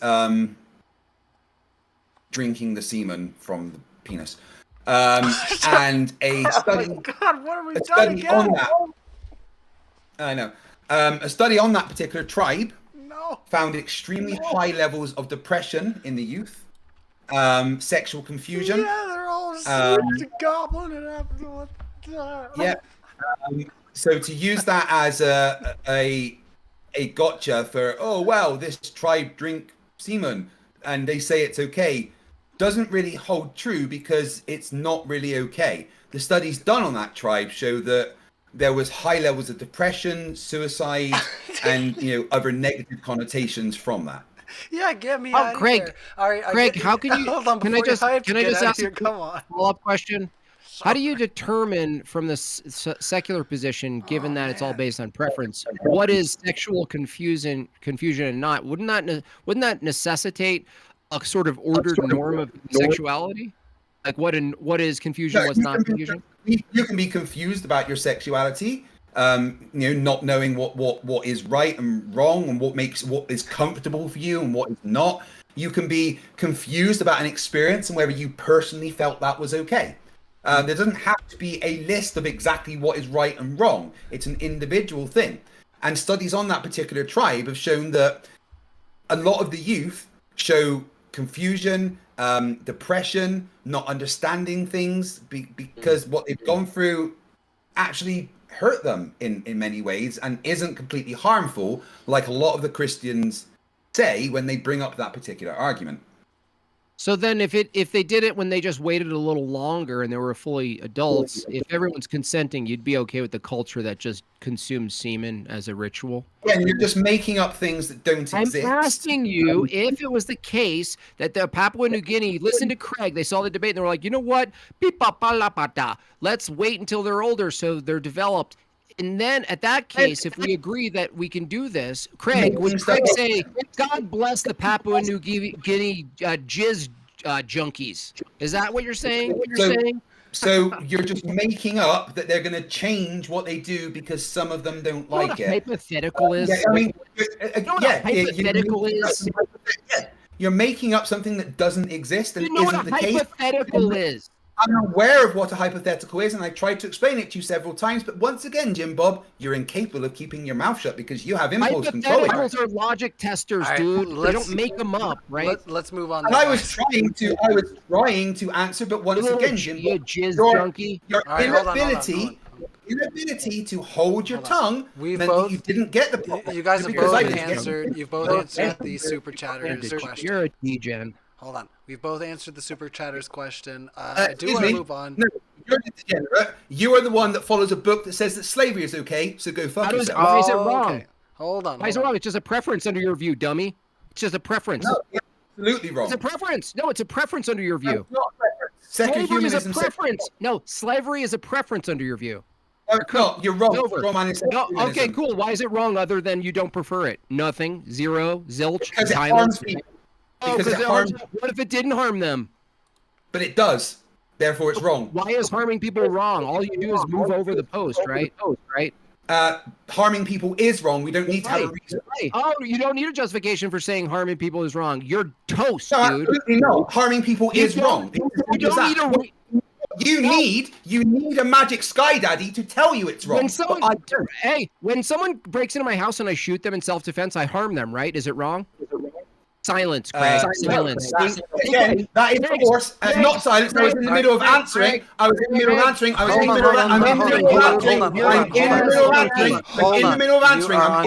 You're on mute there, mate. I'm in the middle of answering. You did ask a question. I'm in the middle of answering. I do want to move on.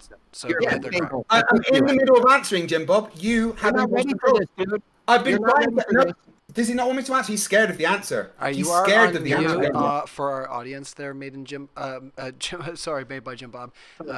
I do want to give Craig a chance to answer your question. Scared of the answer. I do have to admit, the reason I was laughing is like I'm a general I wouldn't say I'm a germaphobe, but I'm a pretty clean guy.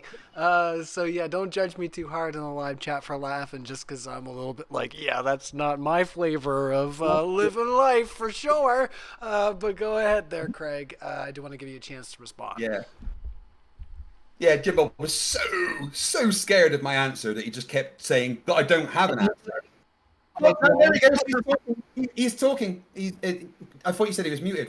He's only muted for our audience, so I do apologize, Jim Bob. If you are responding, nobody can hear you right now. So I will give you a chance to respond, but just take a chance to compile your thoughts just so that Craig has a chance to get his thoughts out, and then you as well, because nobody can hear each other when you're both over talking each other.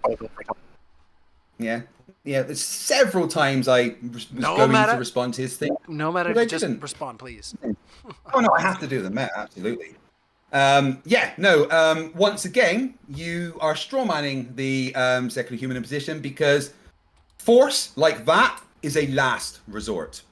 Once again, thank you for digging your own hole. I do not mind handing you a shovel because you keep constantly doing it and then crying you're the victor, like a pigeon walking over a chessboard and taking the shit. Okay, all right. If this is all you're going to do, like I say, there's not too much. No, you're off mute. You're off mute, Jim Bob. Okay, cool. Quick response. Next question. I'm talking now. Hold on, Craig, you're on. You're going to be on mute as well. Craig's on mute. I'm talking now. Hey, Millhouse, calm down. So the thing is, when I asked him, why is harming? Shut up! I'm talking.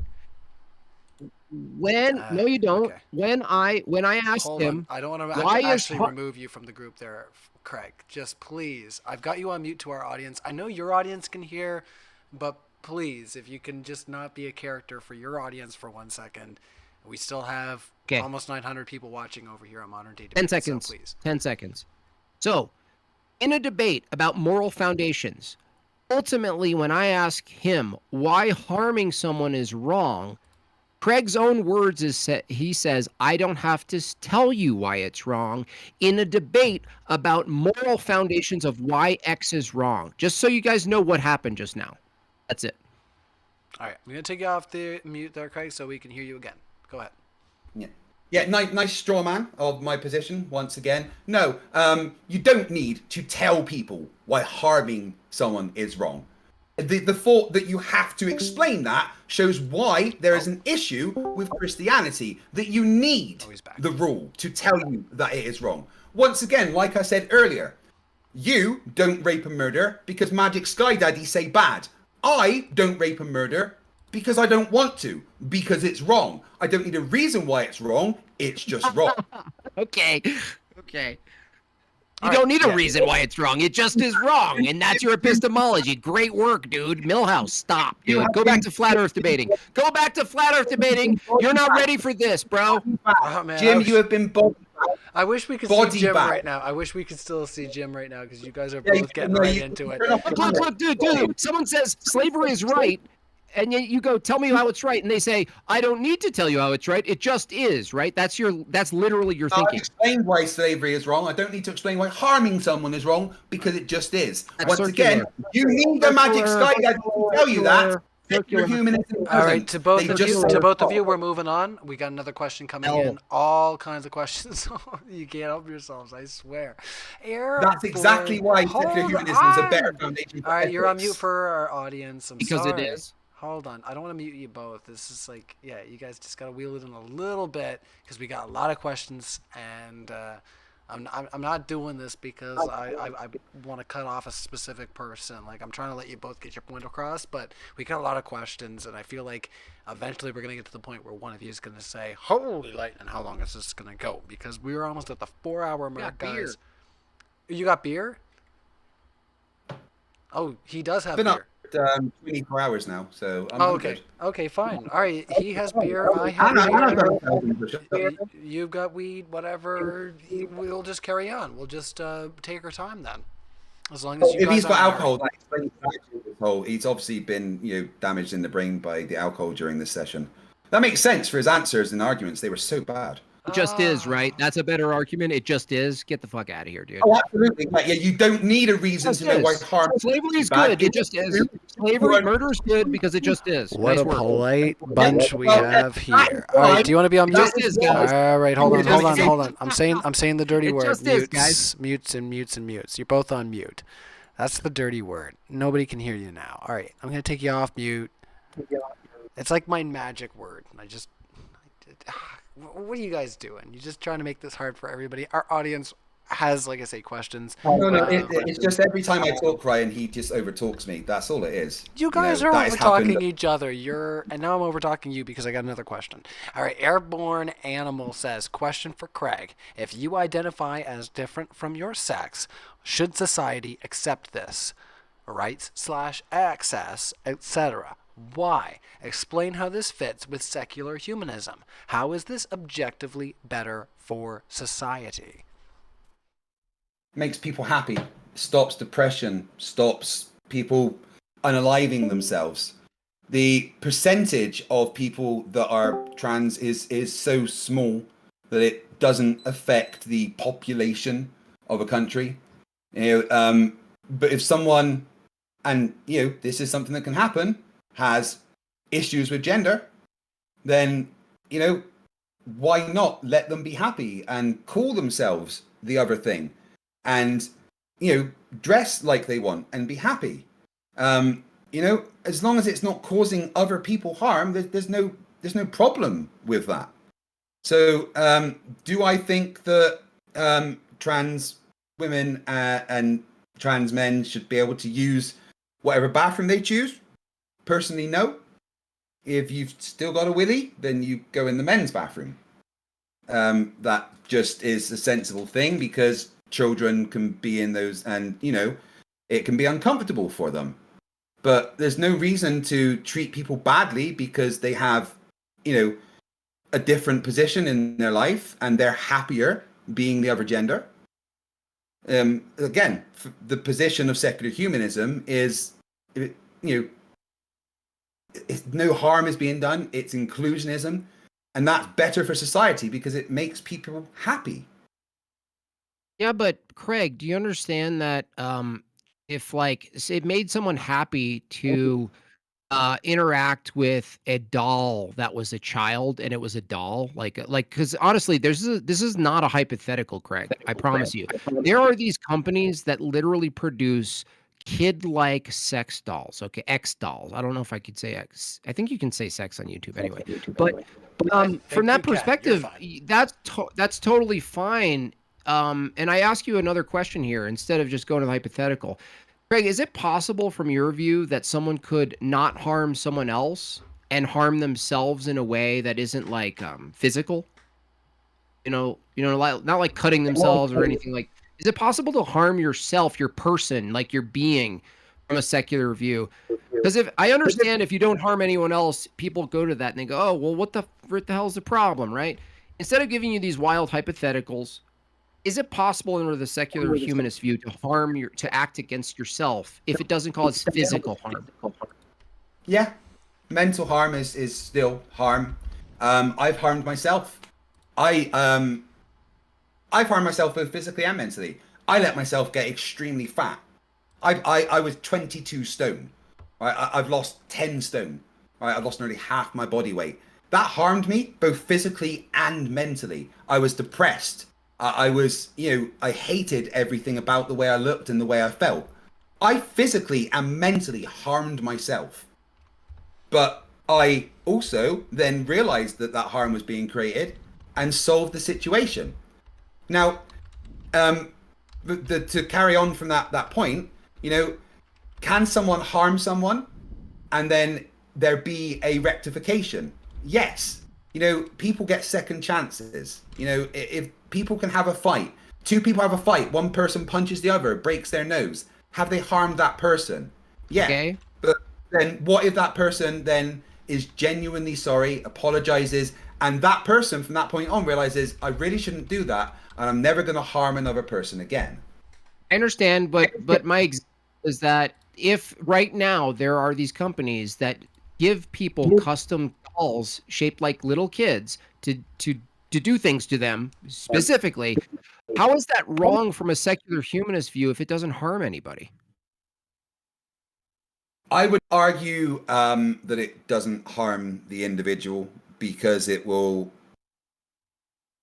create bad connotations that are outside of legal parameters and stuff. It's a very touchy subject, right? I'm not saying in any way that it's right. I read a big article about those dolls, and one of the people were saying that the reason they have it is because they have these urges, and the doll stops them acting on it. Do I think it's right that they've got a doll to do that on?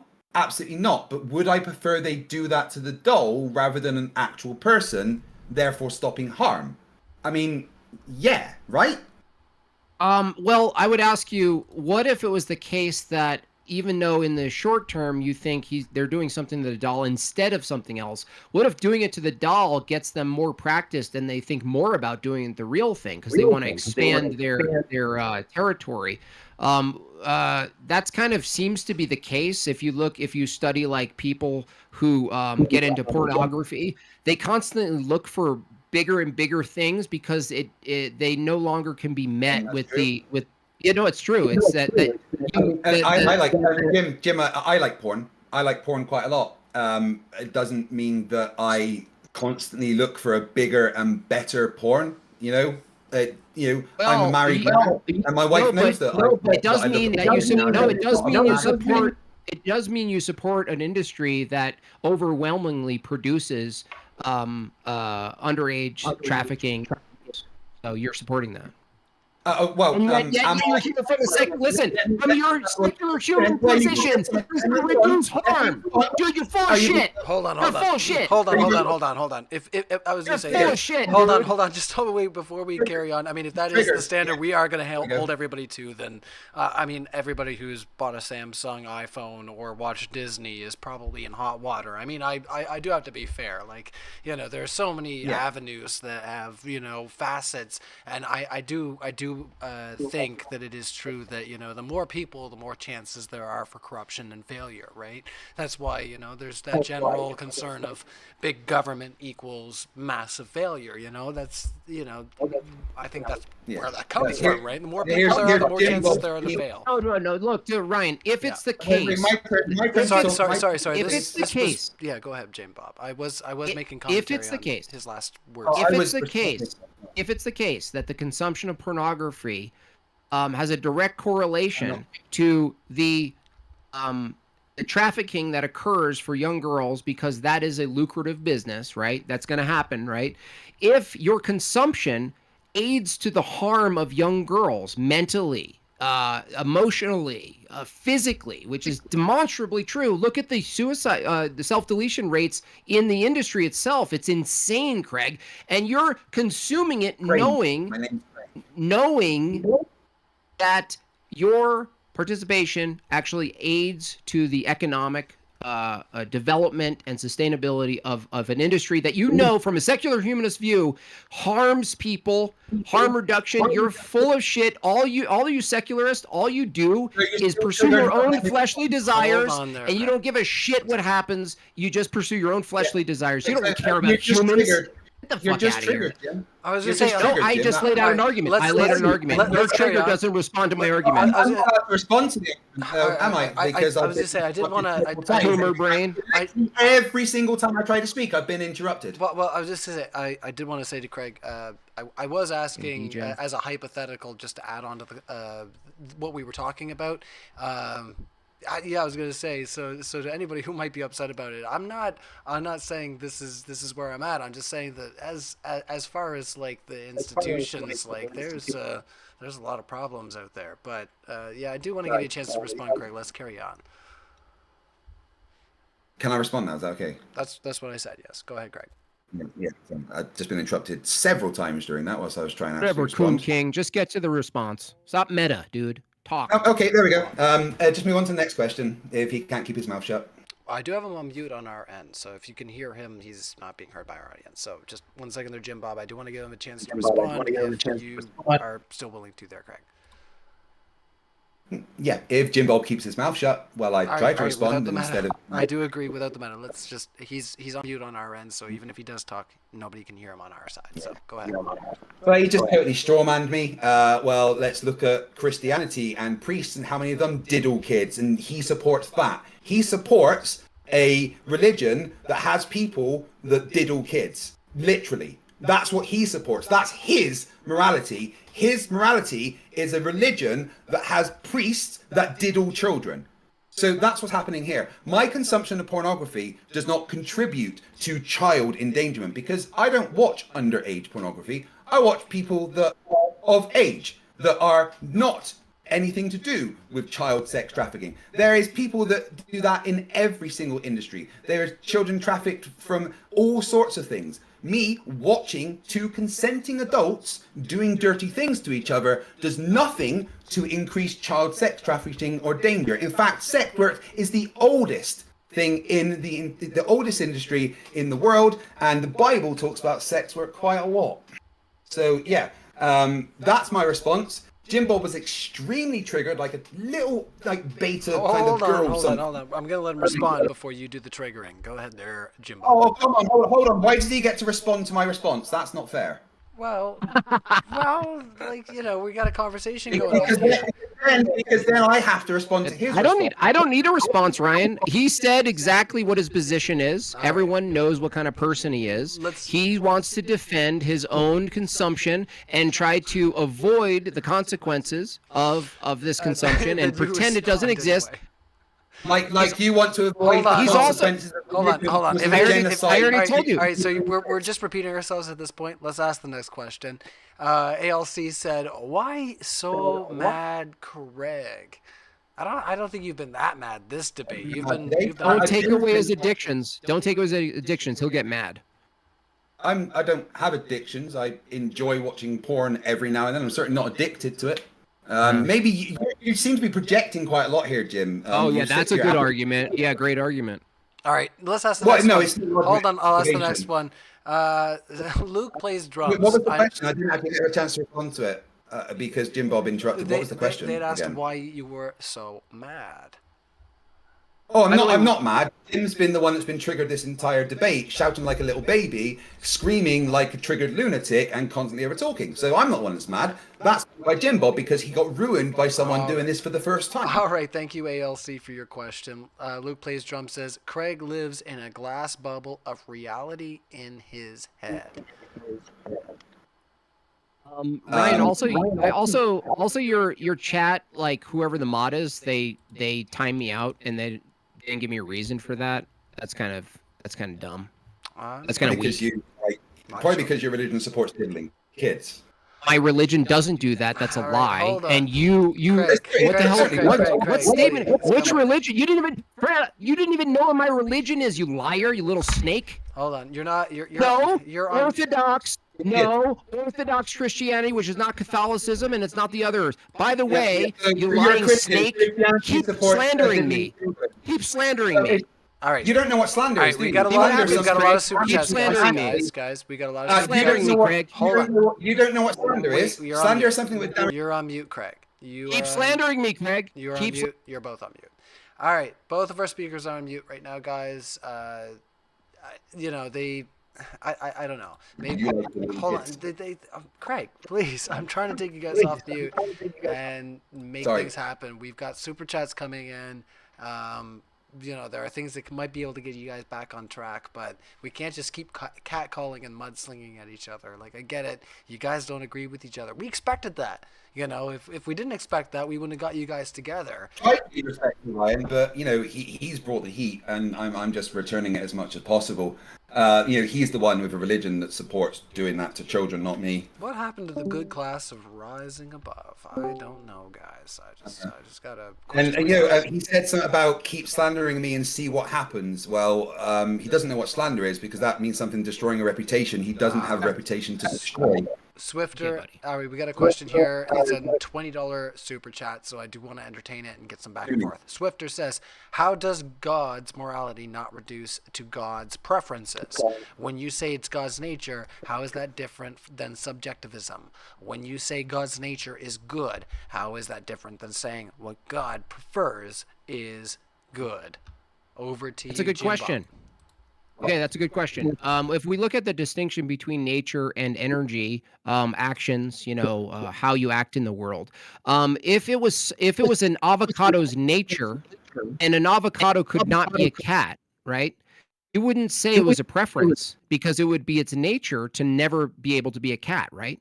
So if God's nature was good, it wouldn't be based on preferences because preferences would assume a temporal relation to new data, an evaluation of new data, and some sort of opinion about new data. Well, if God is his nature is all good and all knowing, there is no new data, there is no new evaluation. His nature himself being good, the nature of good means just like an avocado, it's not a preference. You can't prefer around your nature. There's no preference you can hold that changes your nature. If you prefer to act like a woman and you're a man, you can't prefer the reality that you're a man. Your nature is a man. Your preference is to pretend you're a woman. Perfect example.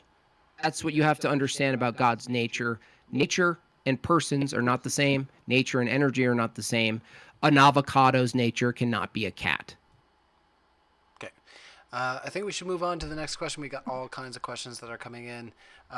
Even Lord said, Ryan, thank you for muting Craig's constant interrupting. I know it's hard for you to put your foot down in an unbiased manner, but I believe you do a great job. So, I mean, both speakers have been on mute tonight. I think I've been trying to do my best to make sure that these guys can flow. It's not as easy where we don't have our regular system, but I do appreciate Even Lord. Not everybody can appreciate what I do here in the moderator seats. Sometimes just keeping a straight face when I do have bias. But the point is to moderate without bias. I was literally not the one interrupting. As you interrupt me, you're doing this to troll. I swear, you must be doing this to troll. Come on. God, oh man, you're just trying to. Hey, do you live stream? Them.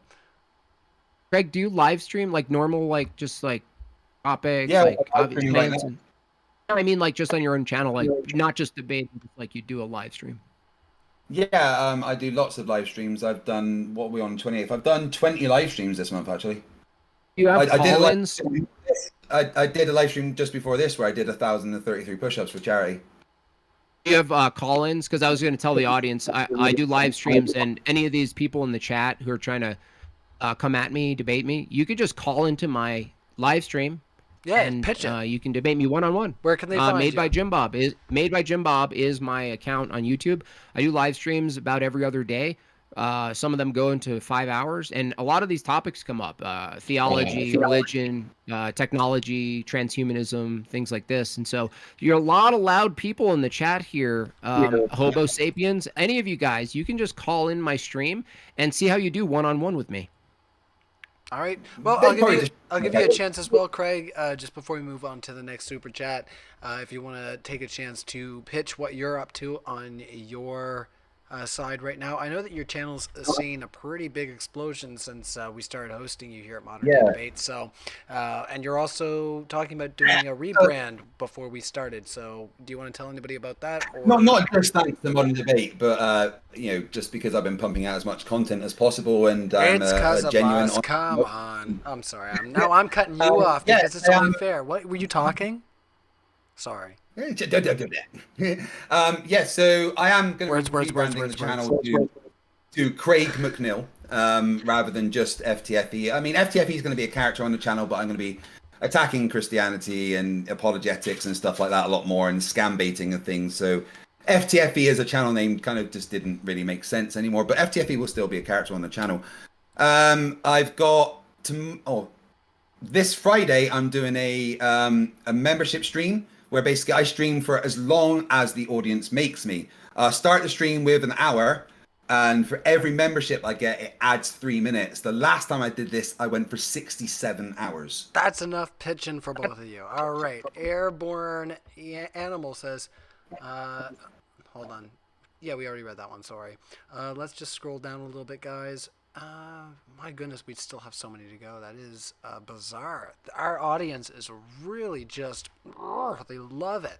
They are eating this up. Swifter says, how does... Oh, we read that one too. That was the $20 one. See, this is why I'm saying, though, I'm only like 25% down on the scroller, and I've got to be really careful here. So Bridamus says, Craig, this is like your debate with Shane over maps and Earth shape. You adopted your opponent's position as your own position. You silly little girl. Didn't adopt the position. The Shane debate did not go anything like that. The Shane debate, there was no position for me to adopt because he strawmanned my, the entire globe position. And I certainly didn't adopt Jimbob's position. I explained quite concisely in my intro why Jimbob's position is incorrect and mine is correct. And then I did the entire debate also doing that. I was also very interested to hear about Jim's specific points, because there was some things about Orthodox Christianity I wasn't aware. And I will be doing slightly more research on, well, a lot more research on that. I did say to Jimbob that I apologize that I wasn't aware you were an Orthodox Christian, because that didn't give me the chance to prepare for specific arguments you would have brought up.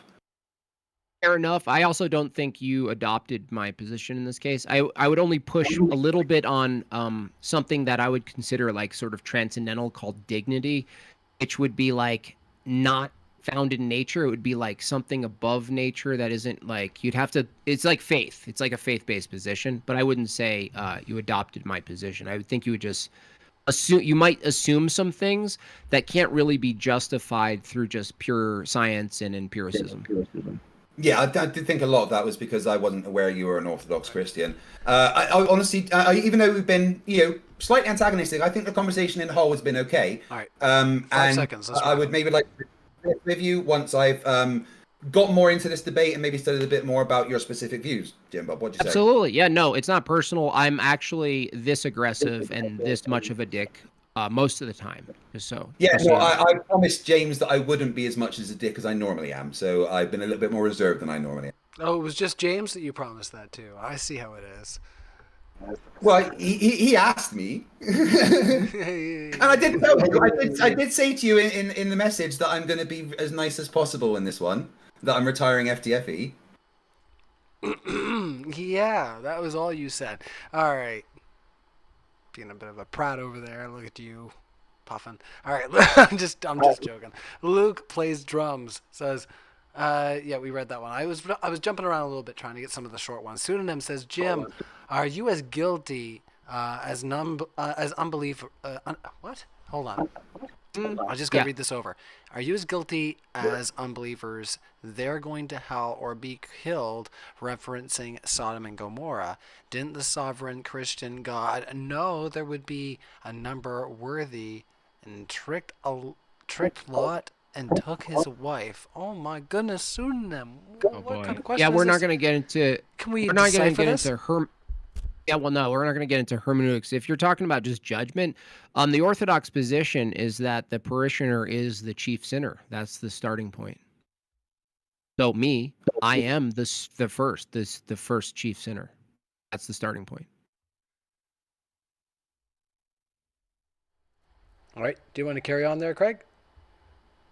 Yeah, I don't. There's nothing I can really say to that. Really, that's more of a personal thing for Jim, I think. Okay. Somebody in the live chat that said they thought I was being passive aggressive. I have never been that way. Ever. No, he's Canadian. That it just comes off that way.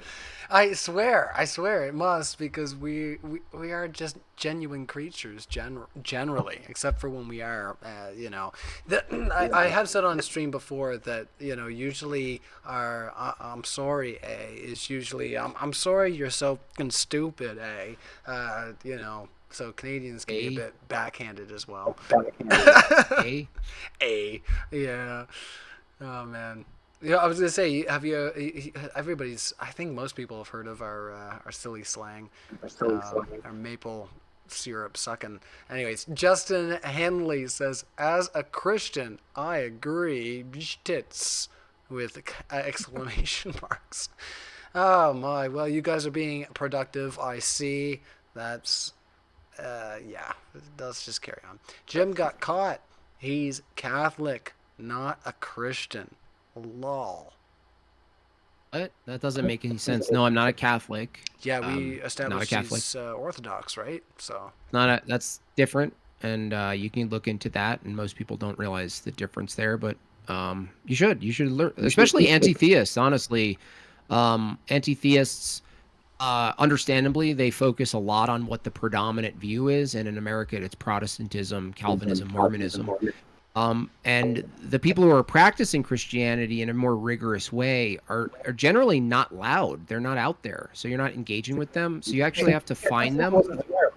Did you say that Mormonism is one of the predominant ones? That's not something I'm aware of. Oh, in America, yeah, they pretty much are really good at terrestrial gain. They buy up a lot of land, and they grow very quickly. They're very aggressive with their procreation as well. oh wow! Isn't And one where they found the golden tablets in America or something? yeah. See, I have been told by other speakers. Now, see, I have a background with family members who are part of the Jehovah's Witness church, and it does seem like their problem with raising funds is the fact that they don't encourage their members to get secondary educations and high-paying jobs, right? So whereas the Mormons have I shouldn't say the Mormons, the Latter-day Saints of the Church of Jesus Christ, right? I plead the fifth on this one. They have their own university, right? So I think their ability to raise money based on the fact that their members contributing that 10% is at a much higher rate than the Jehovah's Witnesses is probably why they are able to do what they do. They're actually good with money and business as well. They know how to operate and things like this. And the thing is with orthodoxy, that's not the view of practice itself. So you get outcompete from the sort of like consumerist view. You don't offer Starbucks. You don't offer comfort. You don't offer bass solos. You don't offer these things. So, yeah, there's a loss. But the thing is, like, people online especially, they're not really engaging with all of the views, certainly not the earliest views. They just don't know it exists. So it's like, I don't even blame them. They just don't know it exists. I'm going to admit I wasn't aware of a lot of, that you were an Orthodox, or specifically what the Orthodox views are. For me, in the UK, the main Christianity is the Church of England, the Church of Scotland. So that's kind of what I know of Christianity. So it's interesting to learn about the different things, but that also goes to my point that I know you say that yours is the original, but and the right one, but so do all the others. Yeah. I would just say that the others are basically post-Protestant, if you really look at it through a timeline. Yes, there's earlier heresies and that things we deem like Gnosticism. There's little branches of Gnosticism, but the only options for Christians, if it was a debate, let's say, Craig, and you were like you were just watching, the only legitimate real argument between two, let's say, people who claimed authority, I think would be Catholicism and Orthodoxy. The rest you can really kind of press them on their normative authority and all of the categories of theology, and they would fall apart.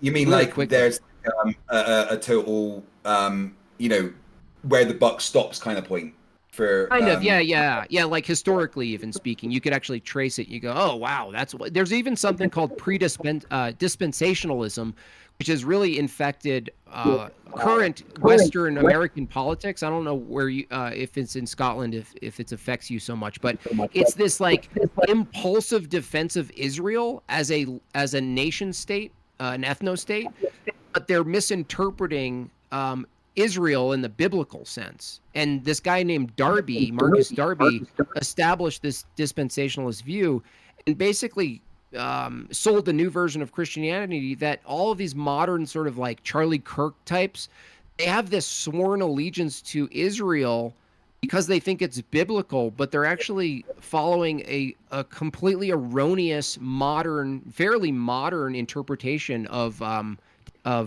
what they call dispensations, which is like the sections of Christian chronology happening in time. And it's actually where a lot of us are disgusted with it. Even Orthodox Jews are, surprisingly to all these other people, they are absolutely against what we would call Zionism today. They're anti it, and it's confusing a lot of people. They're like, what do you mean? Isn't that your place? And they go, no, this is all wrong. So anyway, it's something to look into. That's obviously that's not going to make it to mainstream media. They never talk about this in mainstream media, but it really is something that has infected the West as far as Christianity is concerned. Well, let's move on. Can I ask you a quick question? If it's really quick, because we got lots of questions. Go ahead there, Greg. Sure. Would you say that no, you know what? It's all right. I can't really form the question properly yet. No, it's all right. All right, your Never brain mind, turned move to on. goo. It happens. The old. Did you have a moment there? Am I allowed to say it? I think so. Yeah, I was trying to form a question, but it went away. Never mind. I'm tired. I've been up for 24 hours, guys. All right. Stoner moment. I know one if I ever saw one. All right. What was I saying? All right. We're gonna go and check that poll, guys. What do you prefer? Oh, Craig, you're not gonna like this. You're gonna have to just contain yourself for a second. Try not to get too triggered. Star Wars. 73%. Yeah, I'm just. Yeah, you underestimate Yeah, but it's been sold more though. That's just marketing. That has to be just marketing. I don't know. Yeah, well, that's just you not real nerd. Like, I've grown up with sci-fi, right? You guys just coming around now because it's popular. You never read a Star Wars book in your life. Anyways, let's carry on. So 73 to I think I've read 26%. all of them in, I've read so much Star Wars nonsense. That's why I hate it. That's why. Oh, yeah. All right, well, let's carry on.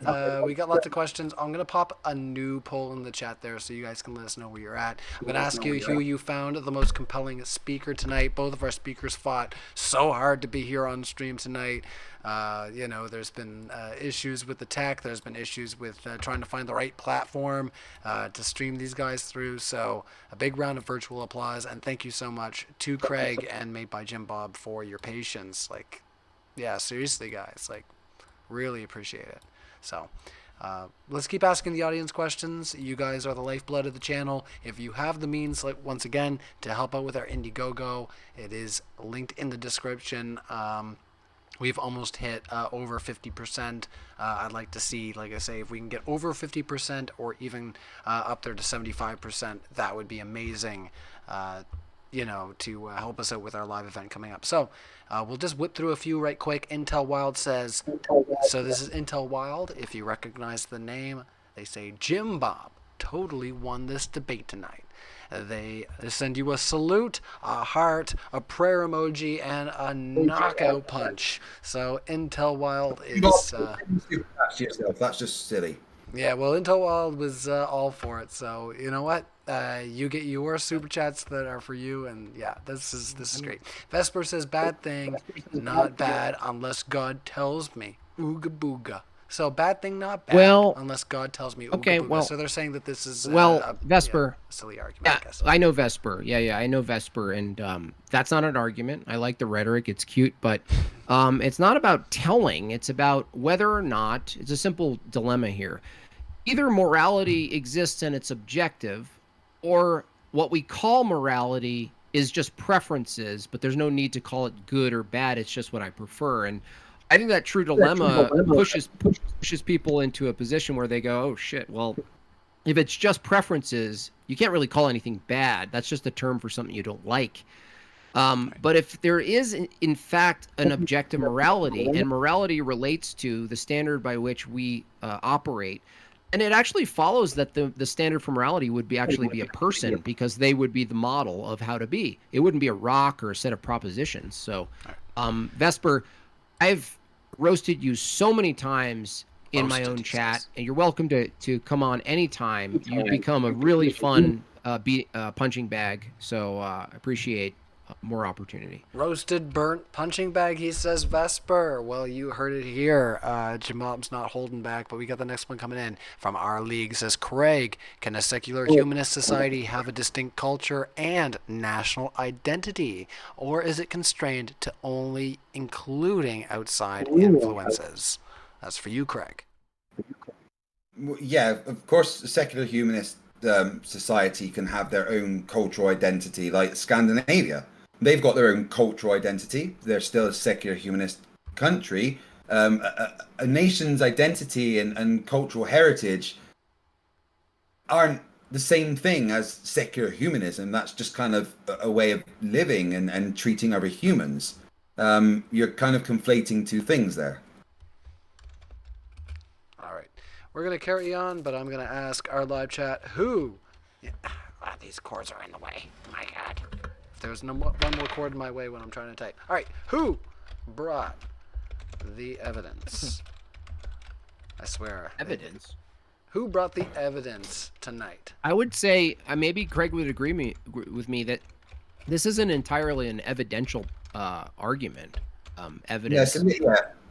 What's that? It's not like a science argument. Yeah, it's not like a science argument. Where, it is a this is metaphysics. Like, yeah. All right, fine. If you guys want to be pedantic with the poll, who brought the most compelling arguments? Sound good? You guys all right with that one? Yeah, and hey, like I'm fully aware that my arguments may not be completely succinct and well formed, because this is a new area of debating for me, and I appreciate Jimbob debating me. He's done this lots, and this is new to me, so I appreciate him doing that. And I get that my arguments may need some improving, and I'm always willing to learn and reflect. So, I hope you guys can realize that this is a little outside of my wheelhouse. Oh, you're I, just. ap- He's on. I appreciate that, and I knew that I knew that going in, and I have been doing very specific topics like you have, and the same way if you go into a debate about physics and stuff, you're probably going to be ahead of them, given that you've done it so long. So I'm kind of happy that you're going into this field because I think that when you explore more philosophy and metaphysics and morality and stuff, it'll potentially impact how you argue your previous topics. Possibly. You know, there's gonna be a way in which you look at it. Maybe you'll go, oh well, maybe not everything is empirical. Maybe there is some other worldview that's impacting how I see and process these things. And I'm not saying it will change your position. I'm just saying it'll add a tool to the belt, if you will. The fact is, I'm human and I'm aware I'm far from perfect and that I've always got room to grow and learn and improve. And that's what I want to do. And people have been watching me do that for the past 5 years, and I hope they can continue to do so. See, I was just gonna make a joke and say you're getting your pre-cope on already, are you, Craig? Oh no, I'm just picking. I'm just fully aware of this situation. Man, no, this has been great, guys. You guys have been like I say, there's been a little bit of crossover, but overall it's been a great discussion. The audience is digging it. Even Lord says, "Jimbob, you have a saint-like patience in this debate." I'm not sure if I read that out loud already, but I definitely read it in my head. But even Lord is a fan, says you have saint-like patience. Good question says Christian Sharia equals laws dictated by Christians, enforced by police and judges. I don't think Christian. Is Christian Sharia a thing? I thought it was Messianic law. This is the term that people use. Totally antithetical and inconsistent with Sharia law. This brings up a good question, though. The question ends up being, what is church and what is state, and is it possible for them to work in parallel without the big scary jump to like what people envision a theocracy to be? I would argue yes. And the reason I argue yes is that right now we have a system that's mostly informed by a secular view, which is why I did bring up this with Craig, is that if someone says Christianity, you can't inform our laws, based on your worldview. Well, that's not very inclusive, given that if you really hold a belief about something and you have representatives from this representative democracy represent your position, it's actually entirely fair using the system itself to inform policy based on your ethical worldview. We would never ask the secularists to say, hey, please abandon your ethical worldview when you vote. That doesn't make any sense. So really it ends up being like, okay, well, if we grant everyone's worldview and give them this operation of voting such that their policy can be informed by their ethics, there's nothing wrong with Christians populating and taking positions of power and informing their policies from their ethical system. Let's move on from there, gents. It seems like we've got a good spot there to cut off.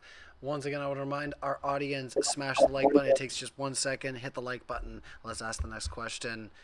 We really appreciate all of your support. Oh my! I was gonna say I just checked it. I just refreshed the stream. Yeah, we've definitely surpassed our usual.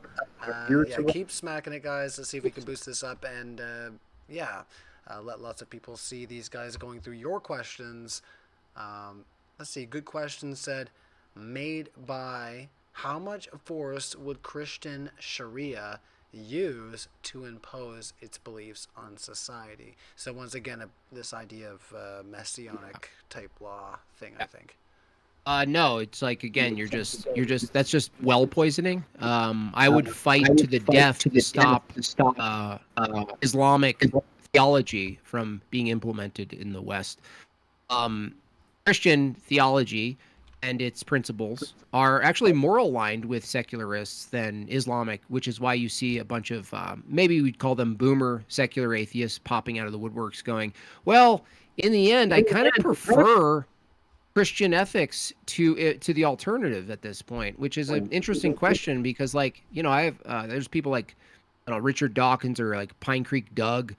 They hold to a conservative Christian paradigm without all the beliefs, which is why I want to ask Craig is like, if someone like that exists and votes based on like Christian ethics, but they don't believe in God, they don't believe in miracles, they don't believe in really that there's goodness or any of these things. They're just straight up pragmatists, and they hold a Christian paradigm for ethics. Like, that's a bizarre position for you guys to be in as secularists, to argue against a common secularist. They're not appealing to the Bible. They're not appealing to miracles or revelation or any of these crazy things you guys think is nuts. They're literally just going, no, I'm voting for a Christian ethical paradigm, informing our law and using force to do it. And they're not doing it from a Christian belief. That seems to be a little bit of a predicament for secularists, don't you think?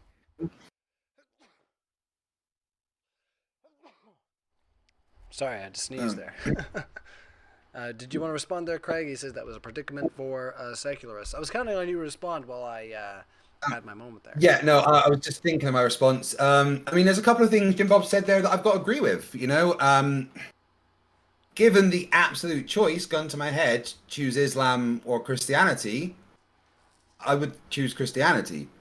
But that doesn't mean I would prefer Christianity over secular humanism. Is it true that secular humanist aligns closer with Christianity than Islam? Yes. But again, just because there can be overlaps in some of the things doesn't mean they are necessarily the same. I still hold the position that secular humanism holds a better overall foundation for ethics, because we don't need to be told what is good or bad by some divine intervention. You know, we just understand that you don't want to hurt people, and we don't want people to be unhappy and harmed, and I think that's better. All right, let's carry on with the next question. I'm just responding to some of the old regulars in the super chat. Glad to see MXXD doing lots of moderation. I see that Jim Bob is hanging out in our chat right now too, along with Rachel Wilson. I will say, I found a potential debate. You know, there's a fella in my Discord right now. You probably saw it when my screen switched, called Speakeasy. He wants to partner up with Andrew to debate, are there more than two genders? So hopefully we'll get a hold of Andrew to come out for that debate, and yeah, make sure that it's a nice juicy one for everybody. We want to try to promote the speakers that are going to come out for Modern Day Debates, DebateCon 5. Tickets are in the description, everybody. We would love to see you, honestly. Like the people on screen right now, you got Craig and me. We're both going to be there. I don't know. MadeByJimbob, where are you going to be hanging out during the DebateCon? Are you going to be able to make it out, or are you a little bit too far out? No. If I'm invited as a debater, I would make it out. Not as an observer. I'll probably just watch the clips and maybe peer in on some of the live and do live commentary if I can. If I can rip it with become. They're looking for a Muslim. Just pretend and just yeah. Because I actually have a friend. He's not a friend. He's someone I know online, and he does it very, very well. I actually thought about that, Craig. I was like, wow. But maybe that would just be a little deceptive. Yeah.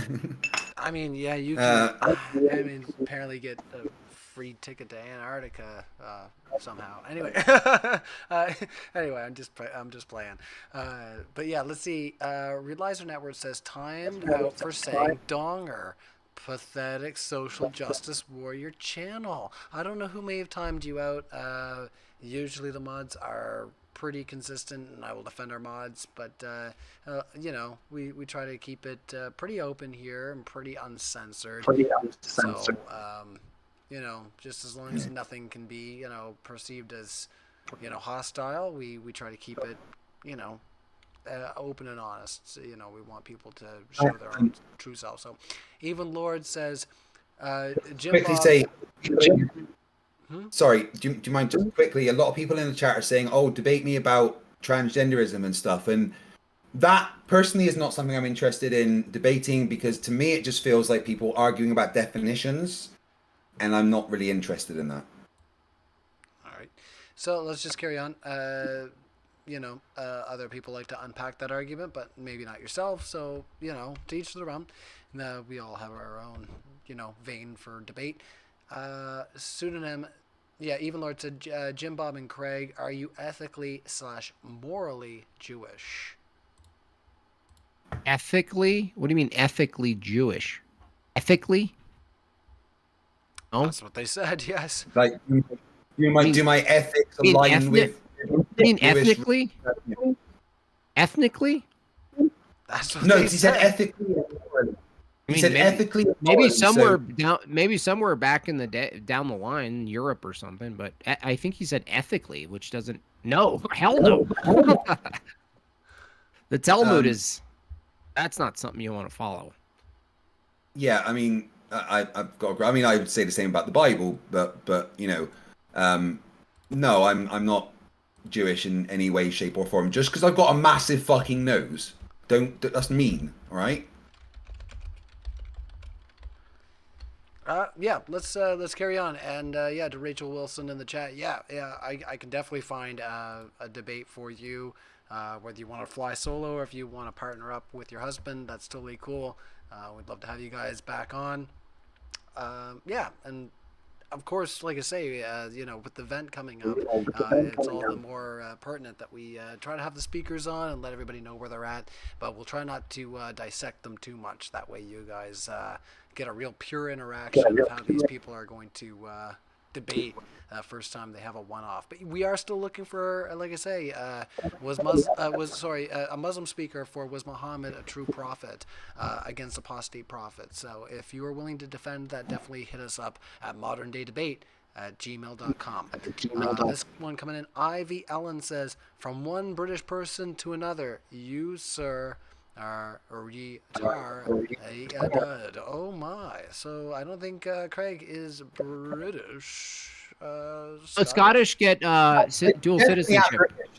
Yeah. No. If you're Scottish, you're British. Yeah. If you're English, you're British. If you're Welsh, you're British. If you're from Northern Ireland, you're British. Cool. I am British, and I live in Scotland. Cool.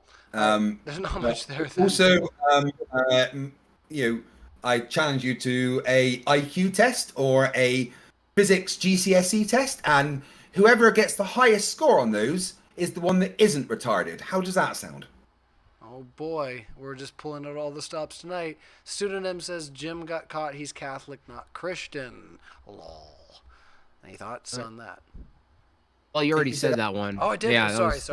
That's incorrect. Yeah, that's just incorrect. Sometimes, like I say, I've gone through them just because I'm trying to comb through to make sure I'm bouncing them back and forth. Justin Henley, not much to get out of here. He says, as a Christian, I agree. Beach tits. Pseudonym, that's another one. You really just you got our live chat in a way. Pseudonym, at Jim, you seem to pick a position you wouldn't go to hell at all. You're a secular Christian, yet Catholic. No. Technically, Craig got 2 points. You have no authority. No, nothing you said is true. I'm not Catholic, and I don't make judgments about going to heaven and hell. I could never take a position on that for myself or anyone else, and I never have. All right. Let's just carry on. Doesn't seem like Craig's got too much to respond with there, and we do have a lot of questions there. So let's just try to do some super rounds there, guys. I'm just gonna keep the super chats open. I know I'm trying to keep an eye on our live chat right now as well, but yeah, let's just do a speed round here and get through some of the super chats. So you guys will be here all night. All right. Let me scroll down here. Okay, so Alchemist says FTFE was demolished, but I was disappointed with the prod attacks. We team up with secular humanists to take on the prots. Weak. USA is Protestant, regardless of the recent J. Yeah, that's why it's Dyer failing. stance. JB. Yeah, that's why it's failing. Well, hold on, I'm still reading that's the problem. Chemist's question. So, weak USA is Protestant, regardless of the recent J. Dyer stance. JB still won. So they are a fan of yours there.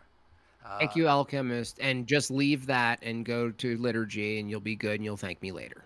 All right, let's just carry on. Ivy Ellen says, Jessica Bowman says, Craig is going to get wrecked by Andrew. Craig, if you had a better hairline, would you believe in God? Wrong with my hairline, by the way. This is just like how I look. My hairline hasn't changed in 20 years. I may have gone grey since talking to flat earthers, but also my forehead's this big because my brain's massive. I will say, you know, the majority of the time that I see people commenting on looks, I do think that they are projecting insecurities. You know, whether it's, Yeah. you know, maybe they are perfectly attractive people, but maybe you're just not in the spotlight and that makes you not feel good. I don't know. I'm just letting you know that that's usually how I read those situations. Oh, Ryan, just because you don't say it, but you think it, you think you're better? Sorry?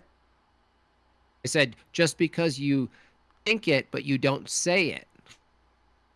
Do you think that? Do you think that too, but you just don't say it? What, that I'm better?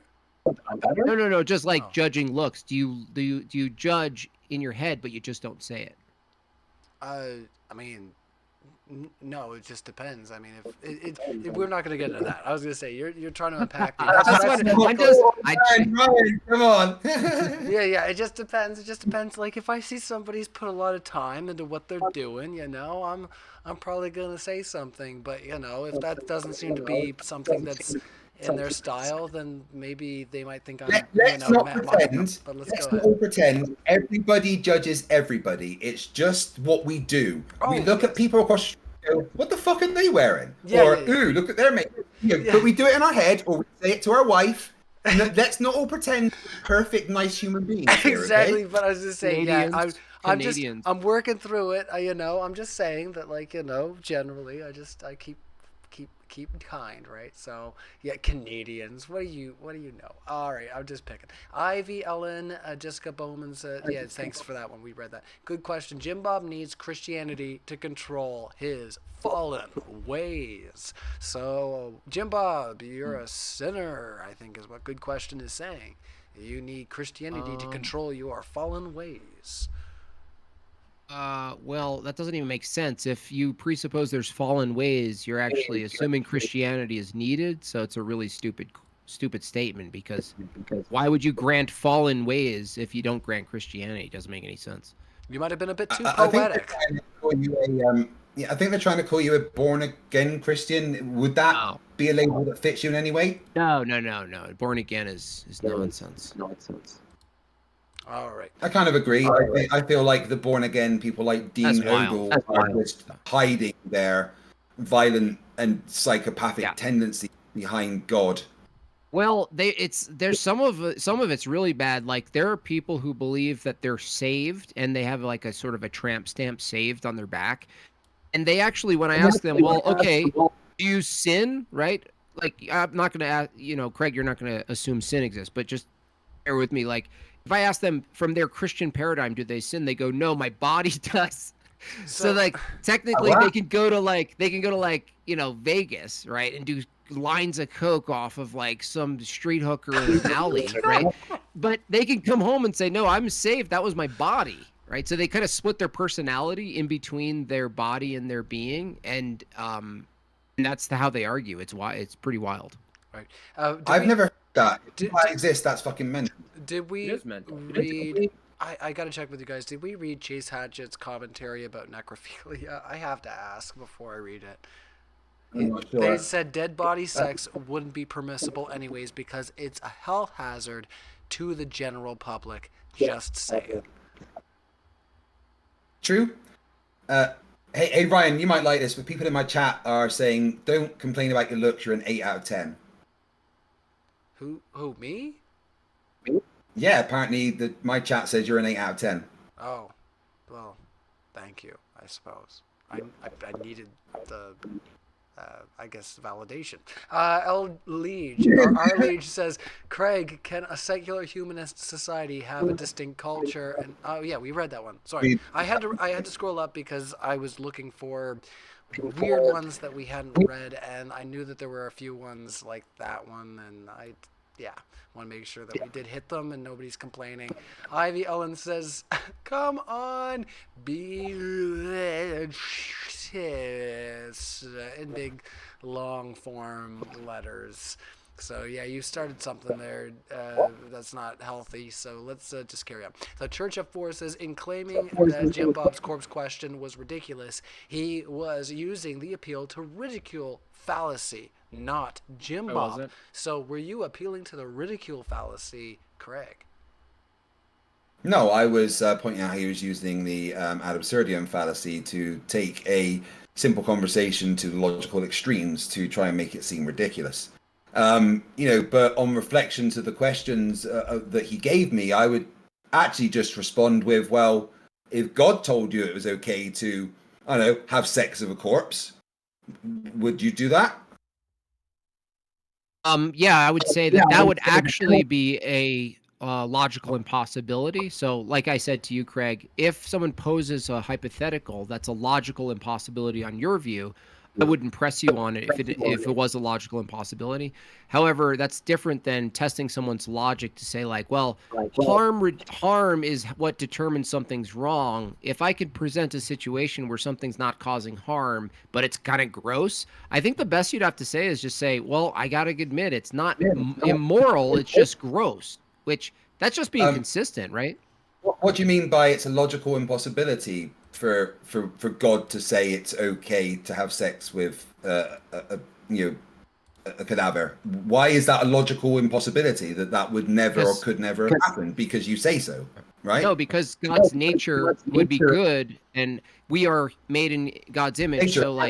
So your perversion of sex, right? Suddenly changing what sex is, being a reflection, an extension of God's creation, it would actually be an inconsistency with God's nature himself. So you can't violate nature. God definitely isn't good. God has done many, many, many evil things all of the time. Hold on. Hypothetical in the same way that you're putting hypothetical with me. Dude. Hold on. It's just hypothetical in the same way you're putting hypothetical. You can't say God isn't good without appealing to an absolute standard that's not God. I can say God isn't good because so how is God not good if you have to appeal to an absolute standard that's not God?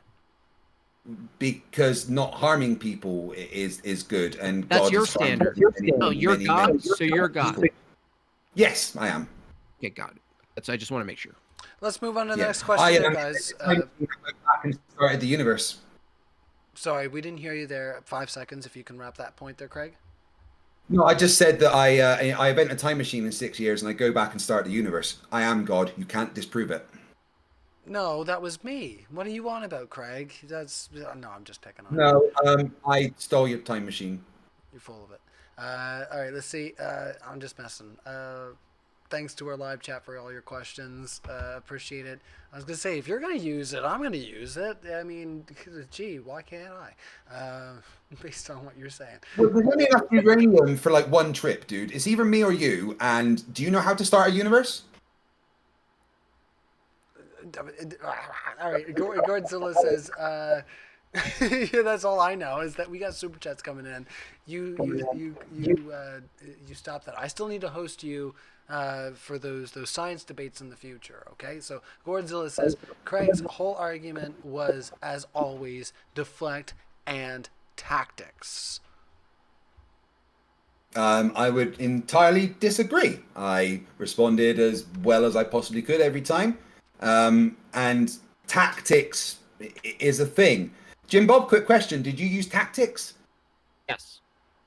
Yeah, tactics is a thing in debates. There's no issue there. You can do tactics. It's fine. Yeah, everybody's got debate tactics. I mean, sometimes I think that these guys are just trying to get under each other's skin, just to throw each other off just a little bit. You know, I see that sometimes, and it's, you know, it's like the jump scare flex, and it puts everyone off. Oh yes, we're so intimidated. Let's see you shred when you come out to Newark. If I can get my hands on a guitar, I swear. You want me to play "Sweet Child of Mine" on my acoustic guitar right now? I will.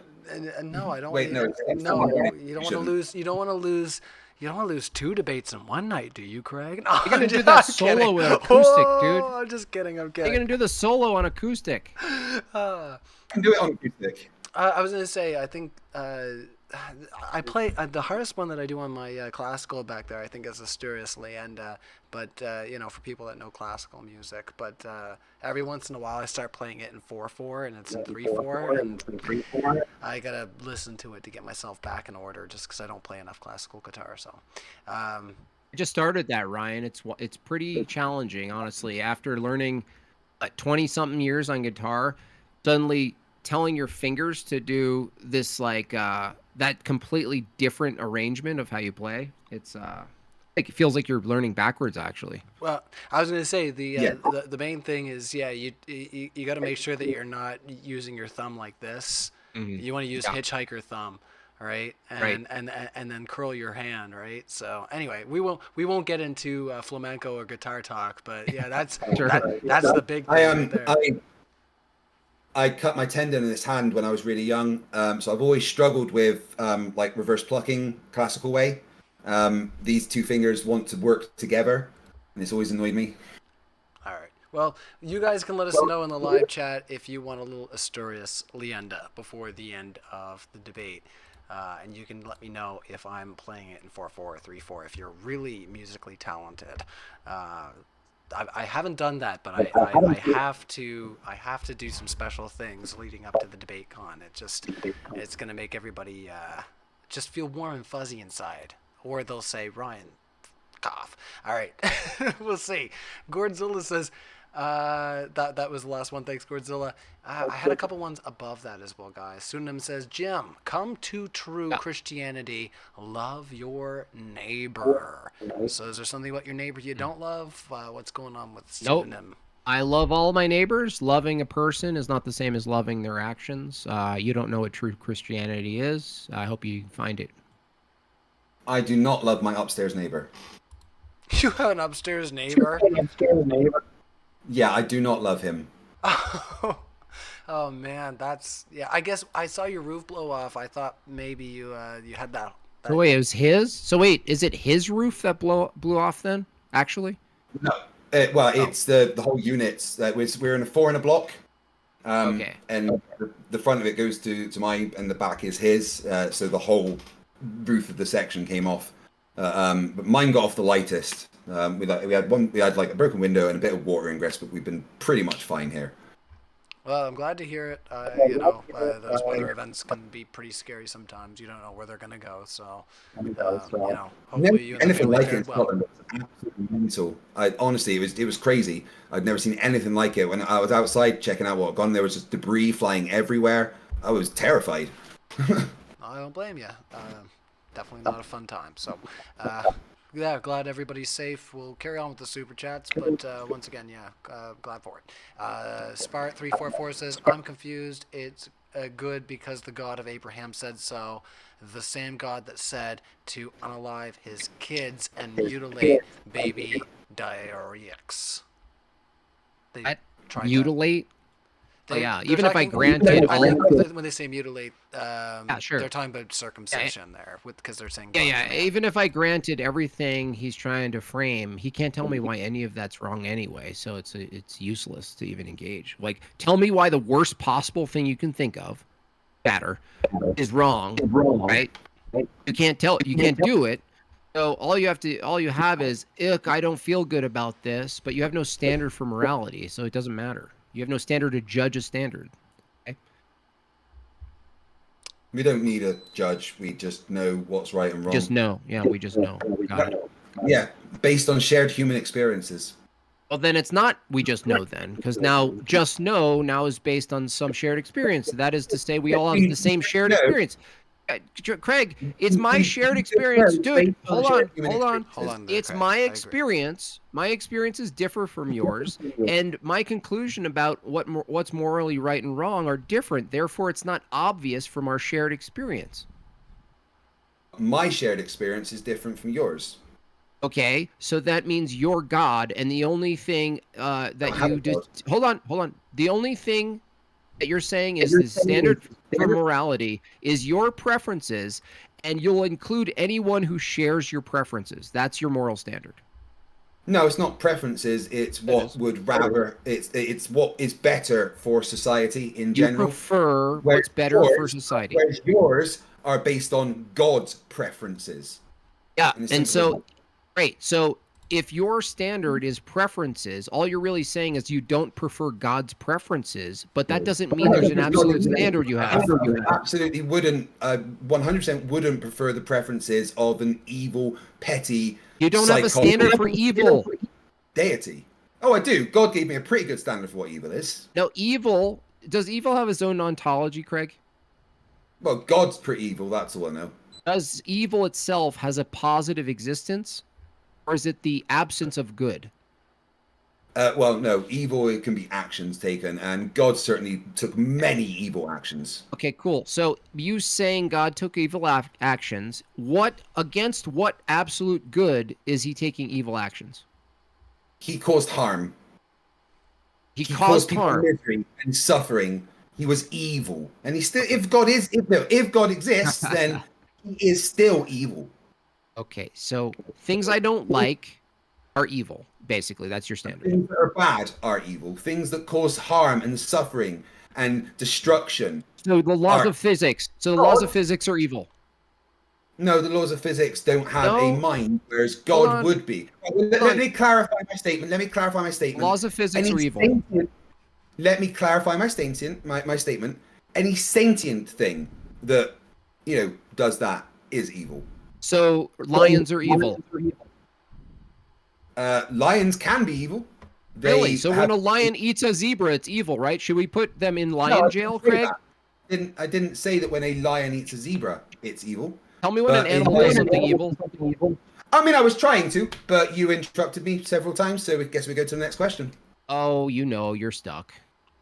Okay. No, I was going to answer you, but you kept interrupting me. All right, so. let's- Tell me let us- an evil action from an animal, dude. No, I was going to, but you kept interrupting me, so we can go to the next question now. All right, make of that what you will. Let's go on to the next question for sure, because we do have quite a few of them. And I will say, I probably won't be playing any instruments tonight, unless somebody puts in a super chat. I mean, Dude, why does your mods ban me? I'm not doing anything. I'm not violating anything, and they keep banning me. You guys suck, dude. just This about is to why your say- channel can't grow. This is why you guys can't grow, because you guys take these weak ass mods and you don't include people who have different opinions, and you ban them for no reason. I'm not That's why you guys sure. can't get off the ground. I'm not But sure. they are growing. What? Lots of yeah. subscribers, and they're growing constantly. I don't know what you mean. Oh, we're not just talking about numbers, dude. I'm What not are you sure. I'm talking not about? sure what's going on. So one of our We're talking about mods- culture. We're talking about culture, So, not numbers. Culture. so hold on, just 1 second there. Well, that's So one of our very one of our mods is doing something. Like, is there a problem? Just Hello? a quick question. All right. It says okay. Well, it was done for a second. All right. Yeah, no, I was just curious if there was a specific mod that was doing something that was. I don't know. I don't know what happened. But, all right. Go ahead. Okay, well, we'll just carry on. No worries. Just making sure that everything's copacetic. I don't like to leave any stones unturned. That's kind of where I'm usually at. So let's carry on. Thanks to our live chat. Thanks to our panel. You guys have been fantastic. Like I said, we had so many issues getting everybody on channel tonight, so really appreciate it. Gordzilla says, yeah, we did read that one. FB, is Craig afraid of women? No. Why would I be afraid of women? Scared in your boots? I mean, they can be terrifying. Absolutely. I live in a house with two women whose periods are synced up, and I fucking tell you that can be terrifying. But so can a person, a male, going through emotional turbulence. Are you afraid of women? See, I'm married. I've been married for 18 years. All right, I let's lie get in on bed to the next next, to a woman every night. That's not- Let's- Are you afraid of women?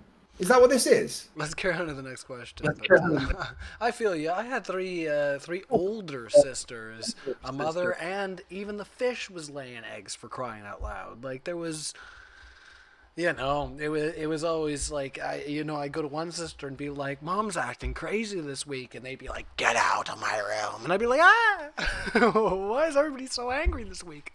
Anyway, all right, I'll just carry on. Thanks, guys, for entertaining our live chat. You guys have been fantastic. Um, let's see, somebody Deep had End some Diver, criticism. 121. Good question, says Jim Bob. Disqualified himself to speak about women with his misogyny. So Ooh, feelings. they're saying that what you've described as misogyny. So do you want to clarify whether that is correct or not? Misogyny? No, no, no. A Christian paradigm properly places women and men in their duties, which are different, and so it's not in a woman's duty or nor in their capability to defend, to sacrifice their life in battle. They're not placed there, and so women are basically at the mercy of men in society, and that's just how it is. There's no way of changing this. Uh, Men are wholly the force applicator. That's just the way it is. So misogyny would assume that there's some sort of like ontological status difference value. No, that there might be some crappy Christian, so-called Christian approaches to that. No, I think all people, all races, and men and women are all made in the image of God. We're all equally valuable. We're of equal value, but we're not of equal. We're not placed in equal duties. We're not equal in the hierarchy. Why So did you gotta- God make us in such a useless image? Why did He choose this form that doesn't work properly? I mean, I bite my tongue. I bite the inside of my lip. I get Greg, that's not what, hair. Greg, that's not what image Why means. why did God choose this image? That's not what image means. Image is a metaphysical status, not a form. All right, next Are you question. asking why did God put us in this form? That's a better formed question anyway. Is that All what right, you're asking? Stupid. we need to slow down on the back and forth just so that we can try to get you guys out of here. I've had you for almost 5 hours now, especially with the tech issues. Like, at minimum, the audience has gotten like 4 hours of you guys having your back and forth. So I do want to get through the questions and try not to, like I say, respond. I know that there's temptations. I'm enjoying the vape counter in the chat though, Ryan. I think they've got me having 122 hits of my dry herb vape. They're keeping up nicely. I mean, somebody said I was. Anyway, we won't get into that. Question for JB. So, it is your view that women should be focused on raising kids for the next generation instead of unaliving them in the womb and mutilating the kids who survive the womb? Yeah, actually, I wanted to bring this up. I don't know if Craig, you just kind of generally take a cultural approach to secular humanism, because I read the bullet points, and the last one, number 15, was all about like preserving life and like, no matter what, preserving life, enhancing humanity. I was wondering, do you also take a somewhat unorthodox position within your secular circles on abortion too, or? Secular humanism supports abortion when needed. Yeah, but just, I mean, not needed. Just if someone determines I don't want to have a baby and they say I need an abortion because I just don't want it, is that a need? No, if that person didn't want the baby, then there should be a need to not have that baby because that baby wouldn't be raised right. Okay. So need is just need is based on convenience. It's not really need. It's out of convenience. No, it's a need. The need to not have that child be raised by something. You need to kill the baby because you think you can take care of it. Right. Gotcha. You need to kill the baby because you think you won't be able to take care of it. Gotcha. All right, we've unpacked. Yeah.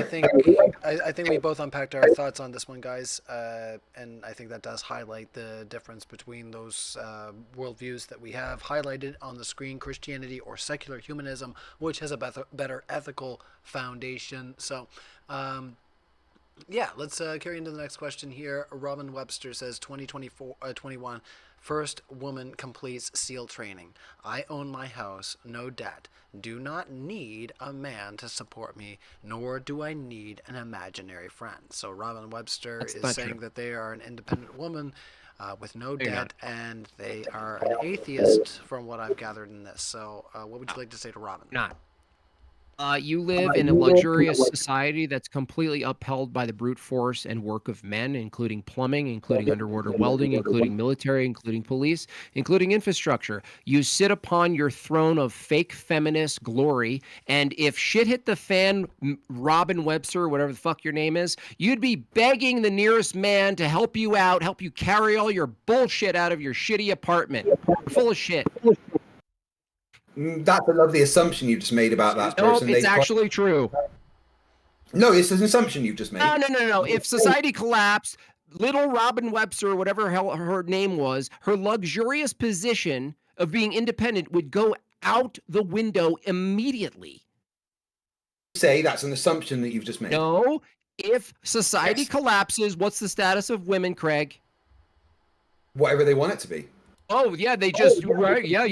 They're just not at the mercy of like brute force and like gangs and people with straight up guns and yeah, society collapse. Women are just totally liberated. You guys are so delusional. Women can have gangs and guns just as much. Oh yeah, against other men. Well, you're delusional. You're delusional. Too much fantasy. Too much fantasy. Too much people hiring. All right, hold on. Too much hiring people step on your face. Hold on. Too much hiring people step on your face. Hold on a second there, Jim Bob. During my military training, the three top sharpshooters were all females. Oh, so, really? Yeah, Sharpshooter? Yes. That's amazing. Yeah. I understand that, dude. I've been to many gun ranges, and it's true that a woman can naturally shoot a point and shoot gun, right? From just naturally. The problem with that is that's not equivalent to a high pressure situation, okay? All right, let's ask the next question there, guys. We've, like I said, both unpacked where we disagree on that.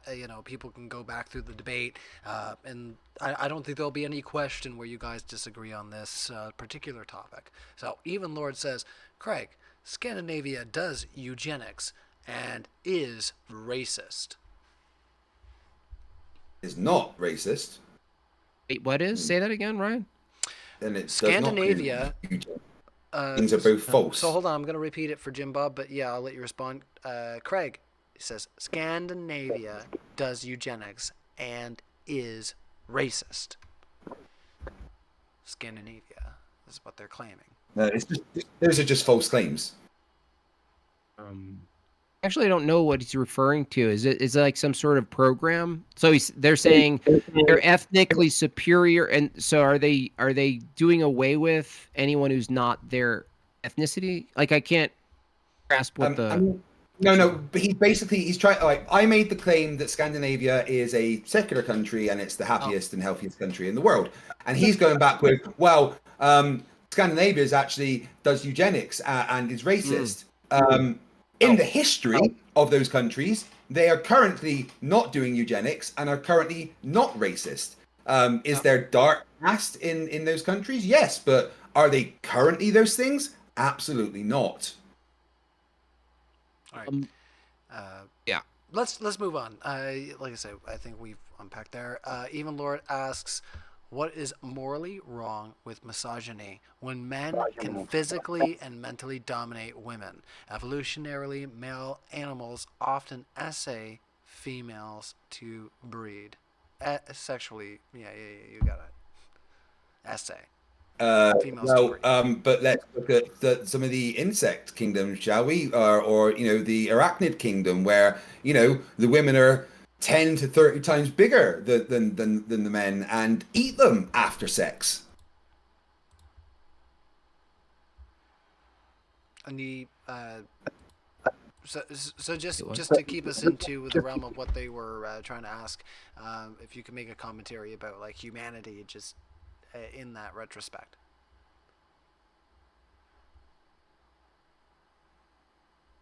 That I don't think Craig has. Craig, you didn't have any commentary about humanity. What is morally wrong with misogyny when men can physically and mentally dominate women? Evolutionarily, male animals often sexually. Yeah, I gave my point that. All right, fair enough. I thought I just didn't know if that was all that you would want to say on that first point. So go ahead there, Jim Bob. if the person is saying that it's descriptively, we're not making an odd claim, it's just descriptively the case that males, on the most part, we're talking about humans here, that they can just dominate women. Like, so it's like, it's really a choice of men. So if men decided women don't have any rights tomorrow, that could actually happen descriptively. So I'm not making an argument that that should be the case. I'm saying we have to really deal with the truth of the matter here. Descriptively, it's true that men could collectivize and literally do whatever they want with women. They just could. They just could do that. All right. Next question coming in. Deep End Diver says, Craig vape counter times 128. You were keeping a track of me there, Deep End. I thought I was in the single digits earlier, but I think, I don't know. I think you're blowing up the numbers a little bit on one end and diminishing them on the other. No, 128 sounds about right. I've been toking this consistently through the thing because I'm in quite a lot of pain after my 1,033 push-ups earlier. And this is the most effective painkiller in the world. So yeah, I've been constantly microdosing on my cannabis the entire debate. Microdosing? Oh, that's yeah. that's your microdose. You're funny. All right, let's ask the next question. All right. Let's see. Ivy Ellen says Craig may not have blown one, but he's held on his mouth until the swelling went down. What was that? Oh, I see. Okay, we're just gonna carry on. Just a clarification. I want to hear it. Come on. Evan said the Scandinavian comment was about how abortion and surrogacy are being used to make designer babies, which we would say, wouldn't that kind of be racist? Because you'd be preferring very specific types of genetics. Oh, thank you so much, that Jim would be Bob. classified, I thought right? you were gonna make commentary on that last super chat. People are no, like, sorry, "Why I are didn't you hear that. I laughing was tonight, reading Ryan?" something. My God, these are wild. But no, any commentary there, Craig, for the Scandinavian comment about eugenics and what Jim Bob just said? Yeah, there's no one trying to make designer babies. Of course they are. Of course they are. Massive industry, dude. What are you talking about? Scandinavia is not like trying to make a bunch of designer babies. Making those CRISPR babies. All right, Here's the thing: secular humanism doesn't like outright genetic modification or genetic engineering. If it was beneficial for someone, then like for instance, if people are born with genetic diseases, then CRISPR technology and stuff can help remove those defective genes. Is that what they're talking about, maybe? Well, I mean, NPR did a huge study on it. It's breaking a taboo. It's considered a taboo. So, they're seeking to edit DNA and customize babies. And obviously people, which I find nothing exactly wrong with, but people prefer offspring that resembles them. I feel like that's not a controversial statement, being that would be the consequence of having kids. But okay, so hypothetically, Jim Bob, if you were going to have a child that had a genetic defect that meant that it wouldn't be able to walk, and you were able to modify those genes so that it could walk, would you? That's a good question. I wouldn't have a sharp answer on that. I would listen and think about it. It would be a tough decision. I could see both angles. I could see that going with how the person was could potentially be more positively impact on more people, and the short-term fix could be more positively impact on just the person. And I'm not sure, because you'd have to take a consequentialist approach, but you don't know the future, right? So it can go either way, It's like. But let's make the assumption that it's a perfect scenario, and that they only have to edit that one particular gene that would allow your child to walk when it couldn't before, with no other consequences. I'm assuming you would think that's okay, right? I'm not sure, honestly. I would have to look at what the precedent was. You know what I mean? I'd have to think about the precedent, because honestly, my impulse is what you're leading to. My impulse would be like, yeah, duh, like fix, right?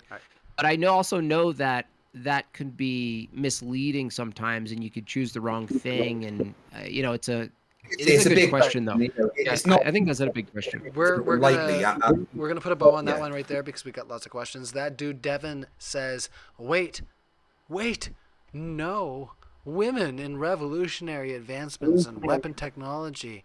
His next argument for women overtaking men. Weapons have vastly been designed, created, and operated by men because of strength. Yeah, that's true. Like, that's not a great. People say it's an equalizer. It's really not when you think of what's required for machining, especially larger artillery. You have to.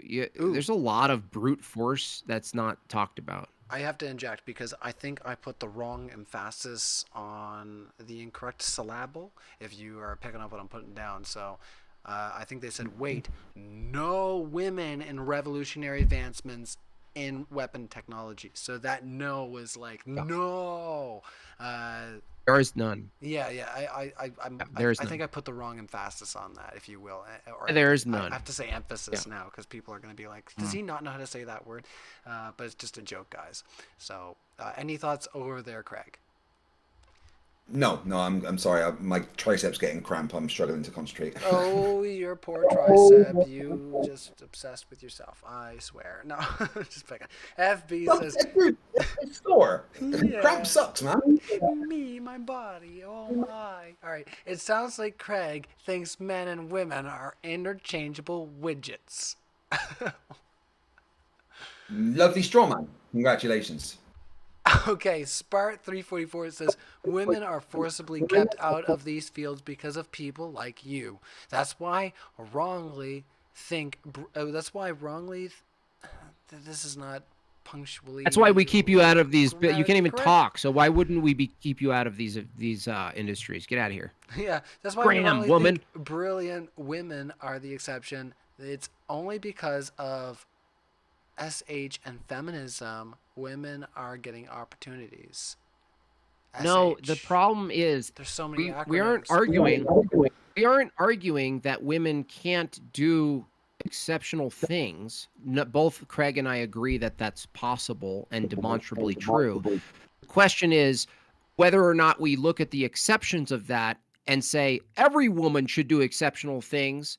Why wouldn't we include being a mother as an exceptional thing? I think being a mother is a very exceptional thing, probably the most important thing for society on net balance, way better than inventing something. Like if you were just one woman who invented this one thing, good, that's amazing.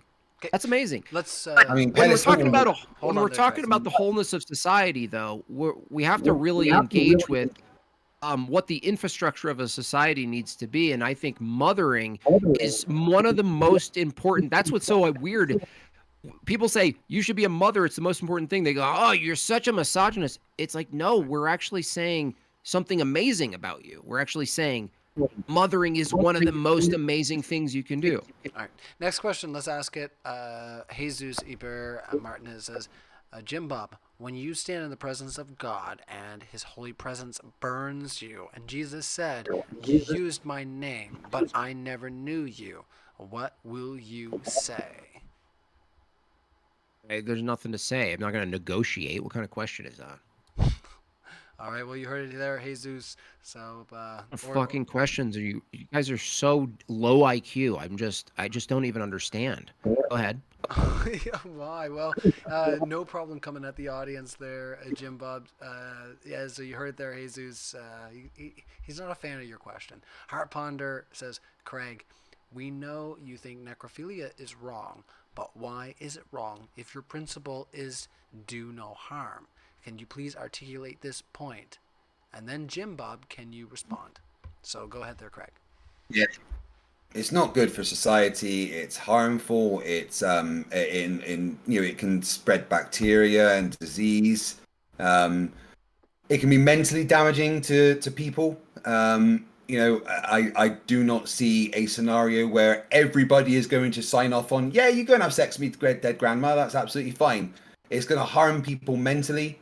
And the act of necrophilia can spread disease and harm more and more people. All right. Oh, do you want me to respond to that? I think what we should do is just That's carry fine. on because I don't need to respond. yeah, we have gone on for quite a bit, and like I said, I think most people at this point could probably pinpoint where you guys are going to go with those arguments. So Small Fry says, Ryan, please ask Craig to read this phrase aloud. Bottle of water. Bottle of water. You knew exactly what they were looking for. All right. That's how you say it. What do you mean? That was Bawada. I don't know what that was. That's like trying to say my hometown name. Wait, say it again. Bottle of water. Bottle of water. Okay. Say it properly, will you? Bottle. All right. All right. ZH Kane says, I think Jimbob is a sad, weird little man. Oh, well, we can all be sad, weird little men every once in a while. Come on. Don't be like that, ZH Kane, you sad, weird little man. Hot Dogs for Sale says, we saw peak humanism during Rona, and they acted like monsters in skin suits. The obedient always think for themselves as virtuous rather than cowardly. Any thoughts there, Jimbob? I think that's for you. No, well, the thing is, I saw plenty of people who call themselves Christians who basically lockstep went right with everything that's happening, didn't really question anything. I don't want to talk in detail, obviously, on the channel, but I wouldn't make it peculiar to secular humanism, that particular instance. All right. Let's ask the next one here. So Binge Thinker says, for Bob, how many witches have you burned at the stake? Oh, that's funny. If you look in the actual history of that, you could actually track on a map how many people in this so-called witch burning escapades. It's actually very low, and honestly, it was less burning. First of all, more hanging, and it was extreme. It was extremely low, and it wasn't even. That was like Protestants. By the way, even going back to something more brutal, that under your guys' view, that you say things like the Inquisition, right? The Inquisition. It turns out that the number, right, of the Inquisition, out of the documented 125,000 people tried. That's just tried. Only 1% of those trials ended in death. And compared to the first month of the French Revolution, which was entirely secular. The first month of secular humanism, the French Revolution, astronomically topped the amount of deliberate death. So you don't have much to say. All right. ALC says, a win, Jimbob, and shout out to all the based bigots in the chat. And then they have their salute emoji, pounded emoji, heart, and crown. So, yeah, that's from ALC. Binge Thinker says, for Bob, that was the one we just read. This is a weird name. Nat Pixop says, atheist doesn't understand what actual love is. Love is God letting himself suffer on the cross unjustly for us undeserving, sinful humans. Anything to say to Nat Pixop? I think that's how we want to say it. I'm not sure. Natapox, or you know your question. Go ahead there, Greg. I thought that was for Jimbob, actually. Well, they said atheists don't understand what actual love is. Love is God letting himself suffer on the cross unjustly for us undeserving, sinful humans. I think that is for you there, Greg. Sorry. I was looking at the Indiegogo thing. Yeah, well, no, that's not love. That's just being stupid. There's no such thing as dying for other people's sins. That's a lovely fairy tale that you tell yourself to feel good. Love is when you look into your spouse's eyes and you get butterflies. You get chemicals. Oh, yeah. Love is straight chemicals. Be near somebody. Love is the enjoyment of another's company and just happiness to be around them. You don't know what love is. Not me. Craig, could I ask you, is there an ultimate standard for sacrifice that you can think of? Like a person that's the ultimate standard, the highest peak of the embodiment of sacrifice?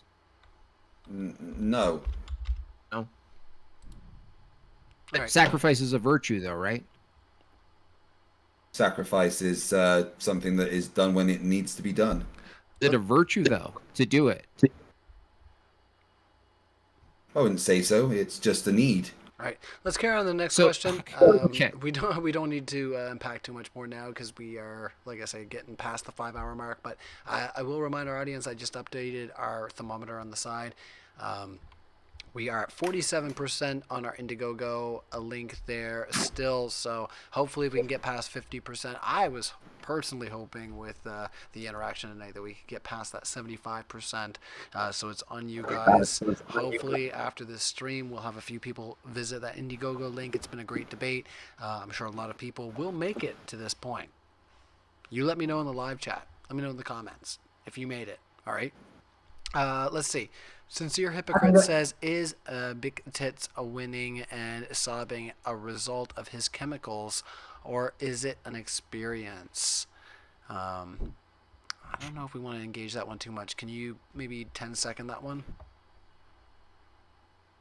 Well, they were asking like your response to me calling you a bad name before. You were like, they were asking you if that was just a physical, like a chemical reaction, or was that a meaningful experience that you are evaluating? 10 seconds if you can there, Craig. I mean, it was something that I observed happening, and then the sound waves hit my eardrums, which created an electrical signal, and my brain interpreted what was happening.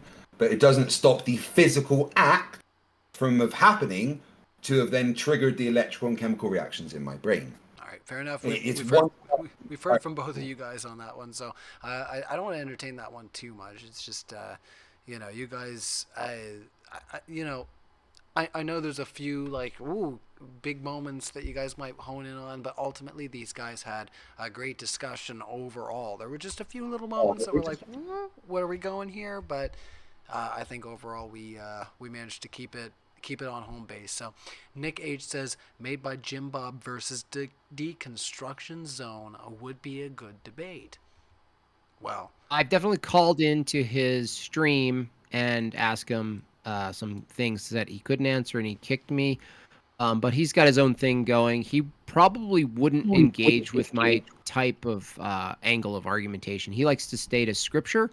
And I would recommend someone better versed in scripture, like Sam Shamoon. If you guys want a really good debate, if you guys want a popular debate, Ryan, get Deconstruction Zone and Sam Shamoon, one-on-one. Well, I'll look into Sam. Yeah, definitely. Yeah, we'll talk afterwards. Brian Wanderer says, Craig needs force, not as a last resort, but as the logical conclusion to his position. So dumb. P.S. Nobody would bang a corpse. Was a pathetic dodge. So they're going back to this argument that was being made, which was, you know, central around the idea of, and not so much of would that be permissible overall. It was just a matter of like, how could you explain that that is immoral under the secular worldview? So if you could take a moment just to say, this is why it is immoral for secularists to do this. Just so we can maybe put that one to rest if we can, and if not, then we'll let that one play out in the public opinion. There just isn't a case where everyone would be okay with banging a corpse, so it would cause mental harm and distress to people, and like I've mentioned, the health risk associated could cause harm.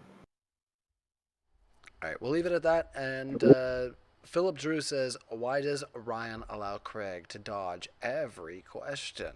I don't think I've allowed either of our speakers to dodge. I think you did just. I think you just did fine. You know, two feisty debaters talking over each other. Yeah, I was gonna say I felt like this was a good night and a good showing as far as being on it. Like you guys, you know, when you have two debaters that are playing by the rules, it helps a lot. So I do appreciate our panel for. You know, especially where I don't have the powers that usually be from our streaming service to mute certain speakers. These guys have been fantastic. So, yeah, that's 80% of the battle, I have to say. So thank you again. William is the next super chatter. Just William. He somehow got that name all on his own. I figured that one was taken. Says, come on, Jimbob, win. Craig, come to divine liturgy once. Liturgy? Liturgy, yeah. Yeah, Liturgy. sorry. I said it wrong. I knew it. No, is the answer. Okay, 1 cup, 2 bears. Ugh. All right. Why isn't Spaceballs a third option? Oh, well, Spaceballs, it just destroys all others, so we can't include it in polls. It's just not fair. It's just full parody, right? It's not in the same category, right? It's just fair. He is right. It is in a tier of its own. We can't, as mortals, we cannot mess with these. You can say Dune. You can maybe because that's like space stuff. I was gonna say, well, Dune is kind of spacey. Yeah, no, Spaceballs is just one of those weird Mel Brooke films. Use the Schwartz, man. Just use the Schwartz. Use the Schwartz. The ring. Yeah, it's just a weird movie. Anyway, Tristan. But you know what? It has John Candy in it, and he's that's why Canadians know, because he's our boy. Long past John Candy, but yeah, Canadians remember. Tristan says, funniest debate of 2025 so far. Well, I'm glad, Tristan, you were having some laughs and enjoying the commentary. Whatever part of it may have tickled your, your humorous side, that's great. Which of the river says, it's consent, my God? Craig, the answer is informed verbal consent. Animals can't consent. Kids can't consent. People under duress can't consent. So they're saying you missed the mark on this one. What do you have to say to which of the river? I said those things. Maybe they didn't hear. Okay. I mentioned how a sentence is required for, saying it's okay. Okay, well, let's move on then. Maybe you missed it. It's been a long debate there, which of the river, so maybe go back and check it out. Justin Henley says, Craig, you're not ready for Andrew. Cope and vape. Oh, Andrew's going to be way easier than Jimbob here. Andrew's just a triggered little baby who just attacks people personally instead of engaging in conversations. So that's going to be fun. All right, well, we'll let that be its own individual segment. If you're hanging out right now, let us know what you think in the live chat. Let us know what you think in the commentary.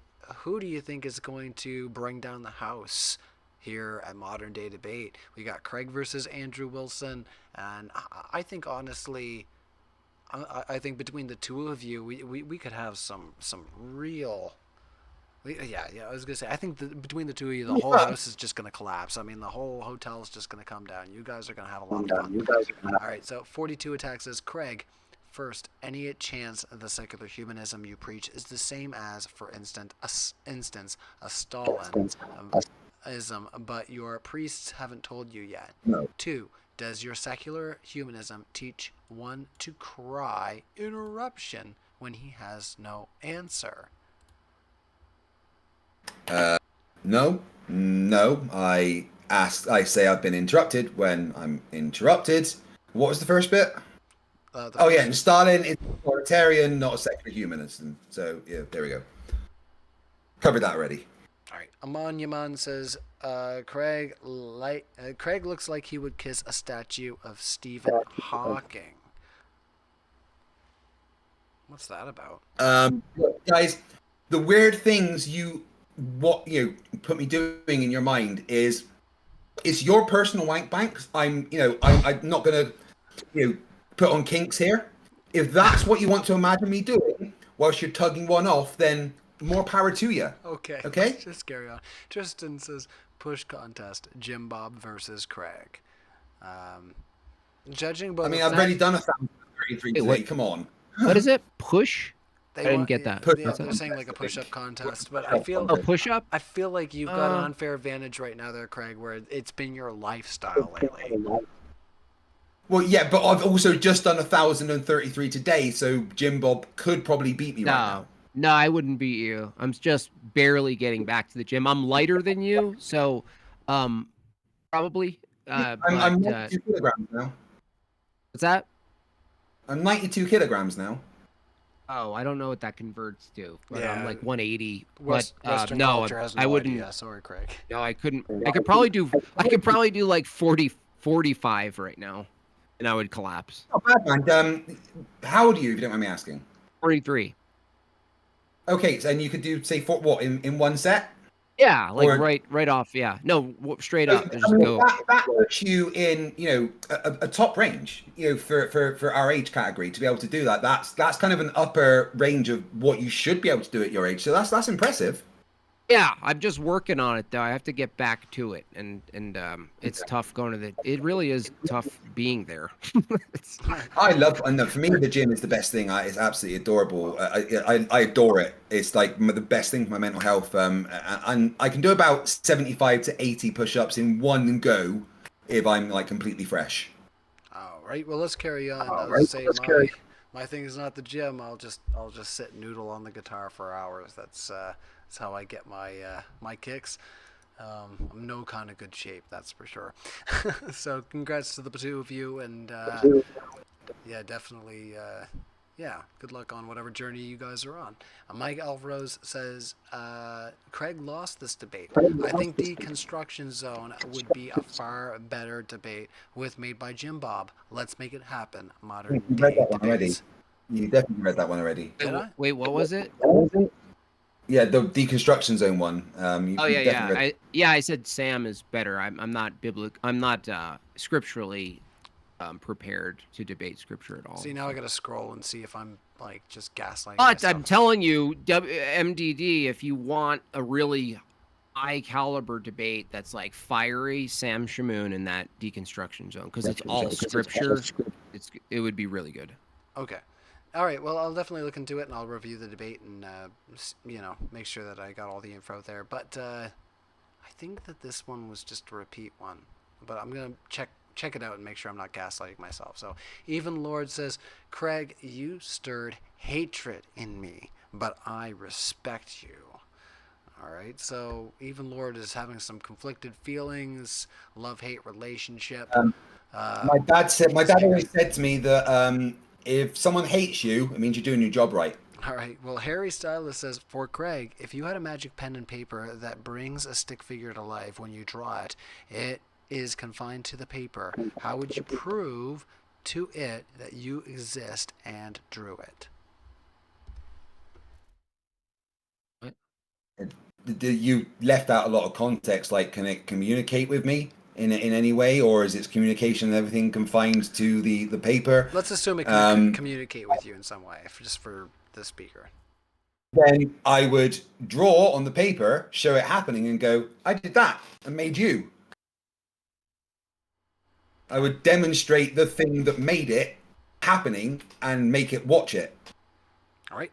Bearsworth says, Unless it's my Bearsworth once, I don't know. all right, Bearsworth says, hey, Craig, when's the next moon landing happening, bud? When's the next moon landing happening? You should probably ask NASA that. They're taking a while. But it's because there's a lot of things to figure out, and NASA aren't very good at following timelines. If you're saying that the previous moon landings didn't happen, then you're sorely mistaken. I've definitely proven they have. All right. Well, ALC says, Ryan, you have been a great moderator tonight. Well, thank you, ALC. I appreciate a little bit of support for myself every once in a while. It says, please play some music later. Well, I will say it's 3 o'clock, 3:18 here in Nova Scotia, so I probably won't be picking the old classical off the wall there. I'll get myself in trouble with the kids. They'll come out and say, what are you doing? Lastly, ALC says, I'll put on my tune before the end of the night. Don't worry, guys. I'll do at least that, but I don't know if you'll like that as much as some live interaction. But they say, and tell FTFE Craig to fix his audio. I will say that honestly, it's not my audio. It is something to do with like me connecting to modern day debates. I don't understand. Check my stream. My audio is perfect.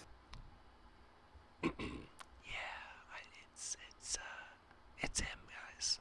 Anyways, I'm just picking, but it happened here. It happens on Zoom. I'm just gonna assume that maybe your mic just ain't ain't doing it. I don't know, man. Maybe I need to get a new mic. I don't know. I've got the same one as well. I've got a Rode. Who else?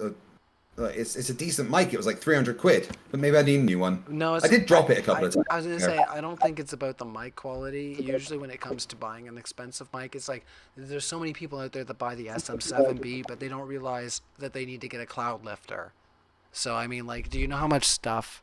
Like, I can pull it up to my face. Do you know how much stuff this SM55 from 1953 is running through? Like, I've got a preamp here on my desk, and then it's running through another preamp in my interface, and then that goes into a DAW, which also has a noise gate and a compression. Like, anyway, there's a lot that goes into just, but that's also because this is an old mic. I should probably put a high pass filter on it. Ryan, what do you mean so a lifter? I have the SM whatever you just said, the the go-to decent mic, and I run it through the Behringer. Yeah. And then it goes through Voice Potato. When you say a lifter, is that considered a lifter? Is that what you were talking about? Yeah, well, a lot of people use it with what's called the cloud lifter. So it's like this little device. It's like 200 US, but there are other ways that you can boost up the SM7B. It's just a matter of like trying to get the right level of noise floor with it, so it's not too like hissy. But your audio has been fantastic. So I mean, whatever you got figured out, you're doing all right. Don't worry about that. But a lot of people don't realize though that they do have to run it through a few things and maybe tweak a few items, but I'm not picking on you either there, Craig. It's just microphones are so fun, aren't they, guys? My chat is saying that my audio is fine over there, and they're just winding me up. So I don't know. We'll get into the last super chats there, guys. But it's been a chill time. We've had a lot of great fun. So Wrongful Rage says, "Are you on your knees doing those push-ups?" Guy, mirror, and reflection. Okay, let's move on. 42 Attacks says, "Craig, your audio delay cut off at the point of my question. Is there any chance the secular humanism you preach could have identical results to Stalinism, but your priests haven't told you yet?" No, because Stalinism is authoritarianism, and that's not secular humanism. I already answered that for you, although I do appreciate you supporting modern day debates by repeating your question with a second super chat. All right, let's see here. Last question coming in. So we do appreciate all the live chat, and I will remind you guys once again in our live description there on our video, you will see that we have our Indiegogo fund. We are just getting ready to get over that. Like I said, I'd love to get over that 50% threshold before the end of the night. We're at 48% now, so one of you guys have gone in there and helped us out. We do appreciate it. I've sent it over to you, Craig, as well. I don't know if you got in our chat there, made by Jimbob, but every little bit helps. We do appreciate all of our speakers. Max V says FTFE's audio is 100% fine on his stream, confirmed. So yeah, it just has something to do.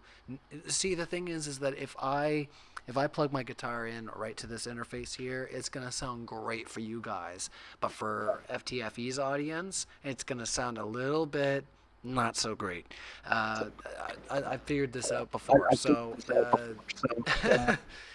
it's just something we'll have to figure out when we're streaming and also meeting up on these video chats. But I assure you, when Craig comes out for our DebateCon live February 15th and 16th in Newark, that there will be no audio issues, and everybody will properly be able to yell over each other, and him and Andrew Wilson will actually have a proper go at it. I assure you. I know they will. Those guys are not known for holding back. It's going to be great. So Bearsworth says, well, we read that one. Last one. Bearsworth, Jimbob is best at theoretical gravity debates.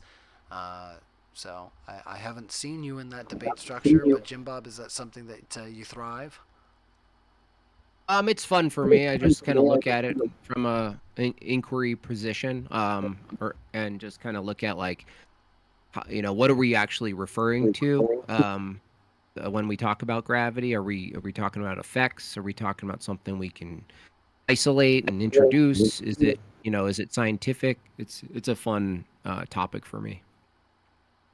I can definitely do that with you. It's one of my favorite topics. I've got quite a specialty in gravity. Okay, cool.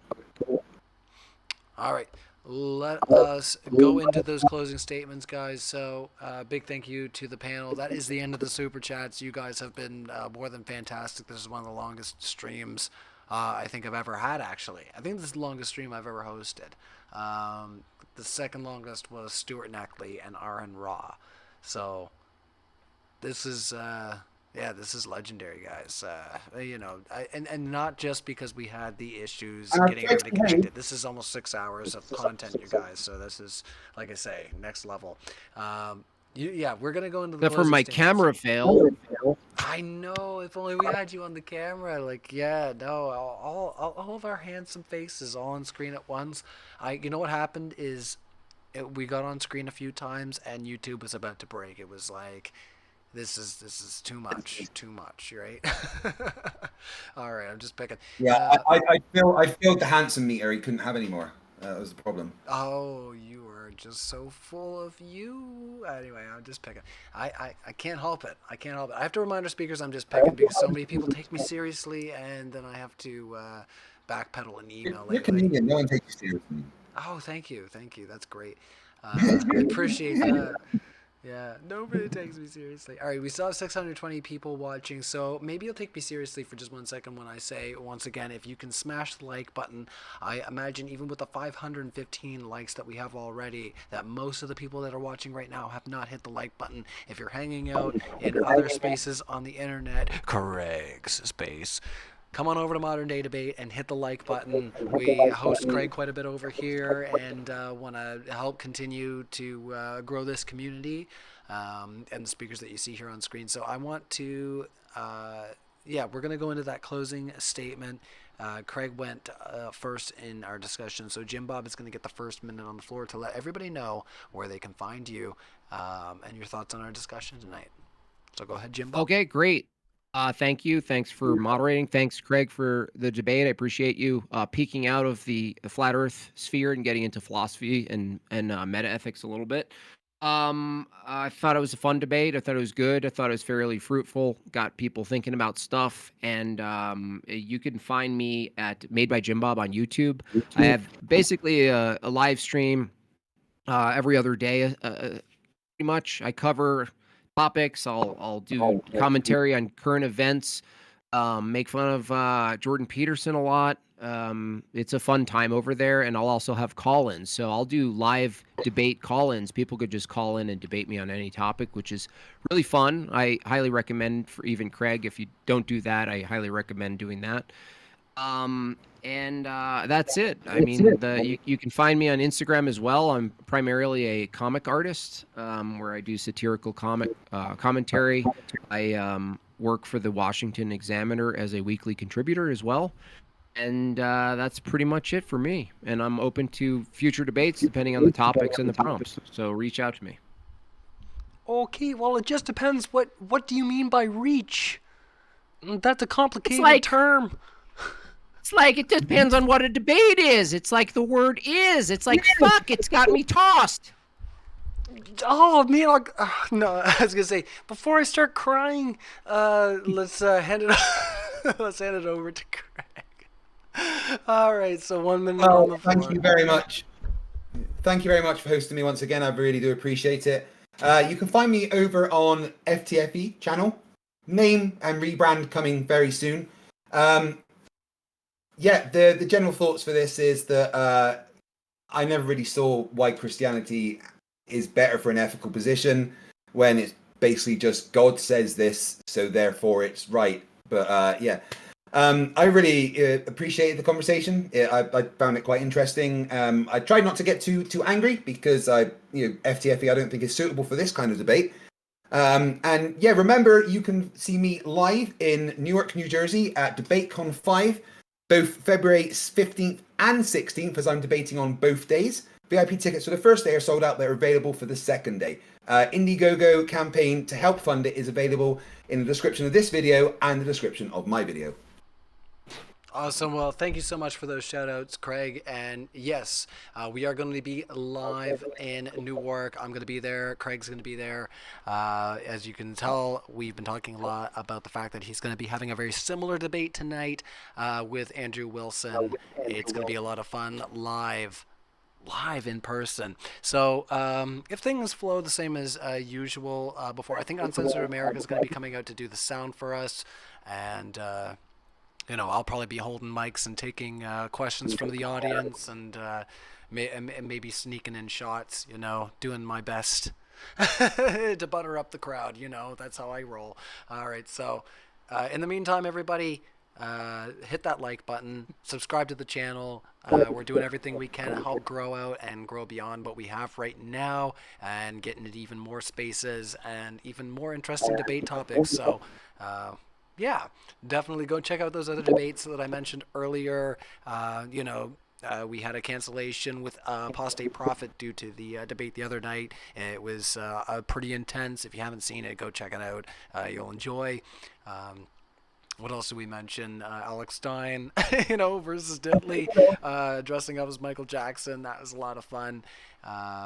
Yeah, let's just close it out there, though. There's a lot of great debates on Modern Day Debate to check out, but most importantly, hit those notifications for the upcoming debates, and stay tuned, everyone. We'll see you next time. Cheers.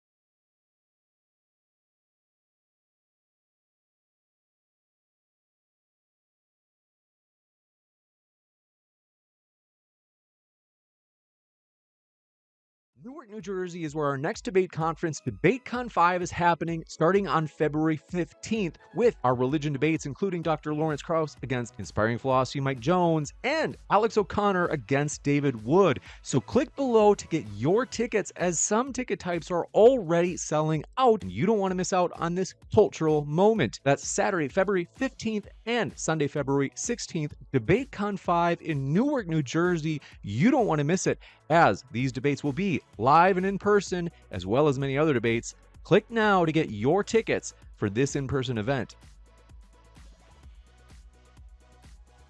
Newark, New Jersey is where our next debate conference, DEBATECON 5, is happening starting on February 15th with our religion debates, including Dr. Lawrence Krauss against Inspiring Philosophy Mike Jones and Alex O'Connor against David Wood. So click below to get your tickets, as some ticket types are already selling out, and you don't want to miss out on this cultural moment. That's Saturday, February 15th and Sunday, February 16th, DEBATECON 5 in Newark, New Jersey. You don't want to miss it, as these debates will be live and in person, as well as many other debates. Click now to get your tickets for this in-person event.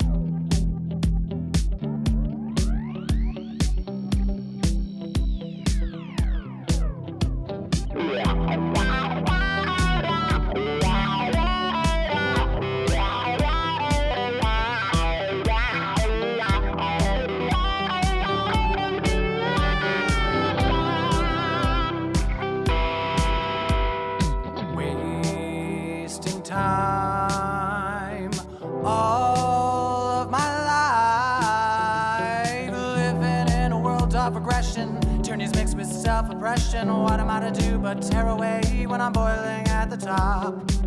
Try to find a way to fight the fire, smoke derived from the minds of liars. Call the shots as you bow your heads, and the march never stops. The stars could be free, but this insanity bends you right by the knee. Running in circles now for something that can't be found. On a breath as you hit the wall, the rain starts to fall. You can run away, sing a tune that's true. I'll be beside you.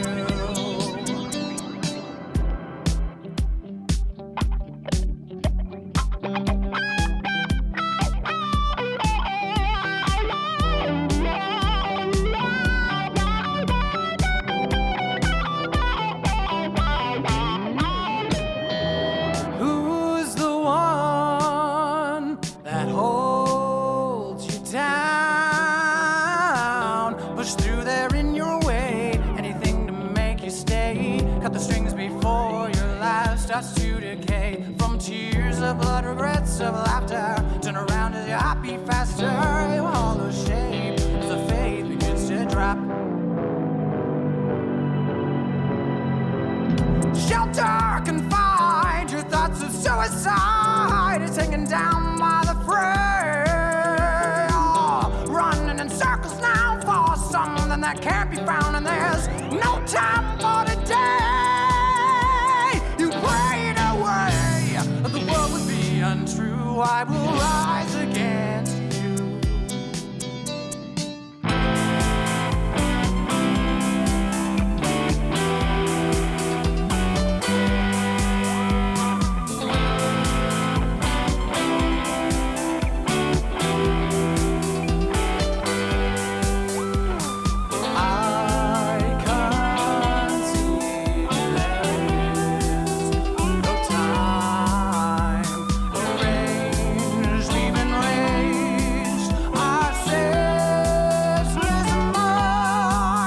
Until they're gone, nothing can matter at all.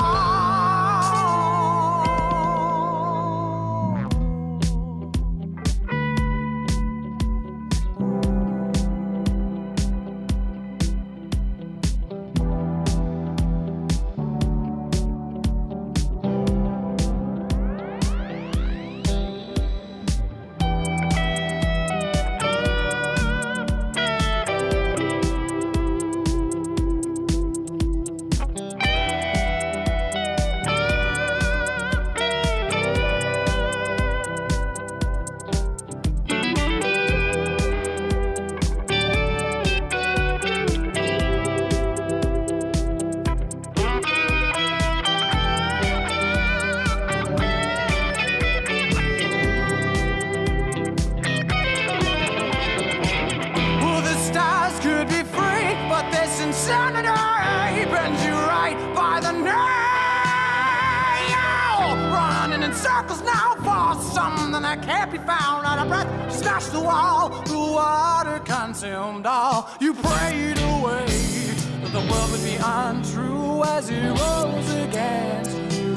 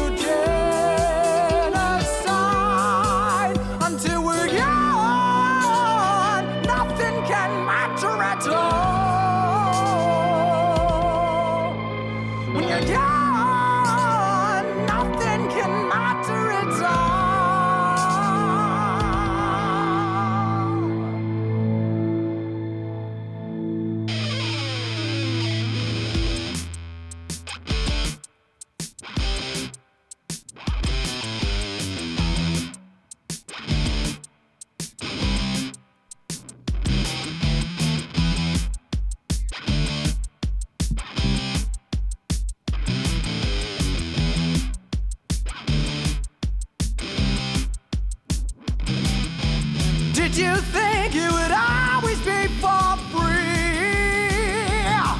Now sit back, watch it burn, burn, burn.